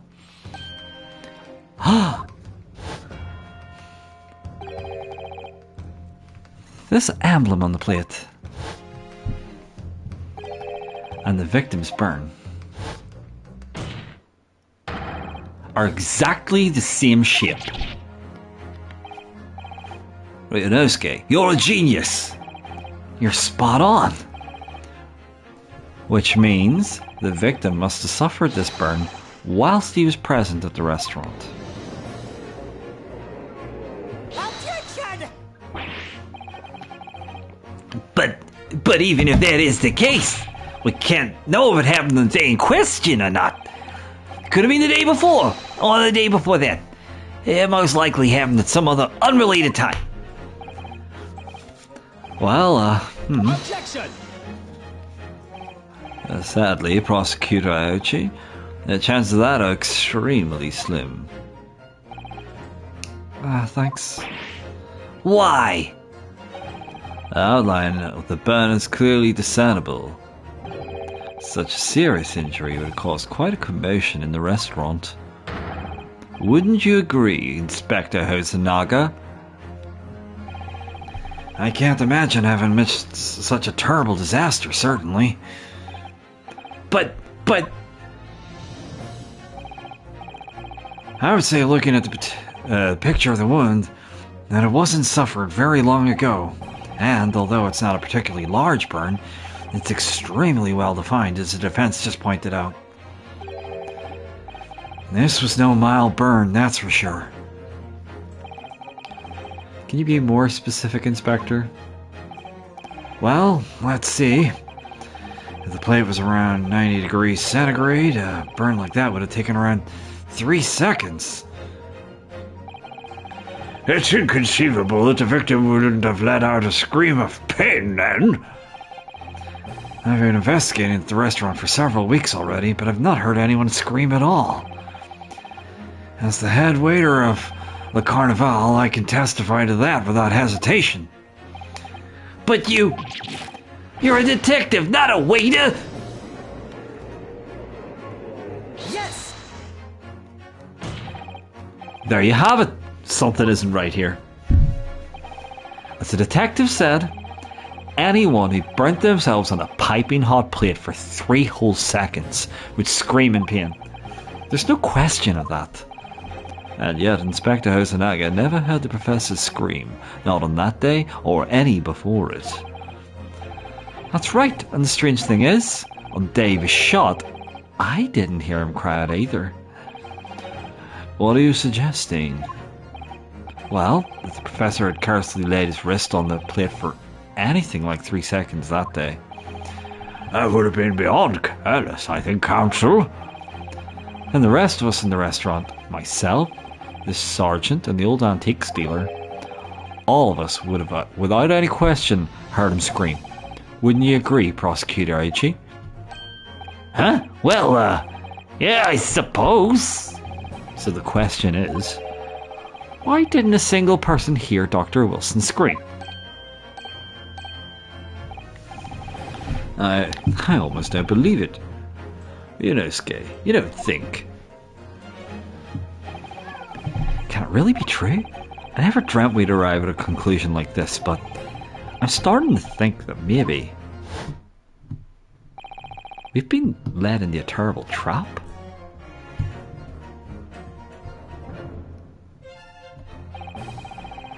There's only one explanation I can think of to make sense of this apparent impossibility. On the day in question, when he suffered the burn to his wrist, Dr. Wilson was already deceased.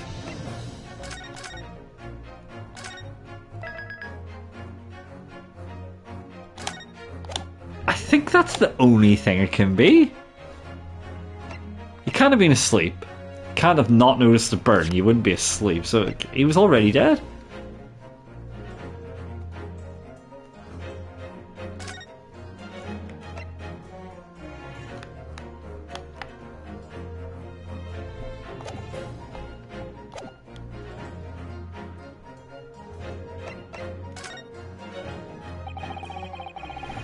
No man could remain silent while his wrist was burning on a piping hot plate for 3 whole seconds. That's clearly impossible. Apart from in one particular situation. Counsel, are you suggesting? Yes, it's only possible if the man was already dead. Oh, already? Dead?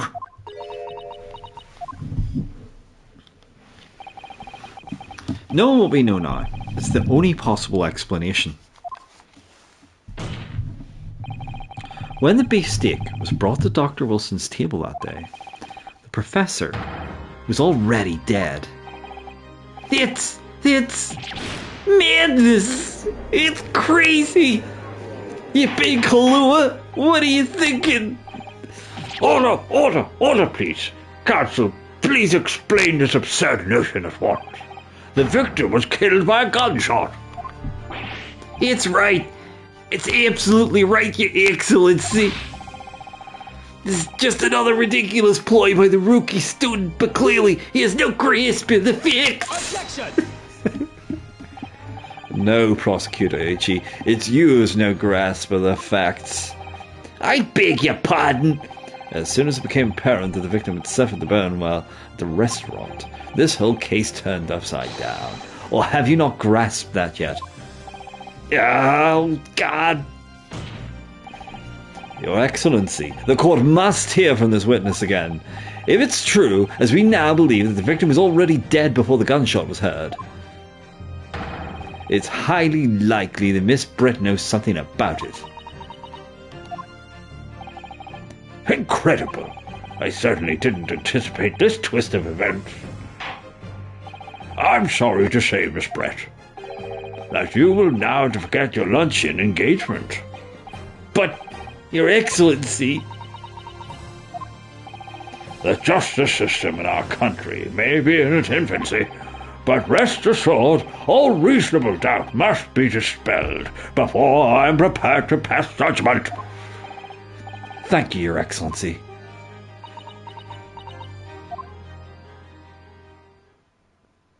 Oh shit.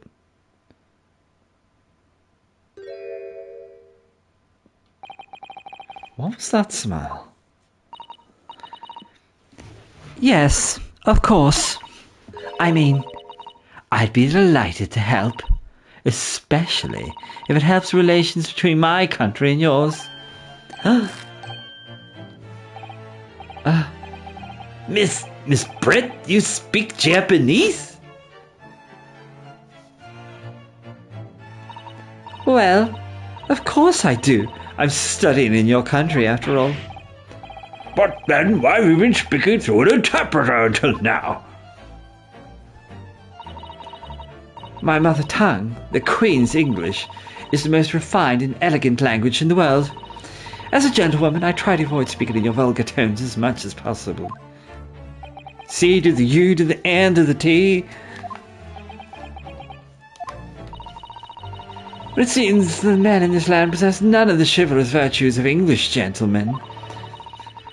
So I can see that I shall have to lower myself to communicating with you on your own level.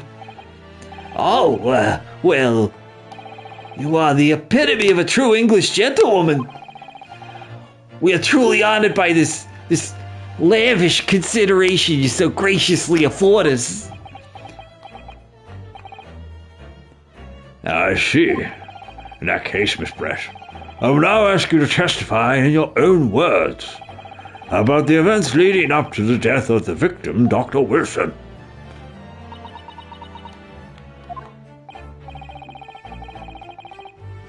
So we're finally going to hear in her own words on the matter.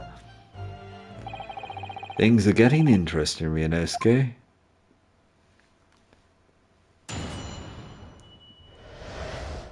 Bitch is going down.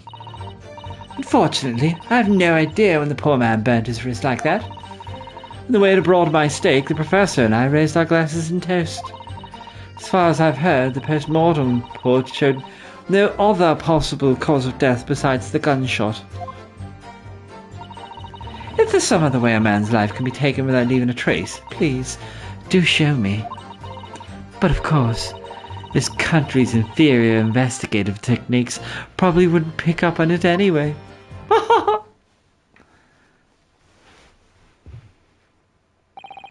A most captivating and beautiful testimony will go down in the Supreme Court's history. Thank you. Easy does it. I hope that is the last time I'll have to sully my lips with the coarse tones of your unbecoming tongue. Oh, forgive me. I do hope I haven't insulted anyone. Not at all, not at all. It is a delight merely to hear you speak, dear lady. It seems very clear from your testimony that this boorish talk of the victim's burn is utterly irrelevant. So, people.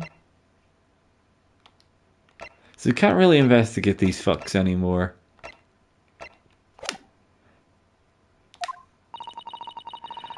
I will be speaking to your country's Minister of Justice about what has happened here today. The Minister of Justice. May that irritating little bully of a student be given the harshest punishment possible. Typical English. No offense to my English ears. Amen. Huh? Thanks? Was that a prayer then? Well, you'll have to forgive the irritation, Miss Brett, and put up with a cross-examination now. I expect you've noticed this little bully of a student, as you put it, doesn't miss much. She's not a girl that misses much. Doodle-doodle-doodle. I'm sure I don't need to remind you, Counsel, that this will be a final cross-examination in this trial. If you fail to demonstrate any problems with this witness's testimony, I will be ruling on the case immediately. Is that clear?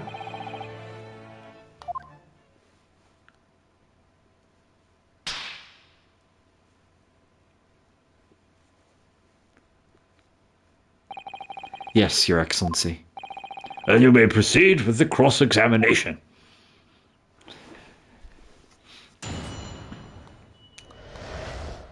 So we're gonna press something here.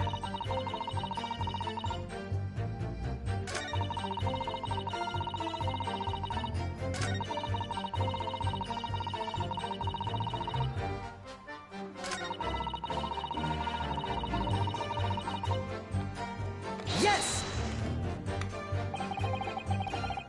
Without leaving a trace?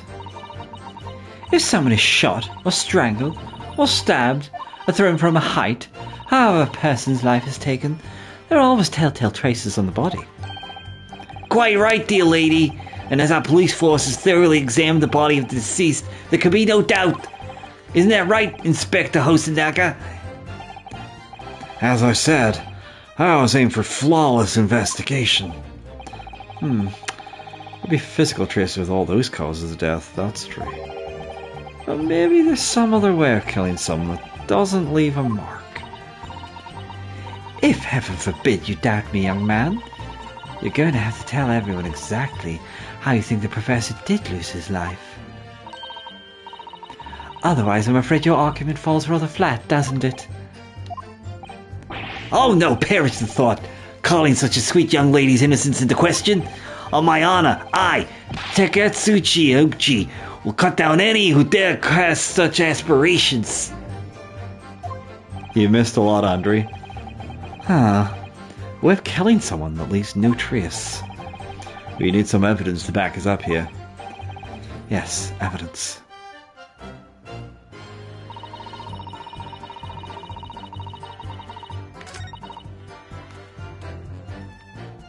Yes, Louise, I think you're right, aren't you? Who's this broad? This is the murderer, I reckon, Andrew.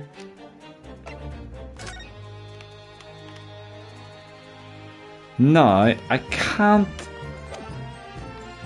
And that's why she took the glass, obviously, right?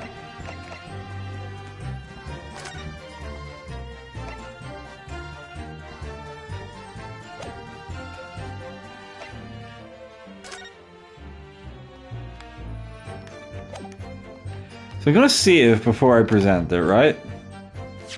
Just in case, because like again, sometimes you can be onto the right thing, but present it in the wrong order.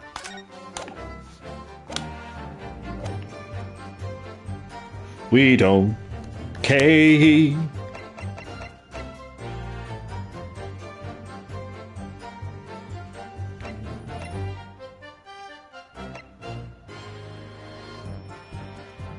Yes! Okay, that's wrong. That statement's clearly odd. What appears to be odd is the way you're presenting yourself. Oh, pay no attention, Your Excellency. As you wish. Now kindly lower your hand. Never. Not until I've proven that I'm innocent here. Okay, so that was wrong order, but I reckon we're going to get it. So, basically she's Yes! she's slobbering here. Inferior? What do you mean by that? In the lands of the Great British Empire, the police store everything found at the crime scene for later examination. In this country, you investigate once and that's the end of it. Isn't that so?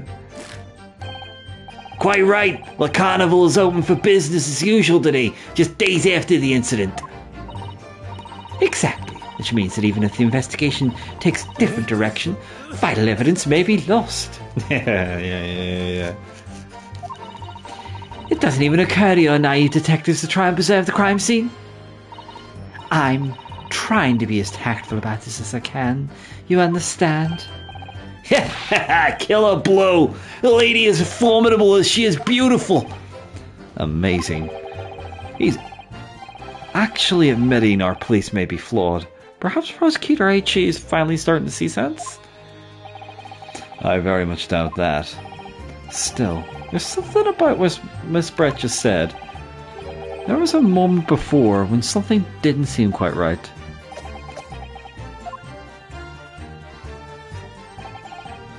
What do you think, Ryunosuke? I think it's going terribly. No matter how much I press her, I'm not turning up any new information. Yes, as I suspected, she's a tough witness. We need to find a way to break her testimony, or the cross-examination will be over. But that would mean I have to find a way. There must be some clue somewhere to help us find a chink in her armor. Kazuma. What, Ryunosuke? There is one thing I noticed. Something that's been bothering me. Bothering you, you mean? About Miss Brett? Actually, no. But the person standing next to her, Inspector Kusanagi? The detective? Yes, he seemed to react a little strangely to Miss Brett's last statement. I was wondering if it might be significant, if it might present an opening, maybe? So is that going to be the new thing this game adds? Alright, I have an idea.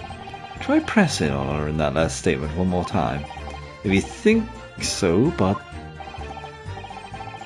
this time, instead of targeting the woman herself, let's see what we can get out of the detective. Alright then, I wonder what Kazuma's thinking. I'll find out soon enough, I suppose, once I press Miss Brett on her last statement again. So, Andrew, yes, the waiter, yes, you didn't see that there, then you must have gone just after that there. So, basically, on the back side of the card, it revealed that he wasn't a waiter, he's in fact the chief inspector.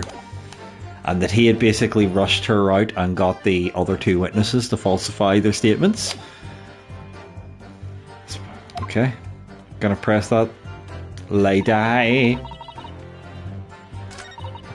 We don't care about that shit. We're just gonna press you here. Yes! Fear, what do you mean by that? Blah blah blah blah blah blah blah blah blah blah blah blah blah blah blah. Go skip through this shit again because it's literally the exact same thing. So, yeah, how do we press here though? Yes, there it is again.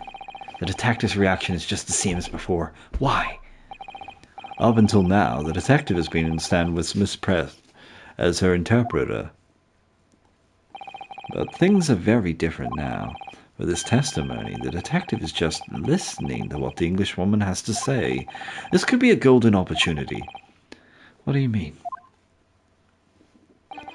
When people are actually testifying, they're usually very careful not to let anything slip. However, when they're listening to someone else speak, you'll find they often let their guard down. You're right. Look at him. He's lost us in his own thoughts.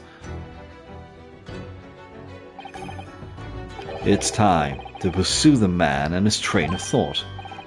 Sorry, pursue? I'll explain how to do it now, Ryunosuke. It's all to do with the witness marker. What marker? At the moment, we're focused on Miss Brett, who's the person actually making the current statement. So yeah, this is the new thing to this game then. But by moving the marker left and right with the D-pad, you can turn your attention to other people in the stand.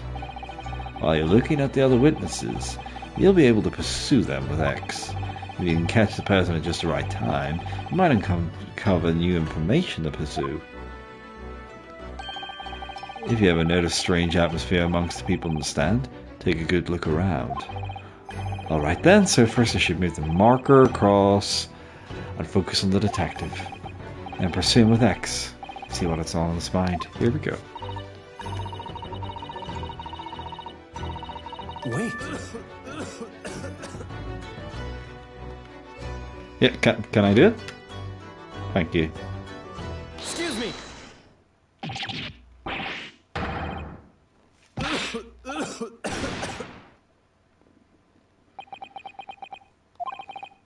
I'm so sorry, I didn't mean to shock you. He really was lost in his thoughts, deeply. It looked like you were thinking of something just now, Inspector. Perhaps having heard what the lady next to you had to say? If there's something you'd like to say, please share it with the court. What is the meaning of this? It's the delightful Englishwoman's testifying at the moment. If you can't find fault with her testimony, then the cross-examination should be over immediately. Oh, is that how it works? Absolutely not. Huh? The detective is in the stand, which makes him a valid witness. Yeah, not to mention the fact that he's intimately involved in the case. Inspector Hoshinaga? Yes? Do you have something to add in relation to the statement just made by Miss Brett?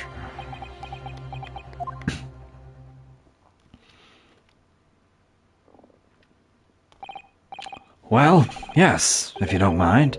I would like to speak.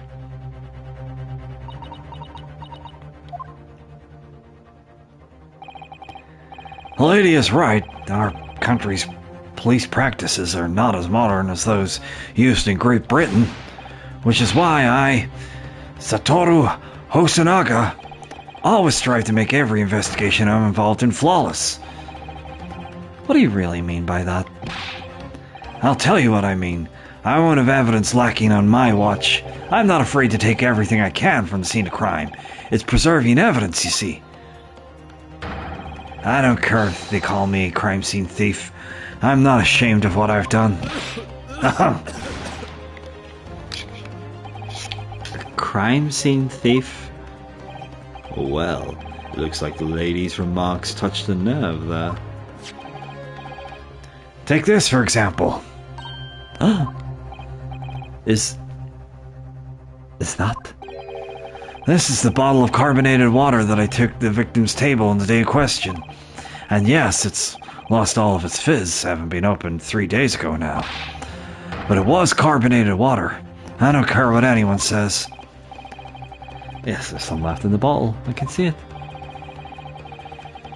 One day our police force will be among the best in the world. The time is coming. I guarantee it. He's had a drink and that's why he's bleeding as well. I can't say I condone the witness's actions, but I do understand the sentiment. The court will accept a glass bottle of water as evidence.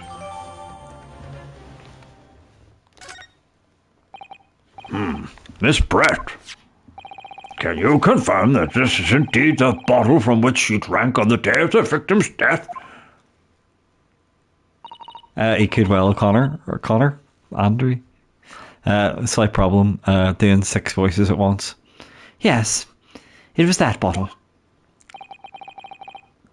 What was that about? She seemed to avert her eyes when she answered the judge's question.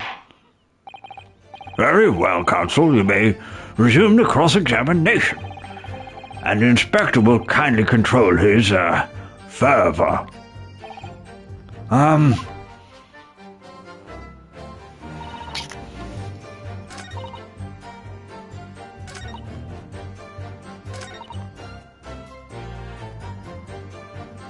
Well, it's gonna be this now, surely.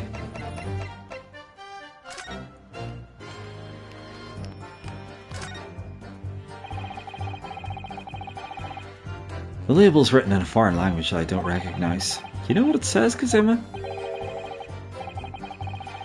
I think it's French. It must be very expensive water. Yeah, but what does it say? That's what I was asking. I go to France and ask.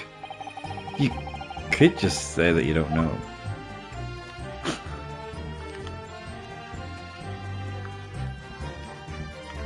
Well, that's not the problem here, right?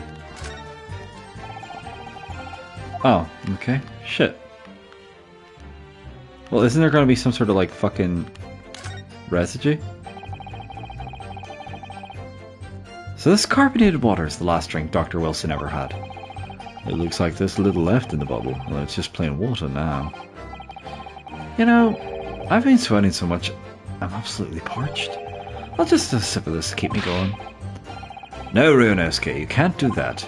For one thing, that's evidence. You can't go drinking evidence. Oh, no, you're right. We don't know what might be inside, do we? You never see soon. It amazes me, Runosuke. In more ways than one. Exactly. Exactly. What's the matter? You're going all quiet all of a sudden. I think I might have just worked something out. An interesting possibility.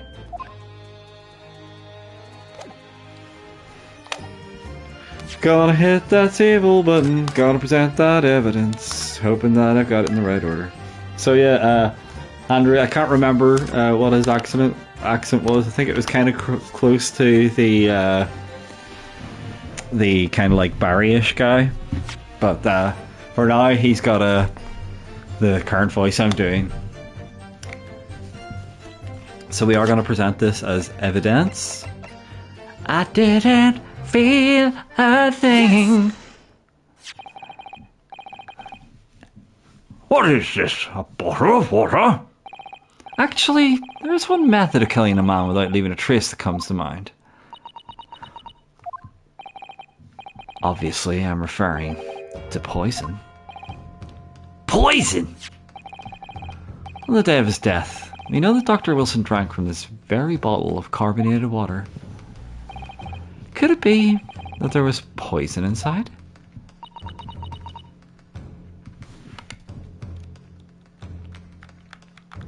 Yes, a perfect excuse, Andrew, thank you. Could it be the professor actually died after taking a sip from his glass?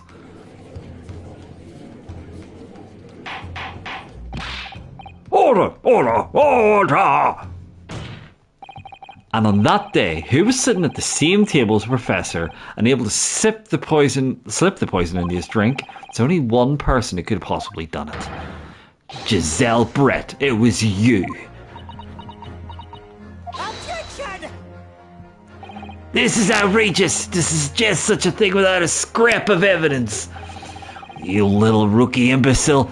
Have you even considered the delicate situation our country finds itself in now? Have you forgotten that we've only just signed an accord of friendship with the British Empire? You even have the vaguest inkling that your rash accusations could jeopardize the entire treaty. Objection! This is not a political arena. This is a trial to determine one individual's guilt with respect to one crime. What?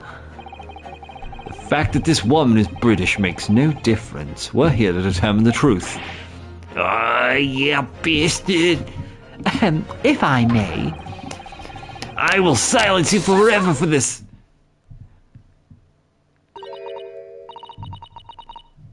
it is you who should be silent. Of course. Dear lady. Where did that come from? She just snapped.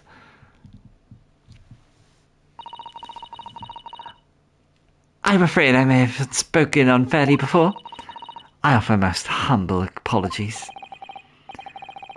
I'm sorry, my lady. To what are you referring? I described your police force as inferior, but no matter how inferior they may be, you still investigated this particular point thoroughly, I believe. The bottle, I mean, Inspector, and whether or not it contained poison or not.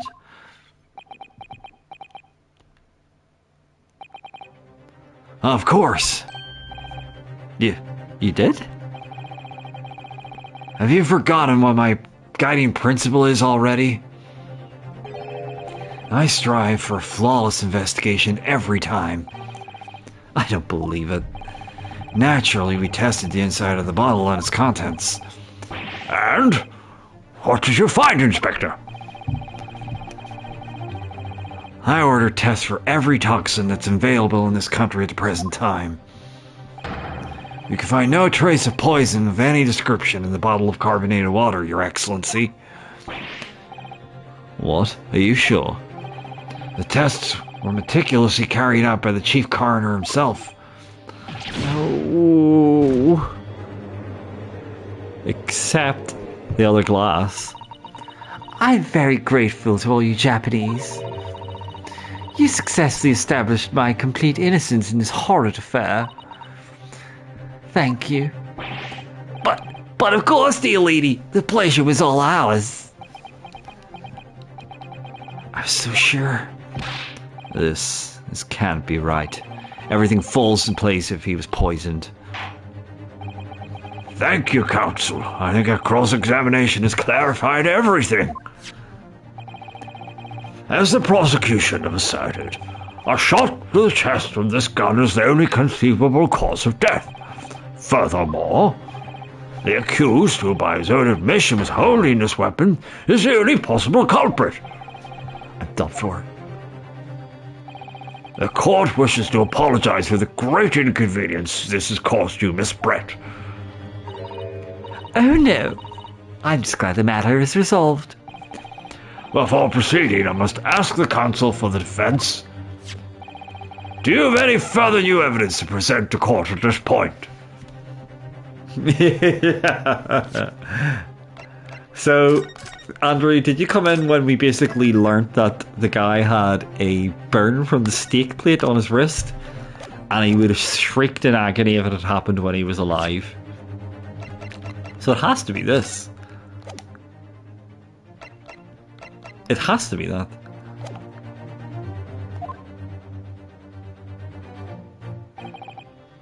Kazuma? I'm sorry, Ryunosuke. I have nothing more. Well, if you'll excuse me now, I really must be leaving.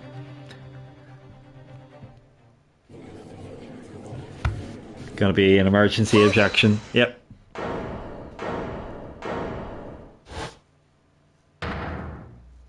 Oh, that's right. Papa-chan. Please, wait! Isn't that? What's the meaning of this? Forgive me for intruding into crime proceedings, Your Excellency. Susato Mikotoba, judicial assistant to defense. Pronounceable name. Mikotoba. I'm not doing that voice for her anymore. My darkest hour. Nowhere left to go, she appeared like a bolt of lightning. And in her hand, she carried a small package wrapped in a furoshiki cloth. Furoshiki. Oh, come on, guys. I've been playing for nearly 4 hours. I really want to see the end of this case, but it's not going to be tonight. I've got work tomorrow, and my throat is fucking aching. It's Kevin Bacon. It's Carl Sagan. No, that's a stretch.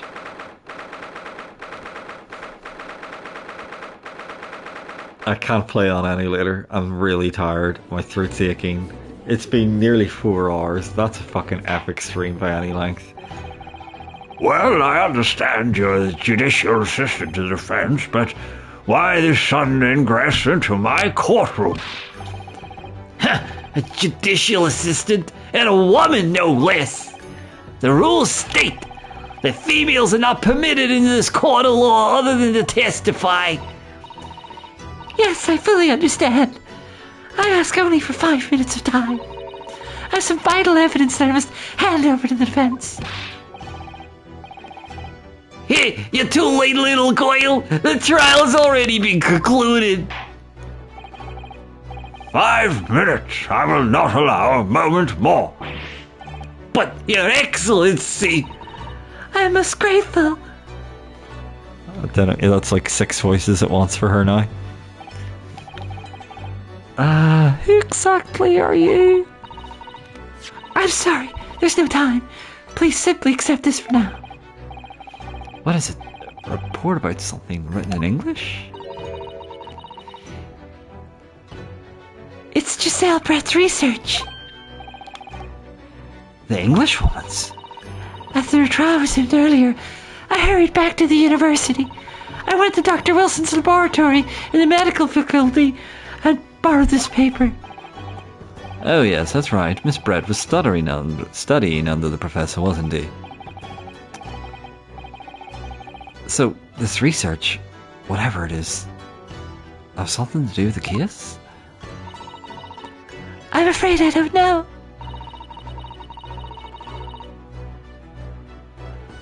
haven't been able to listen to the proceedings of the trial myself. Oh, no, of course not. Special characteristics of curare and its effects on human subjects. Interesting. Curare? What's that? Never heard that word before. Time's up! The prosecution demands the immediate removal of this female trespasser from the courtroom.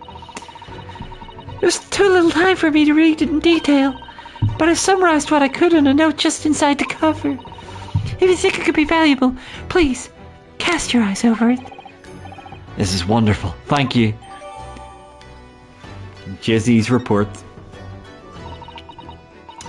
Goodbye then, and good luck. She definitely sounded like that. Women always sound like that. You had long enough, counsel. We cannot detain our English guest any longer. But we can look at the evidence.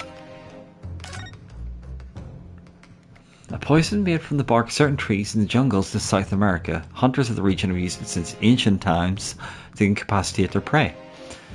Instant paralysis of the entire body and subsequent death, even in minute doses. Rudimentary.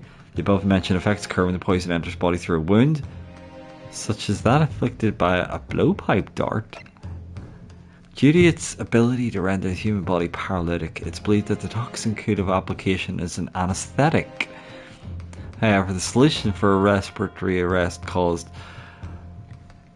as a result of the full body paralysis must be found first, or patients would die of suffocation.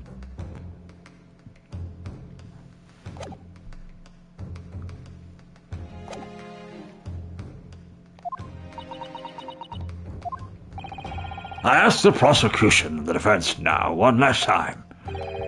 Does either side have any further evidence to present to the court?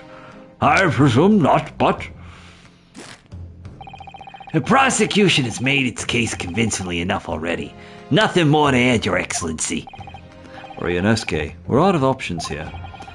This really is our very last chance. Yes, I know. Your Excellency, the defense does have new evidence. And look, the unyielding stare of a true Japanese warrior.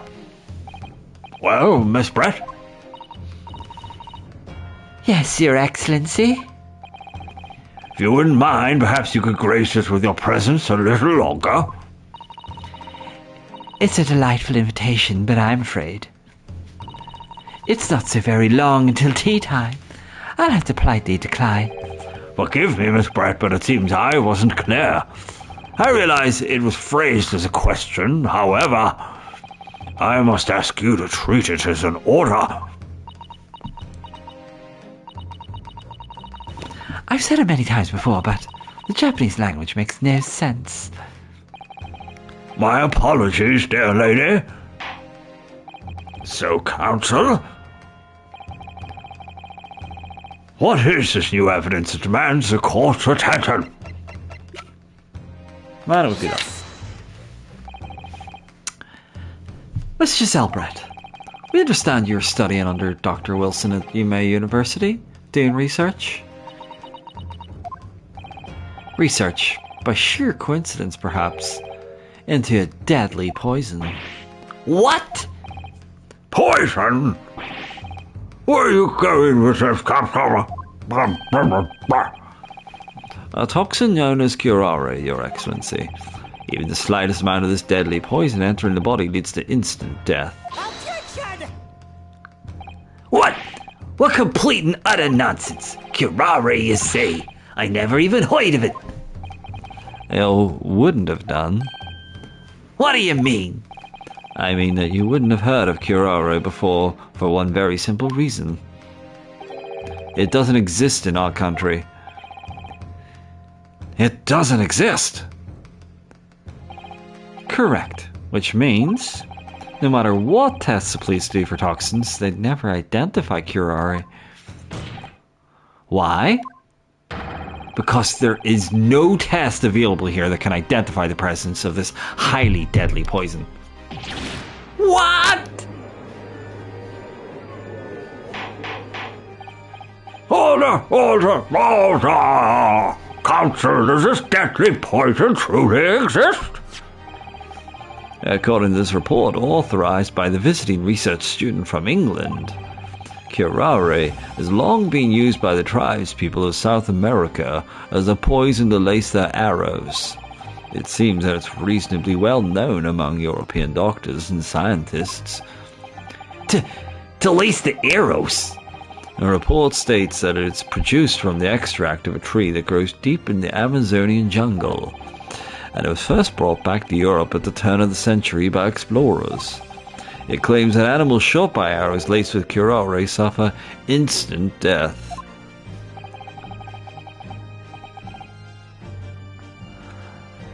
Doesn't that sum it up, Miss Brett?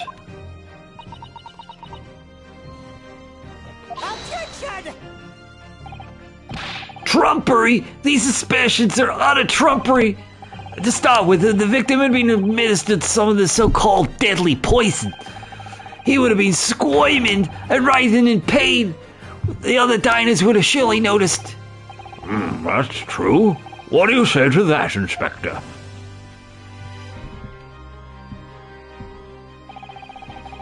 Obviously, I would have noticed a disturbance like that. I don't think I remember anything like that either. I didn't notice the professor being in any kind of pain. According to this, however, it's the other way around. What do you mean the other way around? The very fact the victim didn't show any visible signs of distress is evidence curare was used. Explain yourself, Counsel. The moment this toxin enters a person's system, it causes instant paralysis. In other words, afflicted victims lose all strength and are completely unable to move. Even if they were in total agony, there would be no visible signs of pain at all. Hence the stake burn. How terrible! Obviously, if a man lost all strength in his muscles, he'd collapse on the floor. Or with a chair underneath him for support, as Dr. Wilson did, the effects could go largely unnoticed. But I don't follow Kazuma. That's just paralysis. I thought the poison caused instant death. A full explanation is extremely unpleasant. The poison causes immediate paralysis, as I said, leaving the victim unable to move. But after a short time, the paralysis is so severe it causes the muscles that control respiration to fail. Respiration? In other words, the actual cause of death is suffocation. All the while, the victim is conscious and aware, just unable to move. That's hideous! To the observer, it would almost look like the victim was slipping peacefully into an endless sleep. But for the victim himself, his final moments would be a living hell. That is the true nature of this deadly curare poison.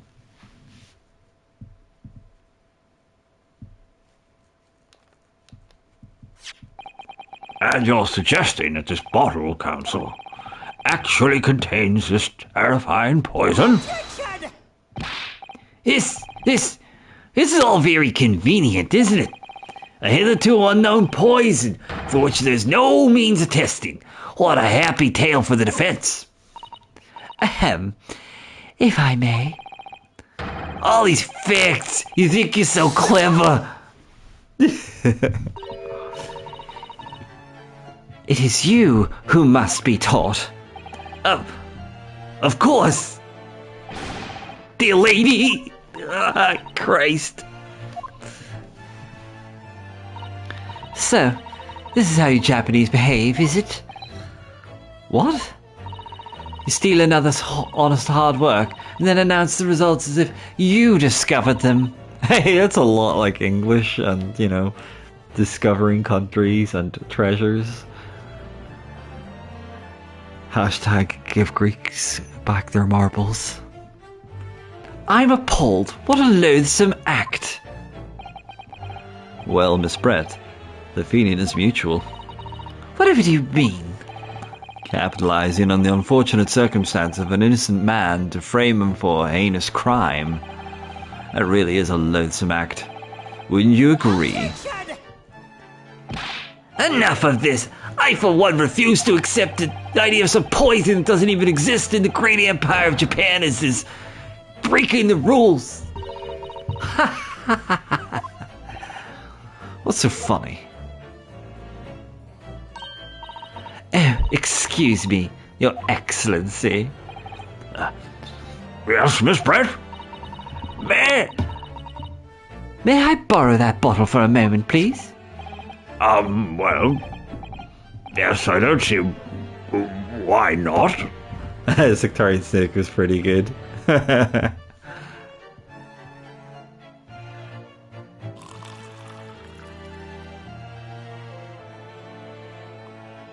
It's not the only wine glass. Don't get too big for your boots, you insignificant little island boys. Just some added context here. Japan is an island, but England is also an island. Oh, sorry? To an Englishwoman such as myself, this whole affair is a farcical comedy. Your little police games, all those foolish court romantics. It's laughable, really. But I'm getting bored of it all for now. It's time for the games to end. Cheers!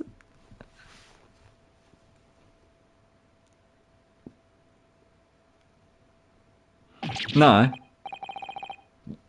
Wait, what are you doing? No, that's true. It's only part of the island. But yeah, okay, well, Great Britain, basically. But they are kind of talking as England as the whole of the UK. No sparkle left at all. How appropriate for this shabby affair.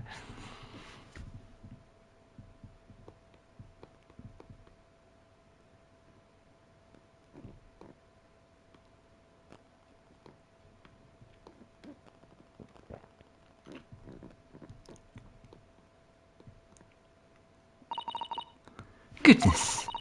Whatever is the matter? You all look quite stunned.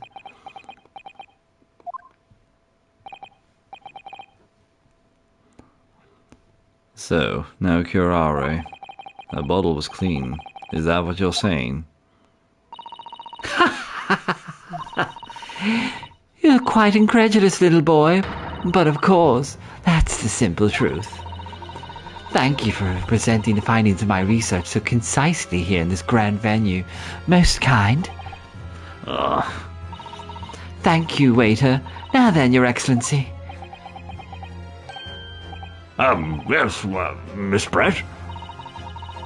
I should like to be excused now, please. I think I've given more than enough of my time for the furtherance of friendship between our countries. Yes, dear lady, we are most gratified with all the assistance you've given. This doesn't make sense. It had to have been poison in that bottle. So how? How did she swallow the glass and live to tell the tale? Tell the tale, tell the tale, tiddly-tiddly-dum. I don't understand it.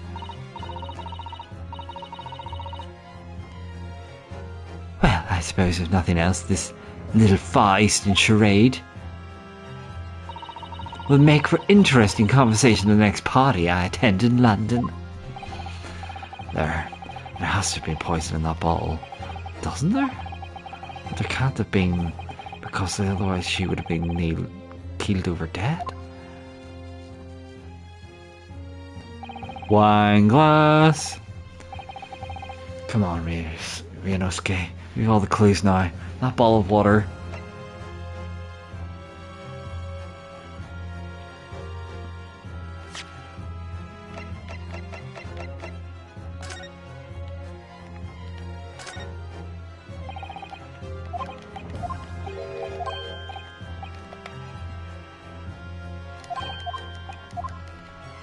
So.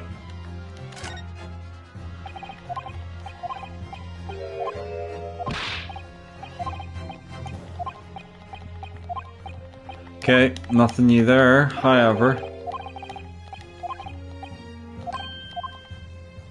So that's just repeating that. However...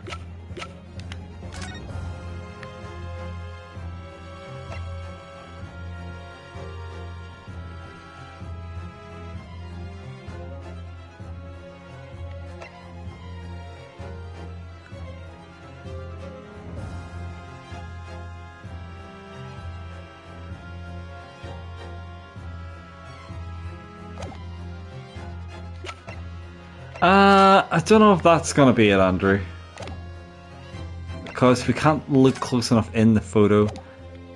It's just like a... Could be, but I'm thinking it's gonna be the handbag. I think it has to be the wine glass, basically. Why else would she have taken it with her? Why else would she have taken it with her? I like the way I'm just repeating it twice. How'd it get burned? How'd it get burned? How'd it get burned? Okay. Let's slap this bitch down.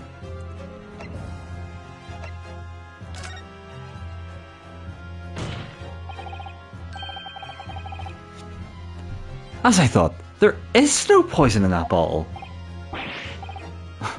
What? Why, Ryunosuke? Isn't it obvious? If there's poison in there, she'd be dead by now. Sometimes your unadulterated naivety really astounds me. But sometimes it's in need of good staining. Until it's as dark as your uniform in the ways of the world. Oh, is that what this color is supposed to represent? Okay. I've been penalised. I'm not reading that out. Oh, this whole trial's poisoned. There, let's...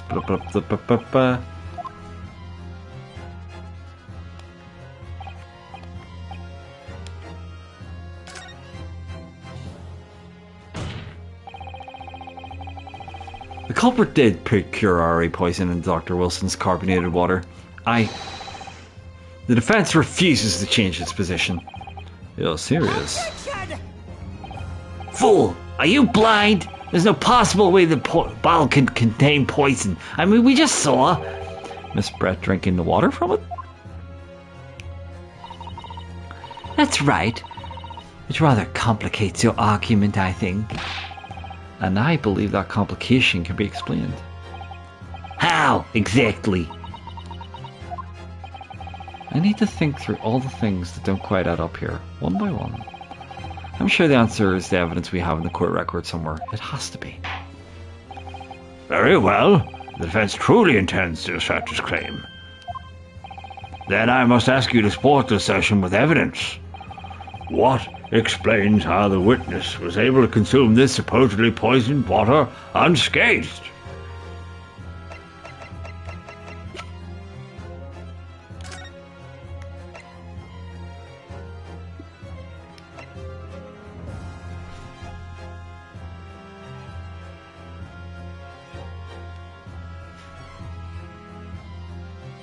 I think it has to be the wine glass.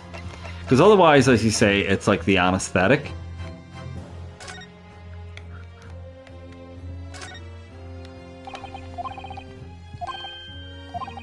Anesthesia.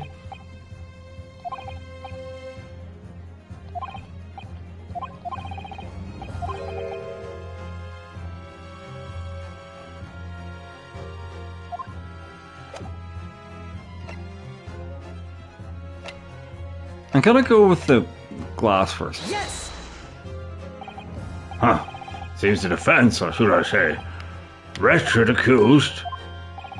There's the only real source of complication in this case. You have to think harder than that defendant. Yeah. You know what I really thought?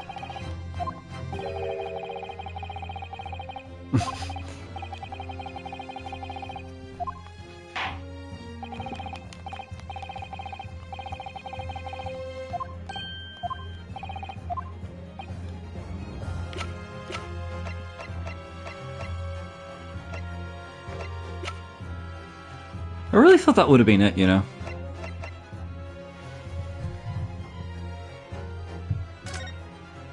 Can't be that, can it?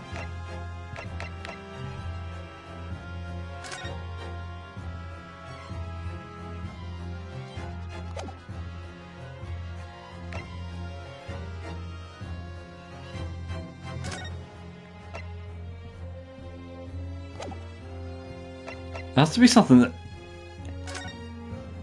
it's like implicates her, right?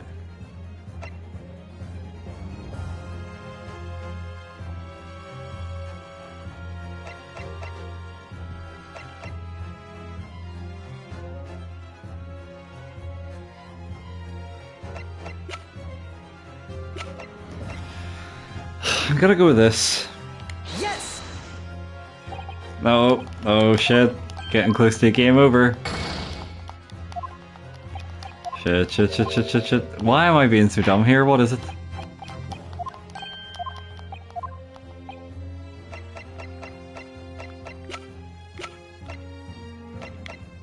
I really thought it would have been the bottle, you know? I really thought it would have been the bottle. Yes. Uh-oh. Objection. Okay. It's not a valid explanation. No? After all, you don't speak English. That report is utter gibberish. This impudent young scoundrel's trying to ridicule the court, Your Excellency. I'm not trying to ridicule anyone, honest. I'm just reading Susaru-san's notes. I concur. This report is too extensive to be considered in its entirety by the court. It will direct us to the Pertinence Action Council. Which section of the report reveals the alleged answer to this riddle? Oh god. It's gotta be the anesthetic, right?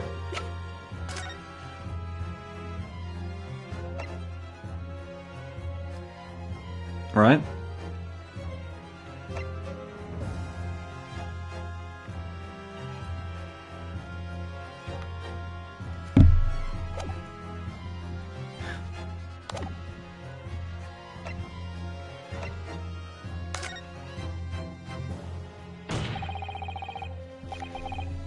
It's written right here under practical applications, I think. Oh, really? Go on. Well, think about it. You want to know how the poison can be drunk without it taking effect? That's a practical application of the poison's use as a drink. Maybe. Objection. You'll have to do better than... I'm gonna have to reload. Fuck my ass. I can't believe I fucked up so badly. It contains poison. Let's just rattle our way through this here. Blah blah blah blah blah blah blah blah blah blah blah blah blah blah blah blah blah blah blah blah. I wish you could fast forward through. Doodle doodle doom doodle doodle doodle doodle doom.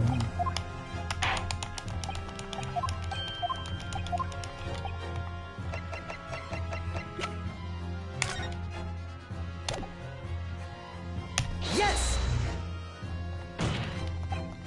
Objection.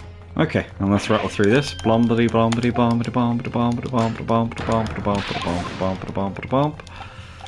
Come on, guys. Can't be here all night. Okay. Gonna pop a quick save right here. And one last check over that there report.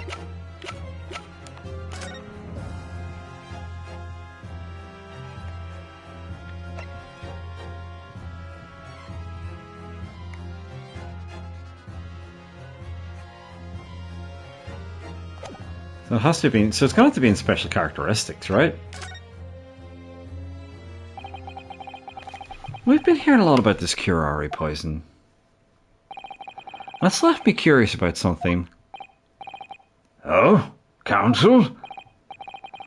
Well, it sounds as though indigenous hunters have been using this poison for years and years to lace the heads of the arrows that they shoot the whatever prey they're hunting. So we've been led to believe, yes. And the point of hunting is to catch prey to eat. Get to the point, please. But if they were able to use these laced arrows, doesn't that mean there would be traces of poison left in the prey the hunters were going to eat? Yes, good point. So surely the hunters wouldn't want to eat their prey, would they? Because then they'd be eating poison. Good gracious, Council, no, that would be madness. But I actually found the answer to that conundrum in this research paper here. Under special characteristics, it says this. The poison starts to work after entering the body through a wound. Through a wound, you say, I see. That makes sense. Yes, the mention of that particular detail seemed a little strange to me though.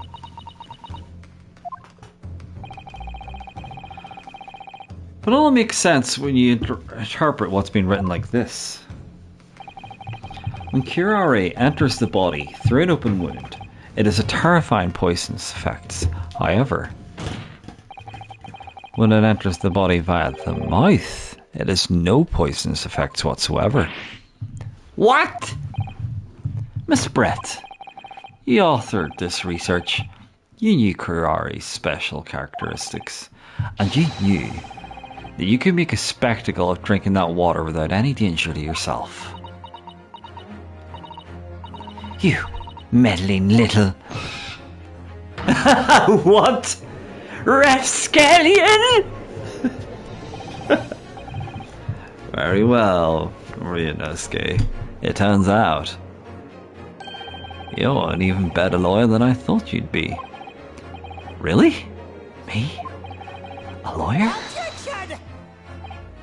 All this poison talk's fascinating, I'm sure, but I fail to see how possibly... So, the ill-bred little puppy is a new toy to play with, some facts he read in a book, but I'm afraid knowledge doesn't suit you, little boy. It only makes you look silly.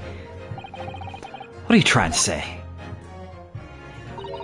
Your schoolboyish logic has a fatal flaw. Schoolboyish? Flaw? As even your brain has managed to deduce, curare is safe to ingest. It seems likely that its effects are neutralized by the acidic nature of gastric succus. Oh, yeah, well, of course. Gastric suckers? What are they? So this lethal poison is completely harmless when drunk.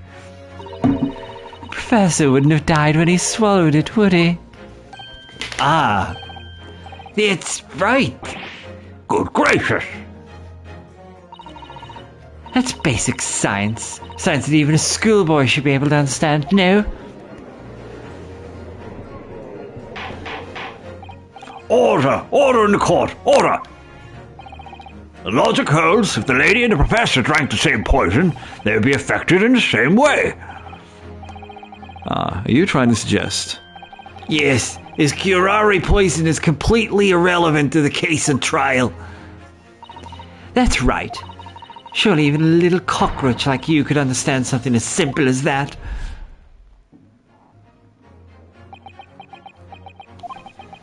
What is this welling up inside me? I've never felt like this before. It's a sort of conviction to break down all the discrepancies. It's so intense, almost rage-like. And more than anything else, it's an animalistic desire to take down my prey. Yes! Finally. I don't think so, Miss Giselle Brett. How dare you use that tone with me?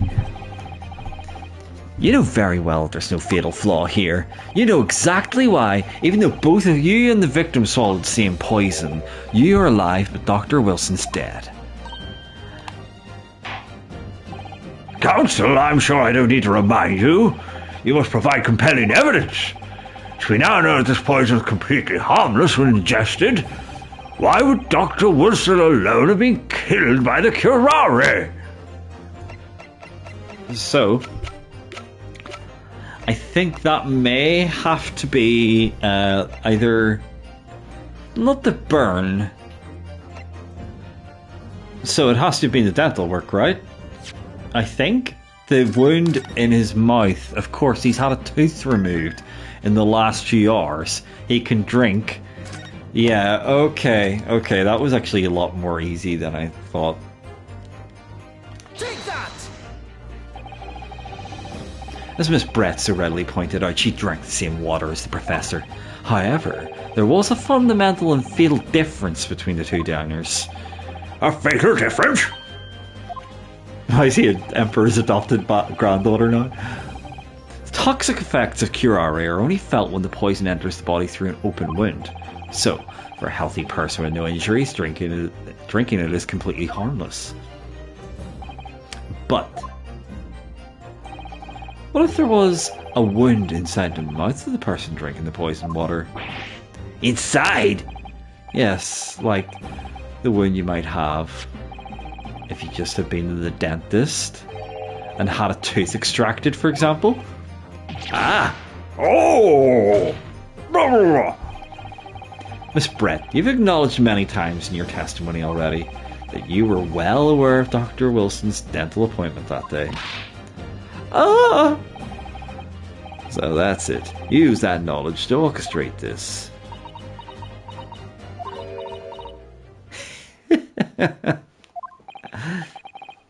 Is she laughing? I don't like to repeat myself, but honestly, I can't resist. These childish courtroom games and your half-baked arguments are so puerile. What do you mean? Don't worry, little schoolboy. You'll find out soon enough.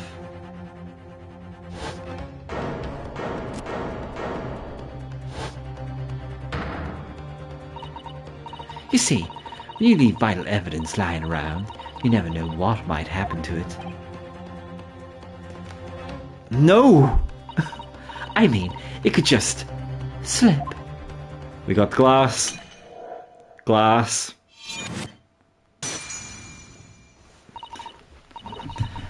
Oh dear, how careless of me. I'm afraid some crucial evidence may just have been tragically destroyed. No!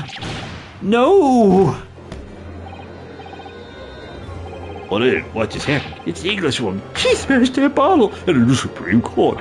What a terrible blunder. Officer, what are you waiting for? Collect up as much of the water from that broken bottle as possible, at once!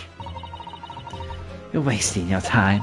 This delightful carpet under my feet here is a gift from the British Empire. I assure you, it'll soak up the water beautifully. You'll have neither the technology nor the presence of mind to recover it.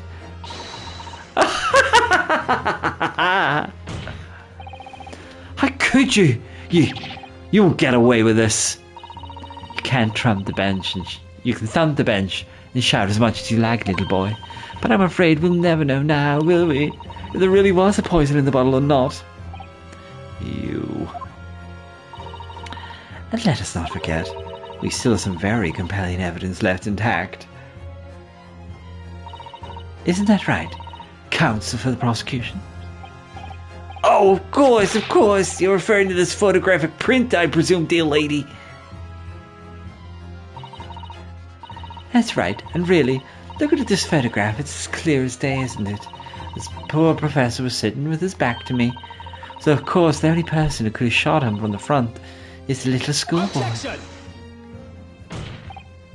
No, you killed the victim that day using curare, and then, in order to frame Ryunosuke Naruhodo for the crime,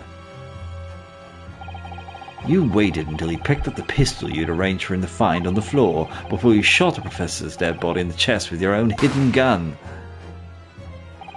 Then, in the confusion that followed, all you had to do was turn the dead professor in his chair around. You see, you had every opportunity to commit this crime. What a wonderful imagination you have, young man. A hidden gun, you say? And I shot the professor's dead body, did I? Well, I'm terribly sorry, but you don't have a shred of evidence. Exactly. And as you have nothing to support your wild claims, the prosecution's stance remains unchanged. The victim, Dr. John H. Wilson, was killed by a gunshot to the chest. Delivered in cold blood by the accused, Ryunosuke Naruhodo.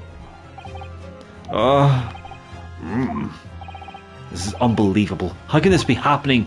We had her, but now, is she really gonna get away with it? The way she destroyed that evidence was obscene. Ryunosuke. Yeah? We come this far, but now you're the only one who can finish it. What? What do you mean? We lost a vital piece of evidence if it's true. So, if there are any other clues left for us to use now, they must be in your head. In my head? You told me before that your powers of observation were the one thing you could really depend upon. Well, yeah, that's true, but I didn't manage to notice this woman was a foreigner with a swan on her head. So, think back now. Try to remember every last detail about the scene that day. Everything you saw, everything you felt, every colour, every smell. What I saw, what I felt, every color.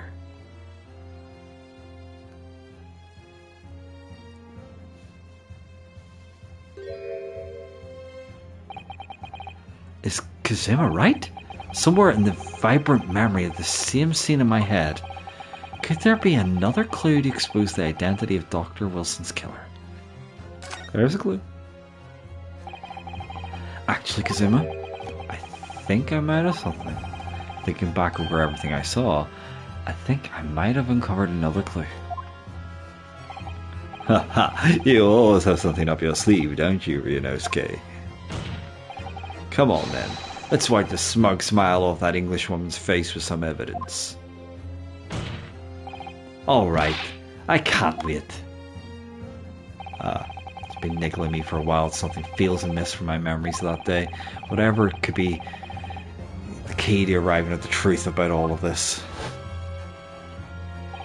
It's here somewhere. The clue that shows who Dr. Wilson's real killer must have been is... Well, it's gotta be that blood, right? Hope this is not Chris's blood.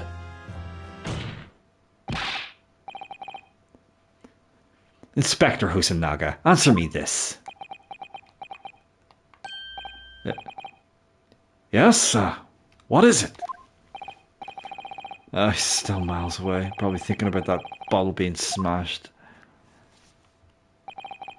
As you said a number of times now, you strive for perfection in your investigations, don't you? Absolutely. I wonder, therefore, if perhaps you took anything else from the scene of the crime? Like, for instance, the plate of steak that you took to the victim's table that day? Objection! Wait a minute. Where you going with this? Where you going with this, little boy? It's just a memory that's been troubling me. What memory? I saw the scene shown in the photographic print with my own eyes that day. And I saw that on the wooden base of the plate the steak was served on was a spattering of blood. What? Oh, really? And what of it? Obviously that must have happened when you shot the professor. No, that can't be the case. Take a good look at the photograph and the relative position of everything there. Plate of steak is almost directly behind the victim. And if I'm supposed to have shot Dr. Wilson in the chest from the front, there's no way the blood of the victim could have been ended up directly behind him. Yes, for blood to have made it onto the plate, it implies the plate was between the victim and the shooter, which means the shooter must have been sitting opposite the professor as you were. Giselle Brett! I beg your pardon? Objection! This is beyond ridiculous, fabricated nonsense. Is the court seriously expected to believe something the accusers apparently just remembered seeing?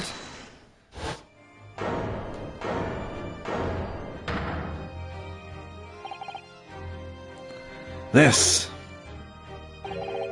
could be the moment that my entire career in the police force has been leading to. Inspector, you mean? Yes, I took the plate in the interest of preserving evidence from the scene of the crime. I took it, meat and all, and I don't care if they call me a crime scene thief because of it. You did what? I took the steak that you had been eating, Miss Brett. I took the steak that Sergeant had been eating. I did it all in the name of justice. And we can find out for sure whether or not there's a bloodstain on Miss Brett's plate.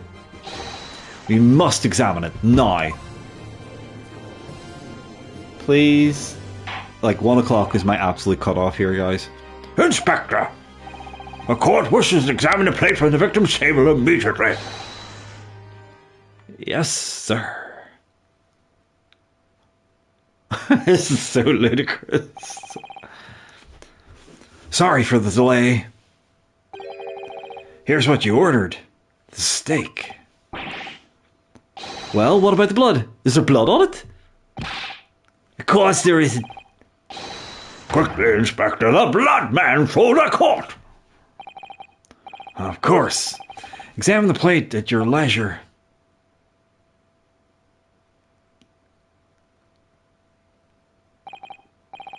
No. No blood. No blood anywhere. But no, that's impossible! I know I saw it. I'm sure of it.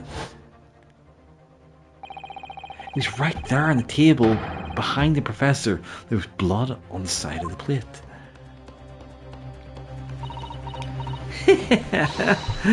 What an unbecoming expression, little boy. You see, this is why I always say you can't trust what the Japanese tell you. I couldn't agree more. In the case of this disgrace to the Empire. I believe we may have finally reached a conclusion in this trial. Let's hope so. This let's pretend attempt at a courtroom proceeding is painful to watch.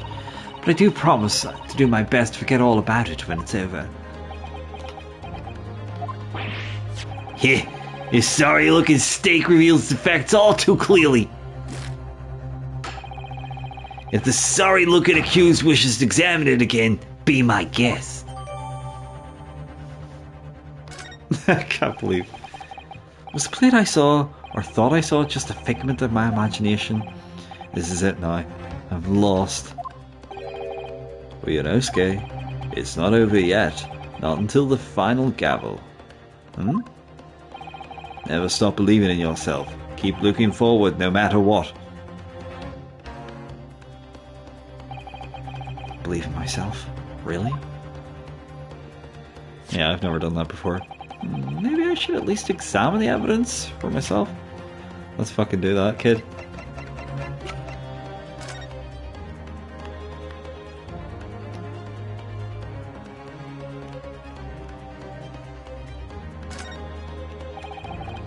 Anything out of place?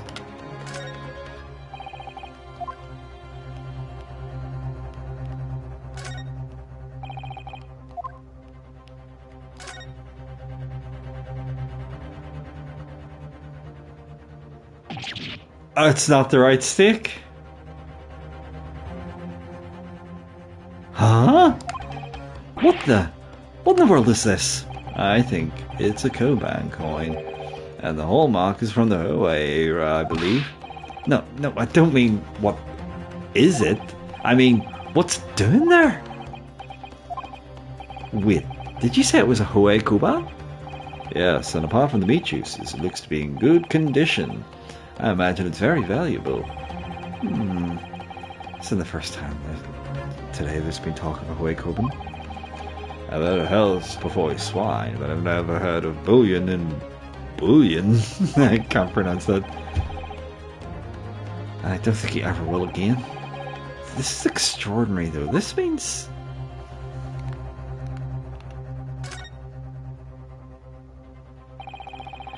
I definitely never expected to find a precious coin underneath this thick cut of meat. That's from the Hoei era too.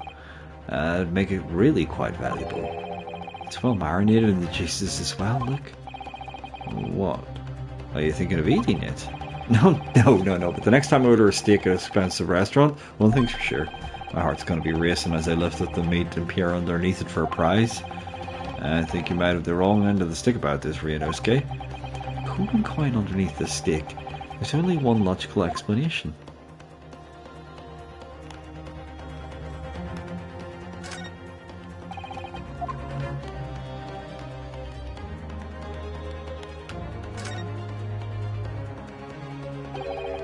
This emblem on the side of the plate. Is it a cat? It's a cow, obviously. Most likely because the restaurant's signature dish is beef steak. Seems a lot different restaurants have their own unique tableware. So this is a symbol of the carnival, is it? So I think I find it. It's gotta be something to do with fucking Coiny Boy. Gotta pop a quick save again, just since this is getting quite pumpy and the music's super tense. As evidence requested by the defense has not been shown to be problematic in any way, I presume any further examination of evidence in this trial will be unnecessary. Does the defense have any objection? That bloodstain is going to clinch the trial for me. Can this plate of stick reveal any other clues at all? Your Excellency, please wait. That plate of beef's hiding another key. Another clue that will reveal the shocking truth. The only thing that's shocking here is your unhealthy fascination with beefsteak. Your Excellency, I think I've made myself clear, haven't I? I will not be able to turn a blind eye to any more unnecessary procrastination in this trial. I'm sorry, Miss Brett, but we must ensure a thorough examination of the evidence. I will not give a ruling until I'm completely satisfied with that all reasonable doubt has been dispelled. I see. It's a newly affirmed ally of my country that's to the opposition, is it? Thank you, Your Excellency. Counsel for defense, you will now clearly show the court what you're alluding. Where precisely on this plate of beefsteak is this new clue to be found?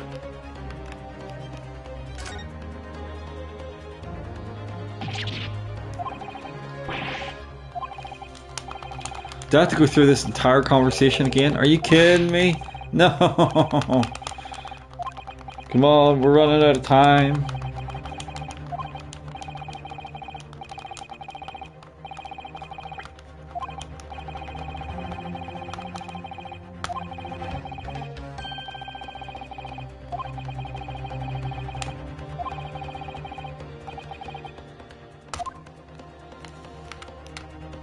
Got it!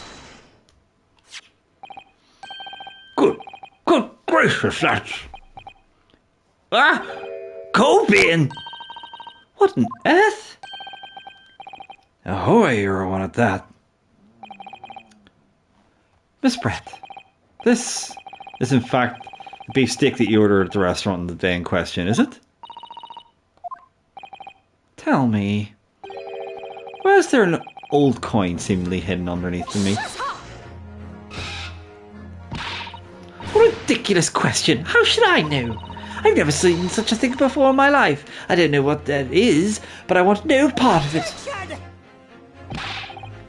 I fail to see how this is relevant. A coin under the meat? That could simply have been a careless mistake by a chef in a moment of distraction. Don't be upset, but I'm supposed to believe this happened by accident in the kitchen. A rare Hawaii coupon just happens to be hidden underneath a piece of steak. If this turns out to be irrelevant to the case, I'll rip up my ticket to Great Britain right now. He's right. Can't be a coincidence. Your Excellency! Yes, Counsel? A rare Hawaii coupon just happens to be hidden underneath that piece of steak. If this turns out to be irrelevant to the case, I'll give up my lawyer job right now.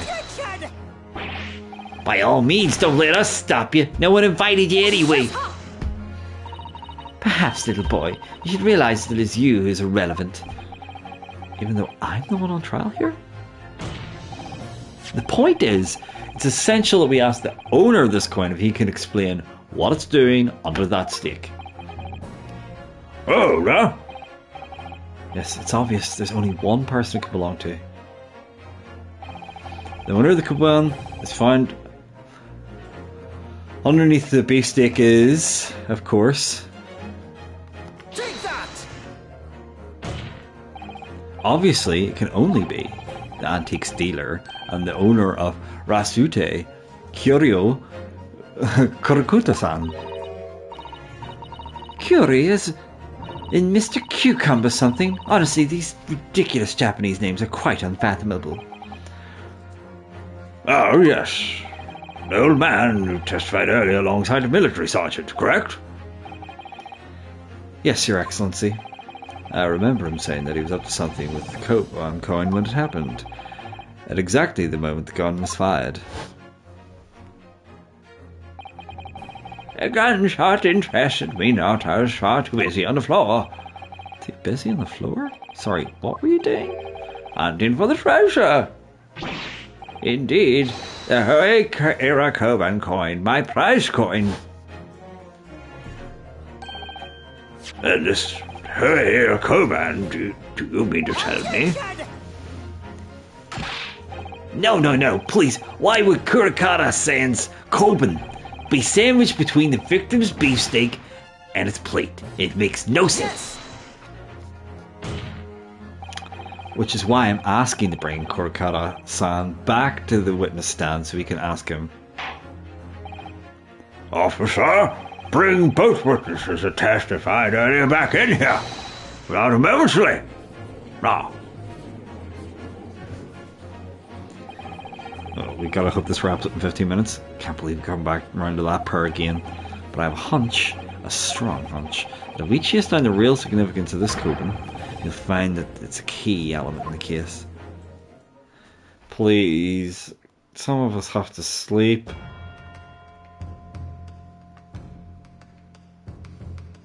This is quite the witness. What's this all about? Why have I been called up again? Do you realize this time's little baby either? My son's belly's empty. He's fiercer than the pack wolves. Exploited by the police, we were, like miserable dogs, forced to bear false witness. And when cast from this courtroom myself, I became a ruined man in a trice, a worthless, withered antique.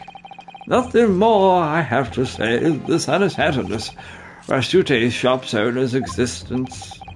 Be that as it may, Karakuta-san, something has come to light that requires your clarification. As far as your Rasute memory serves. Okay. Yes, that's the one, that's the very one, is the very exact one, that it is. The resplendent, splendiferous Hoey treasure that my rusty bones managed to misplace that fateful day. It can't be. As I thought. Young man, enlighten this decrepit old fool. Put me out of my misery. Where was my treasure? Where was it dropped? Oh, I'm not sure it was dropped anywhere. We found your coin sandwiched between a beef steak and its plate, soaking in the seasoned meat's juices. Sandwiched? Soaking? Seriously? Clearly, it couldn't have fallen there by accident, which means it wasn't. So the steak belonged to the other guy because he was trying to steal it, which means somebody must have hidden it there on purpose. Somebody concealed my Hoey treasure between a slab of meat and a metal plate. Who would do such a thing? That's an unconscionable thing.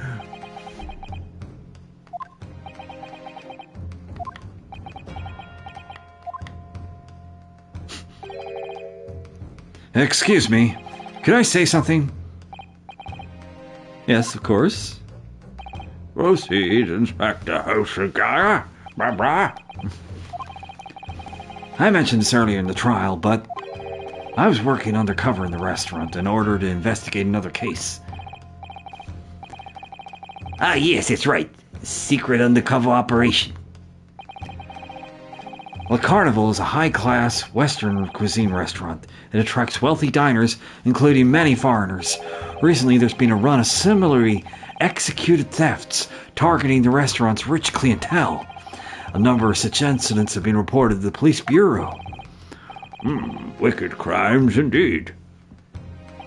We wanted to nip the case in the bud quickly, especially with so many foreigners being affected.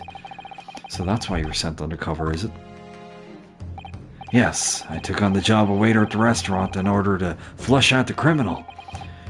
It seems likely that this Koban incident is the work of the same thief. So unbeknownst to us, there was a master thief at work in the restaurant on a regular basis. The place is already the scene of several crimes, it seems. I don't know about the master thief part, but the identity of the person who stole and hid the Kurakuta-san's Kuban is all too clear. What? What? I think the court would like to hear the defense's view on this matter. Tell us, who is the despicable scoundrel Skull? Kurakuta sans Coben and hid it under the stick. So it's not going to be him.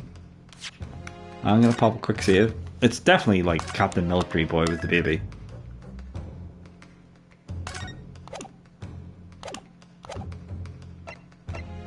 Take that! Obviously, it can only be you. Sergeant, yes and no, sir. Huh? How? How dare you? You monster! Monster? I stole a coven, did I? A master thief? A carnival, am I? You're seriously accusing me of these crimes, cadet? It wasn't me. It was I do. I was the mastermind behind all of this.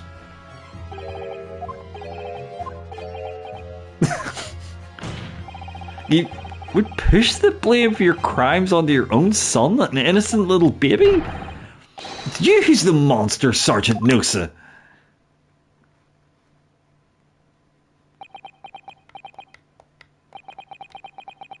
You.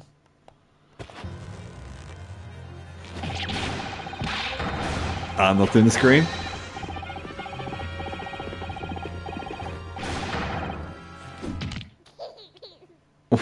Excuse me. Excuse me.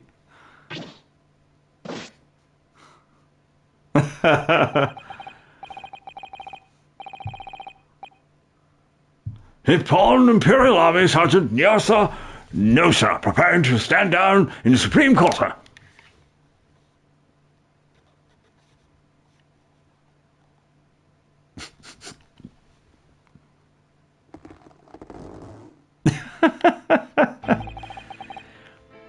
Do any of you know, after extraordinary low wages, the Nippon Imperial Army pays to those it expects to keep our country safe?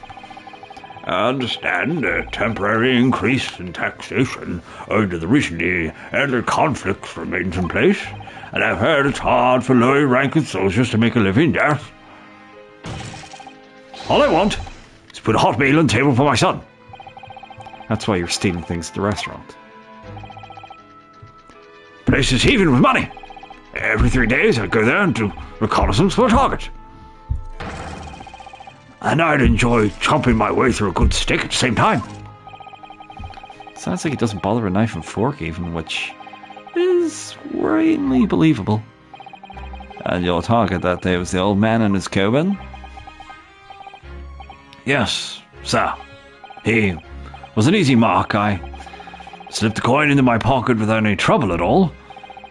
A veritable phantom thief you are. I was all set to leave the stake. I was halfway through the devouring when it happened. Bang. Yes, when the professor was shot. I knew that if the police conducted a search and found a coin in my pocket, I'd be finished. I knew too.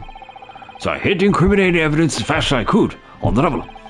Slipped it under the stake, hoping that I'd be able to rendezvous with it again at a later date.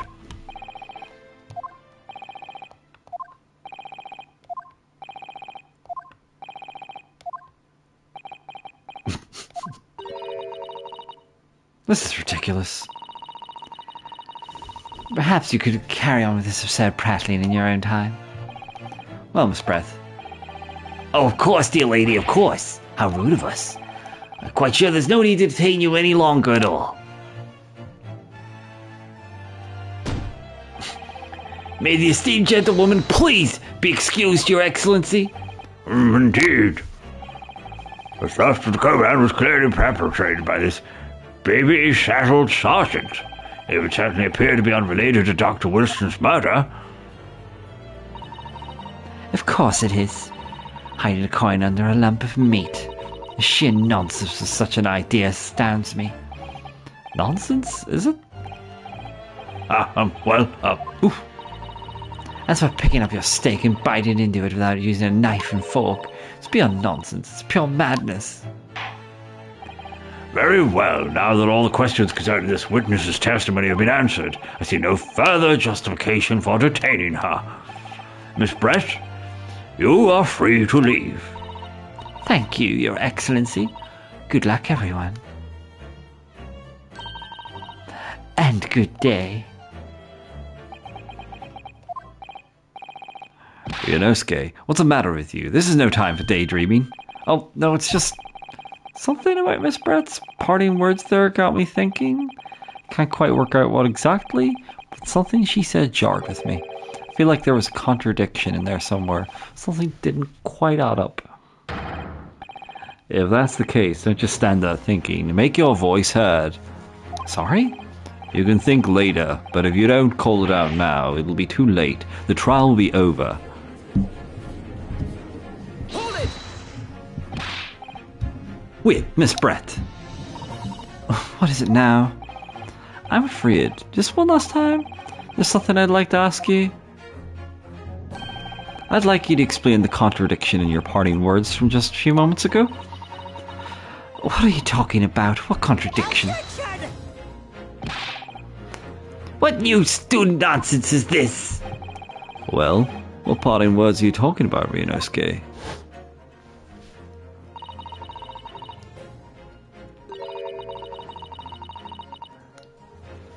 Okay.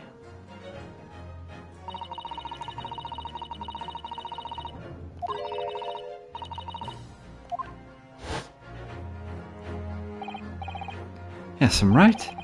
What she said there exposed an undeniable contradiction. I'm going to need to see evidence, Counsel. If Miss Brett's words are truly contradictory, where's the evidence to prove it? Now this, I have literally no fucking idea what they're on about. But please let it be the end. Not that I'm bored or anything. Hey!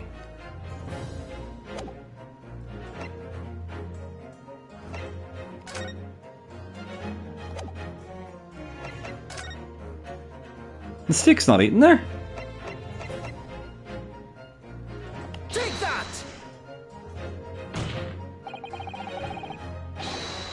Oh, no.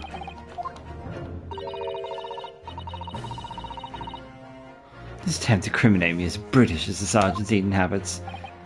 Yes, I'm inclined to agree. Ah! You really need to learn some more gentlemanly habits, little boy. Do my best. I need to think again. Well, what parting words are you talking about, Ryunosuke? Let's just leap through that there. Coin under a lump of meat, blah blah blah.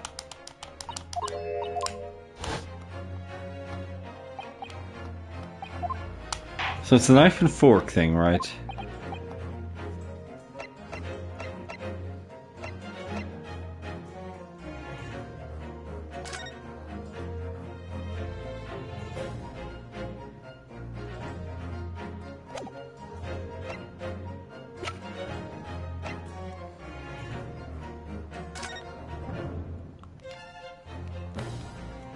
Is this? It's gotta be the steak then, right?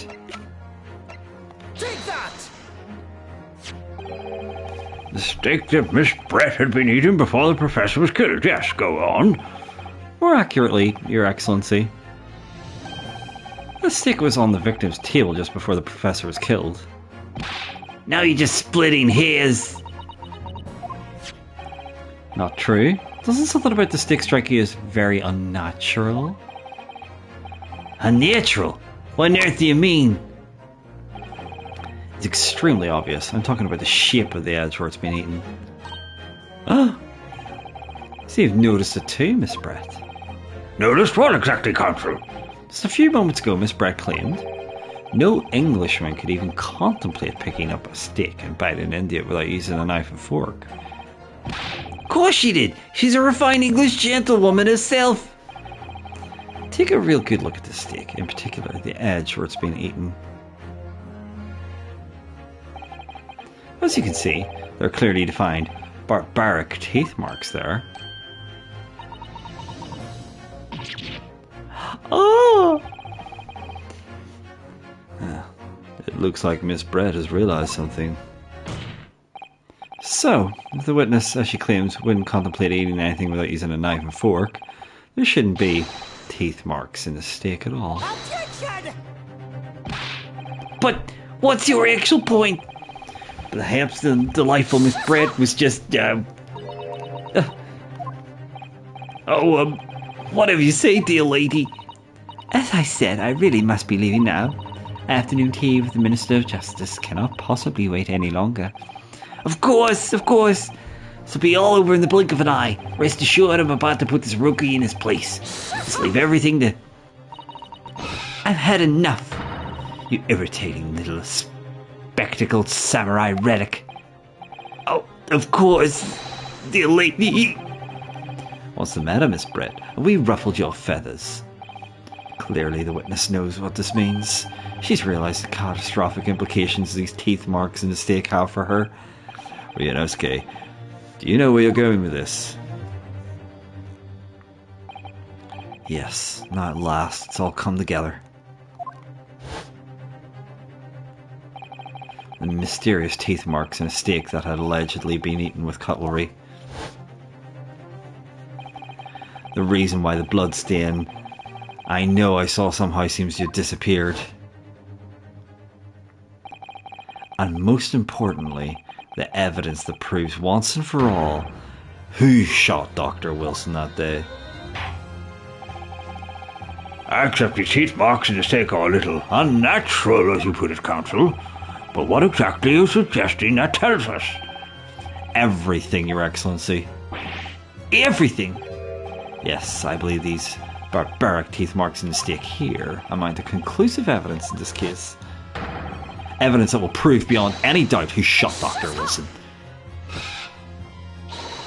Conclusive evidence? How many times have I heard that today? You wouldn't know the meaning of the phrase typical Japanese empty threats. How can you be so sure? Oh, it's quite simple.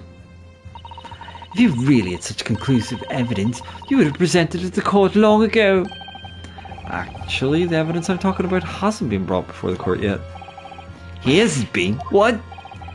Just because it hasn't been shown yet doesn't mean that the evidence doesn't exist. This is absurd. The trial's run several hours already, and you're saying there's evidence yet to be brought forward. There can't be. I don't believe you have it. I don't, but there is someone who does have it. Someone in this very courtroom. And if that person is willing to submit the piece of evidence I'm referring to, it'll solve every remaining mystery about this bloody trial. Very well, I have a feeling this will be my last request of defence in this trial. Who possesses the conclusive evidence that will reveal the truth about this whole affair?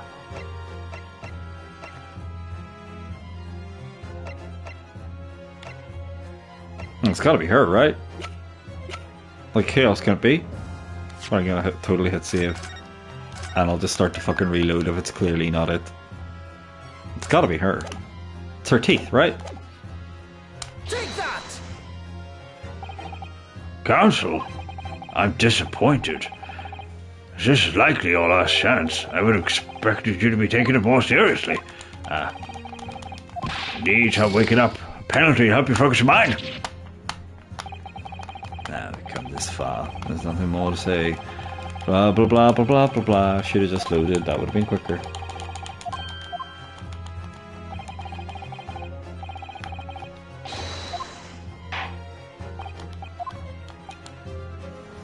Well then,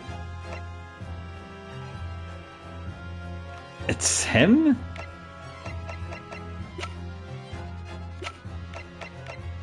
If it's not her, it can't be him.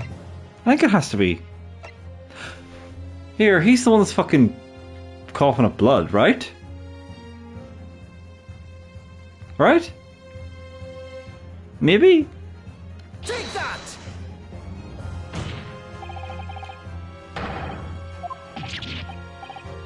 What? I have it. Yes. You. You think I've been withholding conclusive evidence? That's ridiculous. No, I'm not saying that. Everyone's attention has been focused on this steak with the teeth marks. Yes? Now, earlier this afternoon, Sergeant Nosa told the court the following. I'd enjoy chomping my way through a good steak, and as well as admitting to stealing Korakura-san's coin, he told us that he slipped it under the steak. You. What's a cadet? I'm superior officer. Sergeant Nosa, could you please confirm something for me? Was the stake that you put the coin under, in fact, your own stake? Keen, son? Affirmative, of course. Might be a soldier in the Imperial Nippon Army, but still. Not brave enough to ask a foreign gentleman lady she'd mind me manhandling a meal to hide something in it. In other words, the stake the detective submitted as evidence earlier was in fact Sergeant Noose's one. But that makes no sense. The plate taken from the victim's table. The gentlewoman doesn't take bites out of her steak, nor did she have any opportunity to steal a coin. Of course I didn't steal it. To even suggest such a thing would be an affront to the entire British Empire. Well then, how do you explain this paradox? Exactly. Surely you're not going to suggest that the sergeant switched the two stakes over.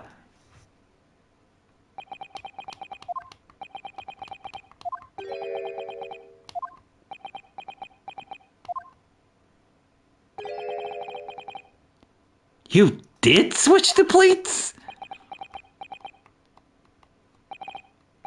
Well, after it happened, when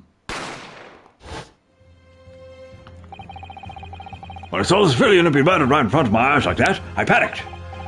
As I said, I immediately lifted my stake and hid the coin underneath it. Then, when the waiter announced that he was an undercover policeman, I thought I'd had it. If he decided to investigate my slab of meat, that'd be it. I began my marching orders. So when the cadet here was arrested and taken off to the kitchen, seized my chance.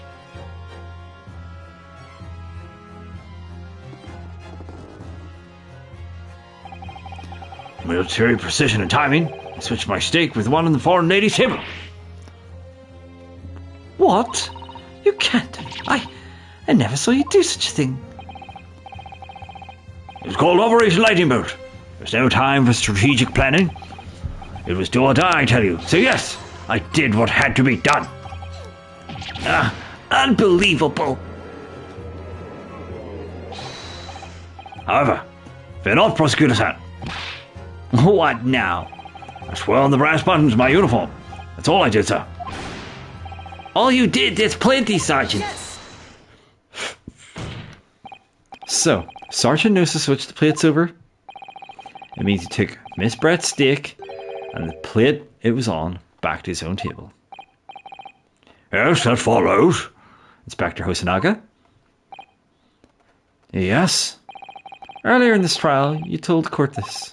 You said that you had not only taken Miss Brett's steak after the incident, but also the sergeant's. That to preserve evidence, you had taken both.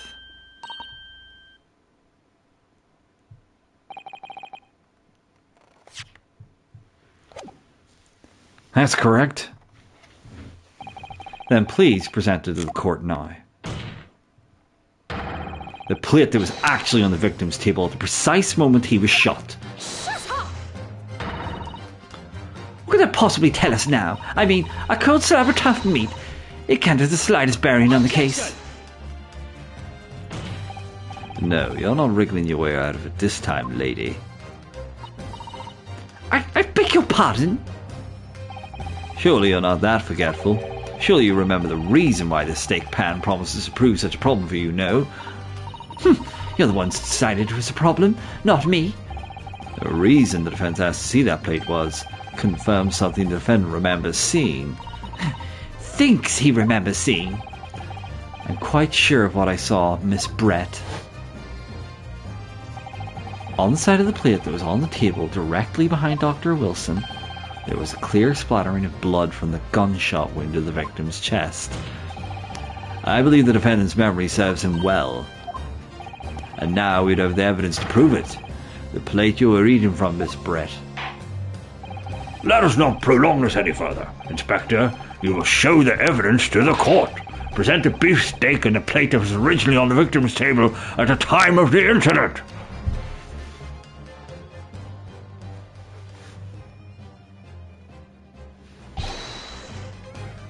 Yes, sir.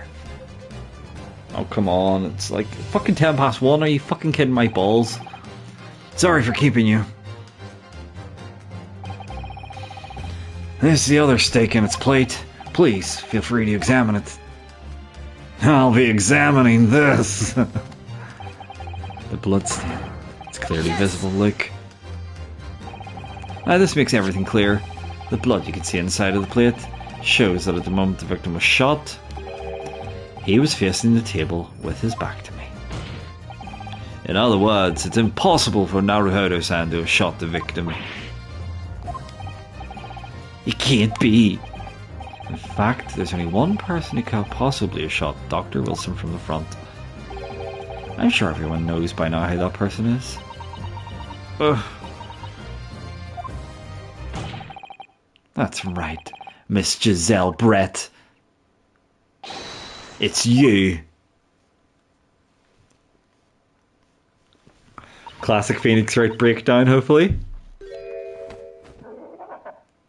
No. How done? By a Japanese? Me? By a Japanese schoolboy? No, no, no!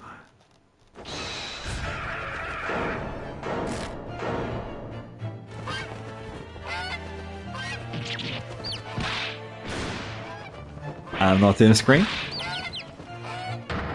This is getting quite ludicrous.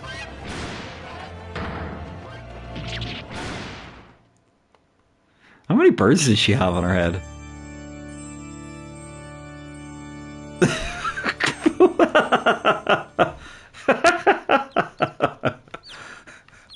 There are questions to be asked. One of those might grow up to be a green duck, though.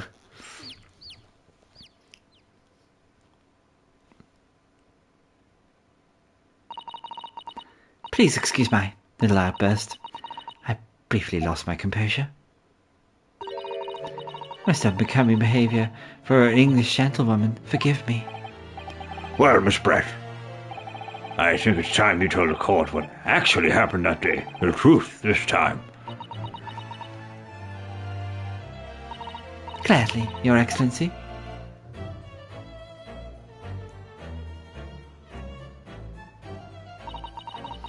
It was I who took the Professor's life, using curare. As you surmised, I chose that particular day for one very important reason. The Professor had a dental appointment for the extraction of one of his teeth in the morning. So you plan to kill the Professor, knowing that no trace of poison will be found in his water, because curare is unheard of here in Japan. Yes, of course. I never intended to remain at the restaurant for as long as I did. I only needed to see the Professor to take one tiny sip of his water, and it would be all over. I would place the steak I had ordered in front of him to make it appear as though he had been dining alone, and leave immediately. However, before any of that happened, there was an unexpected visitor at the Professor's table. That would be me, I suppose. Yes, you. Who else? Such a trifling matter, but the fact that you had decided to come over to greet the Professor, well, meant that I had lost my chance to slip away unnoticed. In due course, the Professor took a sip of his water and was paralysed. I made sure he was sitting in his chair such that he wouldn't fall. There was no going back at that point, so I concocted a plan in the spur of the moment. A plan to pin Dr. Wilson's murder on this innocent man. I happened to know the Professor always carried a gun. I decided to use that fact to carry to my advantage. I had the bottle of curare in my handbag, and my own pistol concealed under my skirt. Under your skirt? So I was right. There were two guns. Yes. And then I finished my coffee and got up to leave. That's when I noticed the Professor's gun, which she had presumably placed on the floor. Placed where you were sure that I would notice it. And everything went according to plan. You noticed the gun as I intended. And then, just as you bent down to pick it up... Exactly. That's when you shot the Professor with your own gun. Even though at that point, he's already dead. Naturally, the gunshot caused a commotion, which point the waiter paid. Obviously, I assumed that Naruhodo-san was the culprit and apprehended him. took him to the pantry that adjoins the kitchen and locked him inside. That's when I took the opportunity to turn the professor and his chair around. Because, of course, you needed to make it look like the defendant had shot Dr. Wilson from where he picked up the gun.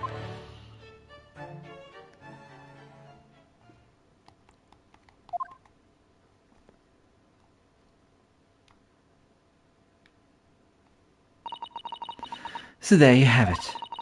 That is the entirety of my misdemeanor.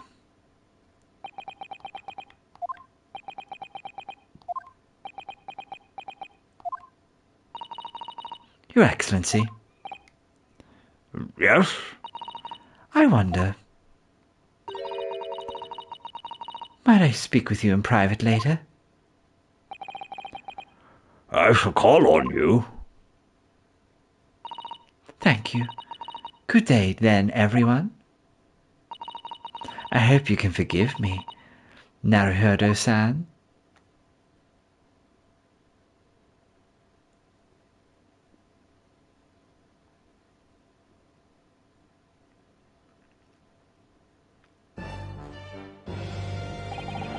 It would seem this trial has finally run its course. I presume the prosecution is in agreement. This can't be. Takatsuchi Yuchi doesn't lose. Not the likes of this rookie student. Louisa, I think this is about to end up. You better start getting used to tough opposition. Ryunosuke Naruhodo. Yeah? This insult to the Uchi family name will never be forgotten. You become conceited with age, Council, but the old have to stand aside and make way for the new. It's the way of the world. May you never forget that.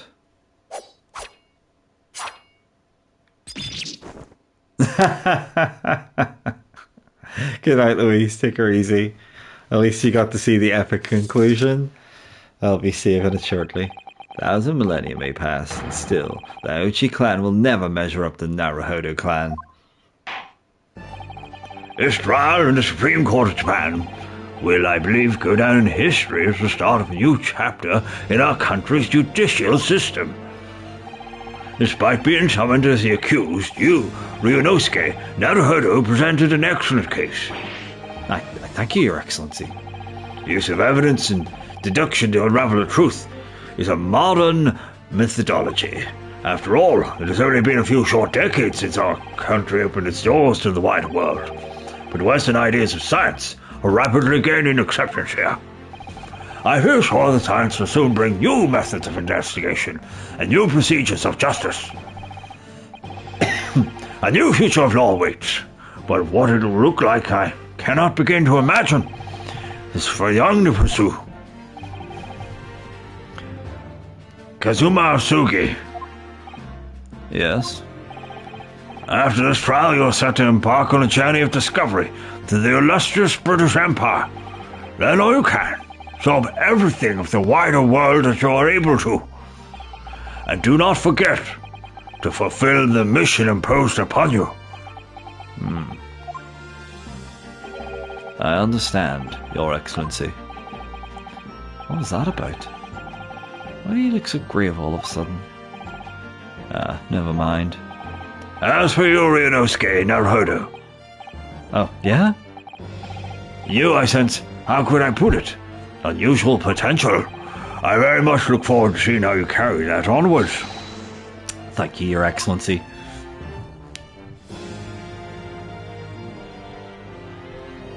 Well, it is time to deliver the final verdict. I hereby find the defendant, Ryunosuke Naruhodo, not guilty.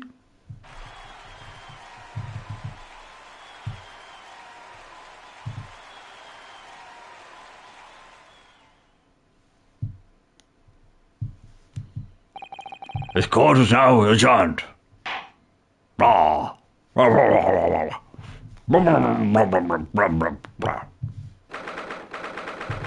Okay, let's wrap this up.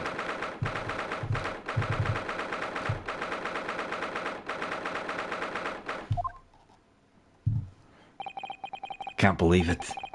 Can't believe what's happened. I made it. Defended myself and made it through that horrendous trial. Ryunosuke, you finally pulled it off. Congratulations. Well, I couldn't have done without you. Thank you, Kazuma. No. It was a pleasure to watch you at your work. So, you must owe me an extra large sukiyaki from the place on Yume University Street. Don't forget. Good afternoon. All your hard work has certainly paid off. I'm not sure who that was. Oh, it's her. Congratulations to both of you for promoting Naruhodo-san citizens. Ah, I trust you are the judicial assistant. You worked hard for that result too, you know. Oh no, I didn't do anything. Thank you so much. If we hadn't had that research report of Miss Brett's, I don't even know how things would have turned out. Your kind words should really be for my father. I was simply doing as he asked. It was his idea for me to go to the university and investigate. Your father? Ah, yes, of course. Barreled. Yeah. Let's flashback. Blah blah blah blah blah blah blah blah blah blah blah blah blah. Speaking of Mikotoba. Ah, there you are. I believe congratulations are in order. Naruhodo, you did an excellent job. Thank you, Professor. Oh no, it is I who should be thanking you. After all, your efforts exposed the true criminal that took the life of my good friend. Good friend? Oh yes, you mentioned that before. So you actually invited Dr. Wilson to Yume University, wasn't it? Yeah, that's right. Professor Mikotoba studied overseas himself. He went to study forensic medicine in Great Britain. Presumably that's when you met Dr. Wilson? Exactly. In those days, we worked together in the same hospital. Oh, you worked together? I've never heard you mention that before. Well, it was a long time ago now. Besides, it's your turn, Asogi. Great Britain is a magnificent country. It leads the world in science, medicine, engineering, culture, and of course in law. Watch and learn, my boy. See what's happening in the world's largest melting pot. I will. I'll learn all that I can. I swear on this, the spirit of the Asogi clan. You're not taking that sword to Great Britain, are you? Of course I am. Japanese man's katana is his soul. Blade shows where I need to go. It cuts down anything that's in my way. Yeah, I've definitely seen how sharp it is already with my own eyes. That reminds me, what's happened to the woman? To Giselle Brett, I mean. After all, she's guilty of murder. Ah, yes, her. It's not easy to tell you this, but... What do you mean? Surely she's gonna face trial herself now. She's the true culprit, after all. She'll be leaving Japan in the very near future. For Shanghai. What? Shanghai? Giselle Brett will not appear in court again in this country. I'm certain of that. What? But why not? It's a matter of consular jurisdiction. Oh, it's him. Sorry.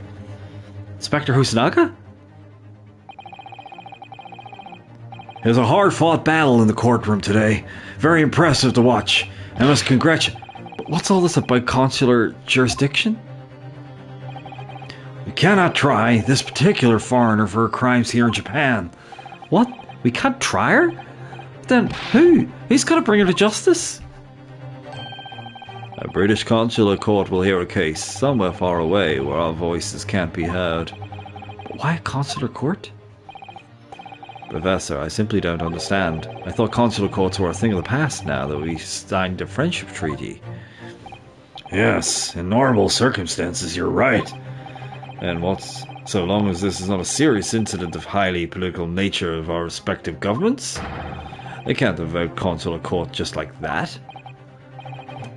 Oh, can't they? Yes, she's a student, but it doesn't justify our governments making secret agreements about our fate, does it? Something strange is going on. So Miss Brett can't be held accountable for her actions here in Japan. I'm afraid that for the young student, today's trial was nothing more than a game all along. There was never any danger of comeuppance for her. I don't believe it. The British government's Foreign Affairs Ministry has demanded that we hand over custody of Miss Brett. They're obviously taking the case of a foreign student committing murder very seriously. That's all gonna change from now on. We can make it change. This is a time of great turmoil. This new era heralded by the start of the 20th century. One day, I have no doubt, that woman will receive the judgment she deserves. Yes, change is coming, and we're the ones driving it. Well, I think that's enough seriousness for now. This evening calls for a celebratory drink. But Professor? You're right, this is no time for gloomy faces. We should be celebrating Ryunosuke's not guilty verdict. Let's start having some fun. In that case, I might suggest Le Carnival. As the head waiter, I should be delighted to provide you with ample food and drink. You're a detective, Kusanaga-san, aren't you? Let's not worry about details for now. To Le Carnival, will you accompany us, Professor? Of course, Le Carnival's food is second to none. I shall go and attend the paperwork for Naruhodo-san's release. Oh yes, thank you.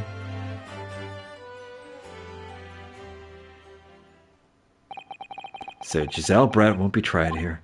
I suppose that means I'll never know. I'll never find out why she killed Dr. Wilson. Kazuma? Yes, Ryunosuke? Just wanted to say thanks again, that's all. You really see it in my skin today. Ha ha ha ha! I didn't do a thing. You were the lawyer in there, weren't you? That defense was all your own work. Your skills made all the difference, though.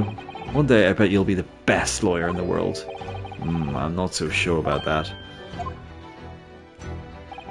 To be honest, something kept occurring to me over and over again during that trial.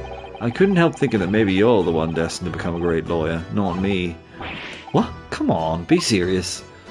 If I helped you today, it was only at the right at the start of the trial. You have a natural talent for it. For being a defense lawyer, I mean. No, not me. All that tense verbal combat, I never want to go through that ever again. I did what you told me to do, that's all. Because I knew I could trust you. That's the point. Sorry? What do you mean? That's the point.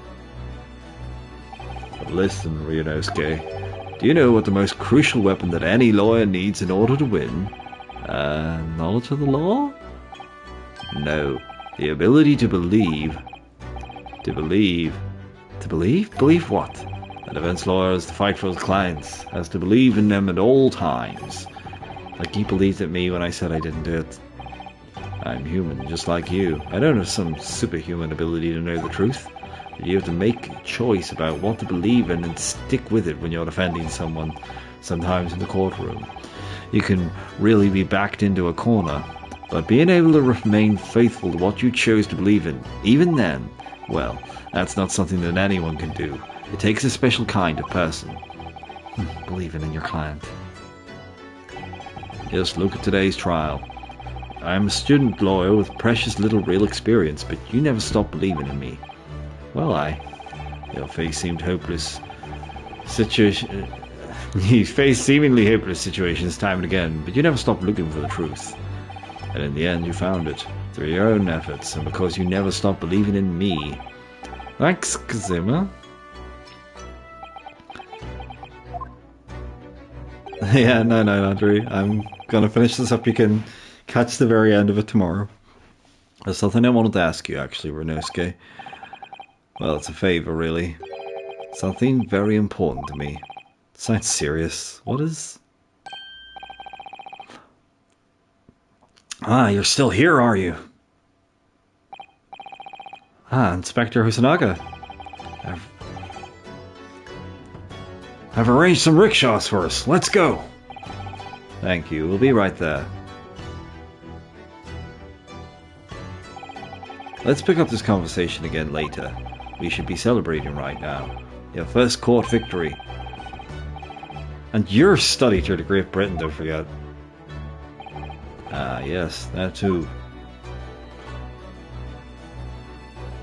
And of the first kiss. So my very first trial came to an end. Kazuma. Professor Mikotoba. Susato-san, he acted as my assistant. Inspector Hosanaga. He didn't really play much of a part, but still. It was because of the help and support of all these people that I managed to get through that trial. But more importantly, Kazuma hadn't yet managed to ask his favor of me.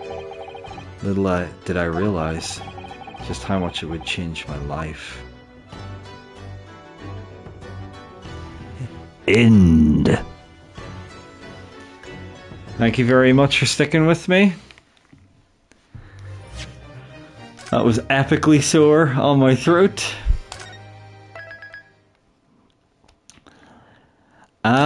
I don't think I will ever do an entire sitting ever again like that, but that was fun.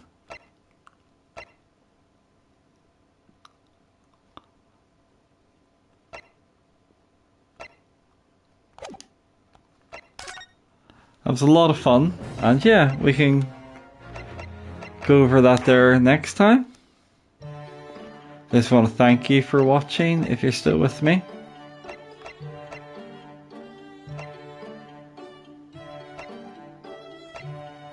And yeah, really appreciate it. I am going to go to bed. Cheers for watching, guys, and yeah, appreciate it. See you again somewhere down the line. I've been Tron, signing off. 5.5 hours nearly, Christ. Night.